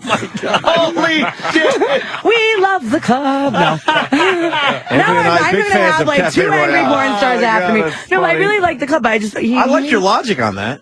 And I think that's because I don't think that the porn stars do the dances. I mean, you're going to charge a lot more, and then the regular girls, because they don't really like when you're there to begin with. No, they just want to dance and make their money. And they think that you're taking their money. But at least, when you don't do the dances, then the girls kind of work with you because they don't feel like that way. Why do they have to come here and take our money? Our money, why do they do it? All right. There was a Russian girl Can we there. have more Russian strippers, for fuck's sake? Jesus, enough already. Yeah, really. I want American girls taking their I clothes like American off. girls. Yes. You like American girls? Yes. Taking their clothes off. It's fantastic. Yeah. They're all And, from other lands now. Yeah. I like the chance that you might see someone, from your neighborhood dancing around. That's a good Nothing point. wrong with that at all. Do you have any new dance moves when you're featuring? You want me to dance? You want me to dance? I just do like a lot of splits and stuff. Yeah, that's good. Yeah, I like. You don't light Lame. matches or anything? Oh no. Can you slide up and down a pole and stuff like that? Yeah, I can do like. No offense. Oh yeah. She does it every night. Yeah. When you ain't sleeping tired. Oh no, sometimes I have to wake him up by doing that. Anthony, keep her laughing because those boobs bounce I know, nicely. they really do. Just bounce when she laughs. Oh, by the way, you guys have a really nice little intern here, Sean. Oh, yeah. I told him to leave that girl though for good. Did you guys hear about that girl? Yeah, the Peace Corps girl or something like That that. cheats on him all the time. Yeah. I don't She's like going to that. be a victim of a fucking clitoral circumcision in Nairobi. What does the somewhere. Peace Corps do exactly? They go I to don't know, places that peace you'd stuff. never want to go and try to teach people things they should have learned fucking ages ago. Maybe I'll go join the Peace Corps. Yeah? It might be fun. Where do you Feed the whole village with those boobs. Where would I don't know. Maybe I'll do that. I was thinking of joining the military at one point, but I don't know. Yeah? Well, when I was younger, I was like, if nothing were, if I don't have any more career and I'm broke, I guess I'll join the military if nothing happens. Yeah, you'd have been a hit there, I'll tell you that. She's on the lecture circuit, too. Oh, yes, I'm doing a lecture with Corinne Steffens. Also known as Superhead? Yeah, she was that girl that, you guys, no, she really is known as that. A brand new superhero we No, don't know she about? she was like the video vixen and all the rapper videos that wrote a book talking about all those guys. And, Okay. yes, we're going to do I just met her, but she was, when I came home, I was like, Mario, I just met her. She has all this wisdom. And he was so mad at me. He's like, do not tell me that girl Has any wisdom. Yeah. Wow. Superhead and wisdom, like an oxymoron. She's so deep, I bet. Literally. No, she's changed her life and she's Yeah? But what are you guys lecturing about? She wrote a book called How to Seduce a Man and Keep It, I think. And she just asked me if I could help her at the lectures. Like, we're going to teach people sexual massages or something. Sensual massage. I'm not really good at massages, so she'll have to teach me too. Yeah, I just skipped that Girls part. don't have to be. As long as they're touching and then they just reach around real quick. Know who are good at You massages? got a magic button. The fat girls are really good at massages. Are they? 'Cause, yeah, They gotta, are. Because they got to try a little harder. They really are, now they think about You don't that. have to sit around fucking massaging a guy to maybe... All right, well. I think, the strip club I was at last week, I remember it was in Yuma, and one of the girls, he accidentally, because he gets my costume for me, and he brought some other girls' underwear back, and they were like, Oh, shit. they were that, well, because they were on the stage, they're that big. Like, the girls in Yuma were Wow, like, giant. yeah. Yeah, big. She's making the giant pig. Yeah. They were, though, remember, They I were held them up enormous. next to me. They were Yeah. big. It At was least funny. 46s. No. At least. They were Oh, bigger yeah. than Mario, like, they would have been big on Mario. That means Mario, you know. You dabble in that, Mario? No. Yeah, just try him on. Mario goes, I'm good. I'm all right. Robin's on Wendy. Hey, we like this Mario guy. You guys should, maybe try to stick this one out. I think we're going to. You gonna have kids or anything? I want to. I'm not yet, though. I mean, I actually asked Steve if I could babysit his son to practice, but he didn't seem eager. But I want kids, in a couple of years, I think. When I'm 32, 33, 34, maybe. And you stop throwing up on planes. Yes, exactly. You know why? Because you can't. Let the kid throw up and not mommy. Drinking and throwing up on planes is fun. Believe me, it's a pisser, and I love doing it. That's why I just wouldn't have kids. I'm too much of a if I go I kind of want to go to the Borgata, I just want to fucking go to the Borgata. Yeah. If I go I want to go to Bahamas, I just want to go. I don't want to have to. Now I see my brother and sister that have the kids, and they're always I have to carry so much shit with them. Yes, they do. There's like a fucking kit that you got to carry around with you all the time. So it's just I can't be bothered with I think people should wait till they're older for kids. Did you forget that I'm having a kid any day now? I know. you are? I'm sorry. Thanks, really appreciate it. I was just really saying, appreciate that little speech. But instead of encouragement. For me, that's just for me. That's my personal opinion. Now that we got the party pooper out of the room, Jim Norton, you could really talk about partying with Anthony, because Anthony enjoys it. I do enjoy a good a drink get here and together there. at night and a good drink. And you should come to the club tonight and drink. Anthony, I should. Anthony, you know what you should Go do? down a few, Compound tonight. Oh, yeah? He's got an amazing crib on Long Island. Oh, do really? a little Cafe Royale and then a little nice After place. party. After party. I'll bring the girls from the That's club. the play. Oh, shit. Wow. Let me text you my address and get right on that. Anthony, who's your best friend right now? Bring Opie Hughes. You guys should really do this. Because Okay. Anthony has he's got a movie theater. You guys can watch. Wow. He's got a poker Big bar, table, big bar karaoke, downstairs. bar. karaoke. But the pool I isn't love open yet. karaoke. The pool's open that's okay. next That's week. okay. It's too cold. But no. I have Mario, it would you like to heated. go to Anthony's this weekend? Heated. Sure. Yeah. Oh, he's coming. Fuck Heated, it. really? Yeah. I didn't bring a I'll bathing sit in the suit. car, Can I I'll go sit in the taxi. naked? No, it doesn't matter if she's bringing I other need girls some to the club. Romex fucking pulls. No, we don't do Romex. We're a union. Ah, shit. Oh, there you go. Okay. Then I need some fucking... So you could talk union stuff with Anthony. There I you mean, go. this is perfect. This I'm will telling be you. fun, yes, because Ant's got some cool I don't know what friends. to do out there. I didn't know it was so I'm far. level 40. Yeah. It's 3 out here, isn't it? I'm not sure. Electrician, yeah. Not sure. 40. Yeah, I was 28 back in the old days. Tin knocker. Crawled around fucking attics and Oh, shit yeah, we like crawl that. around attics, too. It sucks. I can't picture his job. Sometimes he complains it's to me. real work. That's why. It's real work. Yeah, he gets mad at me when I complain about my stuff. He's like, you go on stage and dance around for a couple hours. You're naked for 12 minutes. I sit here, right? Shaking your tits, and I'm on my back, wiring something. Every day, it's every day I come in here, it's I really worked, so I know that this is just goofing around with friends and shit like that. But there's nothing better than when a homeowner was like, oh, could you get the grill in the eave, really close, and you got the roofing nails hitting you in the head and pulling with your fucking hair out. Yeah, with your headlight on. You're trying to get a fucking, a little fucking saw to cut the square out, and you're just banging the nails that are coming through the roof. Yeah. Pain in the fucking ass. That's real work. See, that you're a man skinny really guy. works. See, but you're a skinny guy. Imagine me, trying to get in there. Yeah, it's tough. and it's like 100. Oh, yeah, it's tough. And people decided they wanted air conditioning put in August. Yeah. So you're in the attic when it's 150 degrees. It sucks. Now I feel so bad. And then I have to go home and have sex. What the fuck? Yeah, see? At least you got, All right. That must make your day really long. Yeah. It's geez, I could go home Because and I have don't wake sex. up usually until, he has lunch break at 11:45, and that's when I usually wake up. Oh, that's good. So I wake up when he comes home. That doesn't piss him off as he's getting up in the morning. He gets really mad at me. He And then I go tries... for lunch. He goes, "Where's my coffee?" No, I don't do babe. that, you liar. I'm not that bad. He gets really mad when I sleep in late. He's really mean to me about it. But Wake up! All right, let's get this set up, though. Anthony, Okay. Anthony's birthday is Monday, I guess? Yeah, that'd be great because, it's, we're having the party on Sunday. You're having a birthday my party house. really? Sunday. Yeah, and that'll be great. All the strippers could come over to my house with Mom and Sal and you my just get aunts and them out? uncle. Oh, but they love that. Your uncles won't love My that? uncles would. You don't think think Sal would love that? I don't think the ants would like it. Sal would love that. Sal would love it. Well, I want to do a motorboat. Let me give the girls a motorboat. Would you allow Sal to have a motorboat? It's Anthony's stepfather for many years. I could be like, instead of bringing a clown to your birthday party, I'll be like, motorboater. Yeah. You and I'll just stand there and everyone can line up. Mario, would you mind that? If he's old, I don't care. It's Sal. He's been Ant's dad, father figure for a real long time. I definitely would do that. Why don't you guys set up the little after show party tonight or tomorrow? After show party. You know what? I'll come. I'll come down. I'll go down there. Yes, come. I need some fun. Have a few beverages, and we'll see what transpires. We got Jackie the Joke Man. We got her. We got a lot of stuff to do on Long Island. A lot going on. All right, Mary, we're gonna wrap up. So it's Cafe Royale tonight and I need to put tomorrow. my new website. It's Friday. Yeah, it's called Club Mary Carey. Club Mary Carey. I'm trying to get back my MaryCarey.com, so now it's ClubMaryCarey.com. That works. It's my favorite. I have a lot of websites over the years, but I stopped doing my old website when I was on Celebrity Rehab, so I'd not done the site since August of 2007. Right. And now I have a new site with new stuff. Is it all porn, or are you doing other stuff on there? No, it's just Or whatever. Yeah, it's just pictures and me. Okay. But a lot of solo girl stuff. But what else was I going to ask you? Oh, Twitter.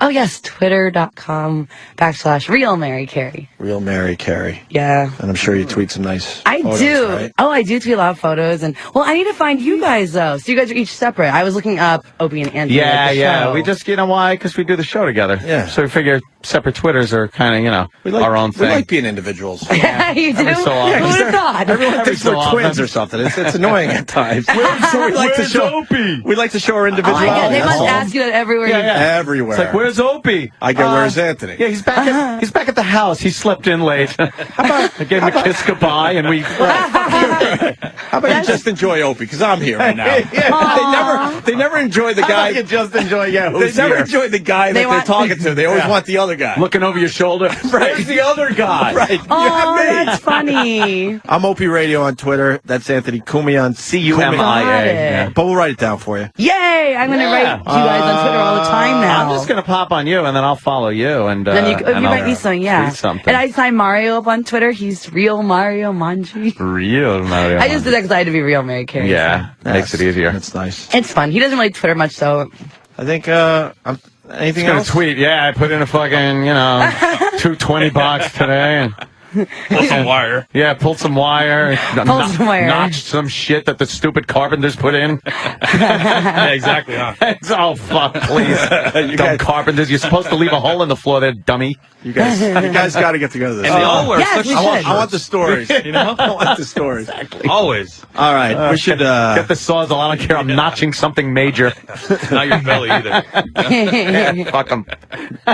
Mary Carey, always a pleasure. Yes. Thank you guys. Good friend of the show. I loved it. Has done some great radio for us over the years. Yes, nothing Cafe but Royale tonight the 20 tomorrow. time. Although, the time was really funny. It was the time I was really in Vegas, and I think I was really high when I smoked weed. And I showed up with you guys. That was my voice. My voice was gone. I found. Yes. Probably, yeah. I couldn't talk, and we got through it. Oh no, it was funny. Yeah. But yay! Yay! I found it. I had a copy of it, and I found it. We had a long car road trip, and I'm like, oh, this is Opie and Anthony from 2005, and I guess I broke it or something because it wasn't playing in my car. I played it for lots of people, but. All right, we'll get another copy of that for you. Thank you. Let's get out of here. Let's start our weekends. Everybody, thank you for tuning in. Peace, homies. To our show. All right.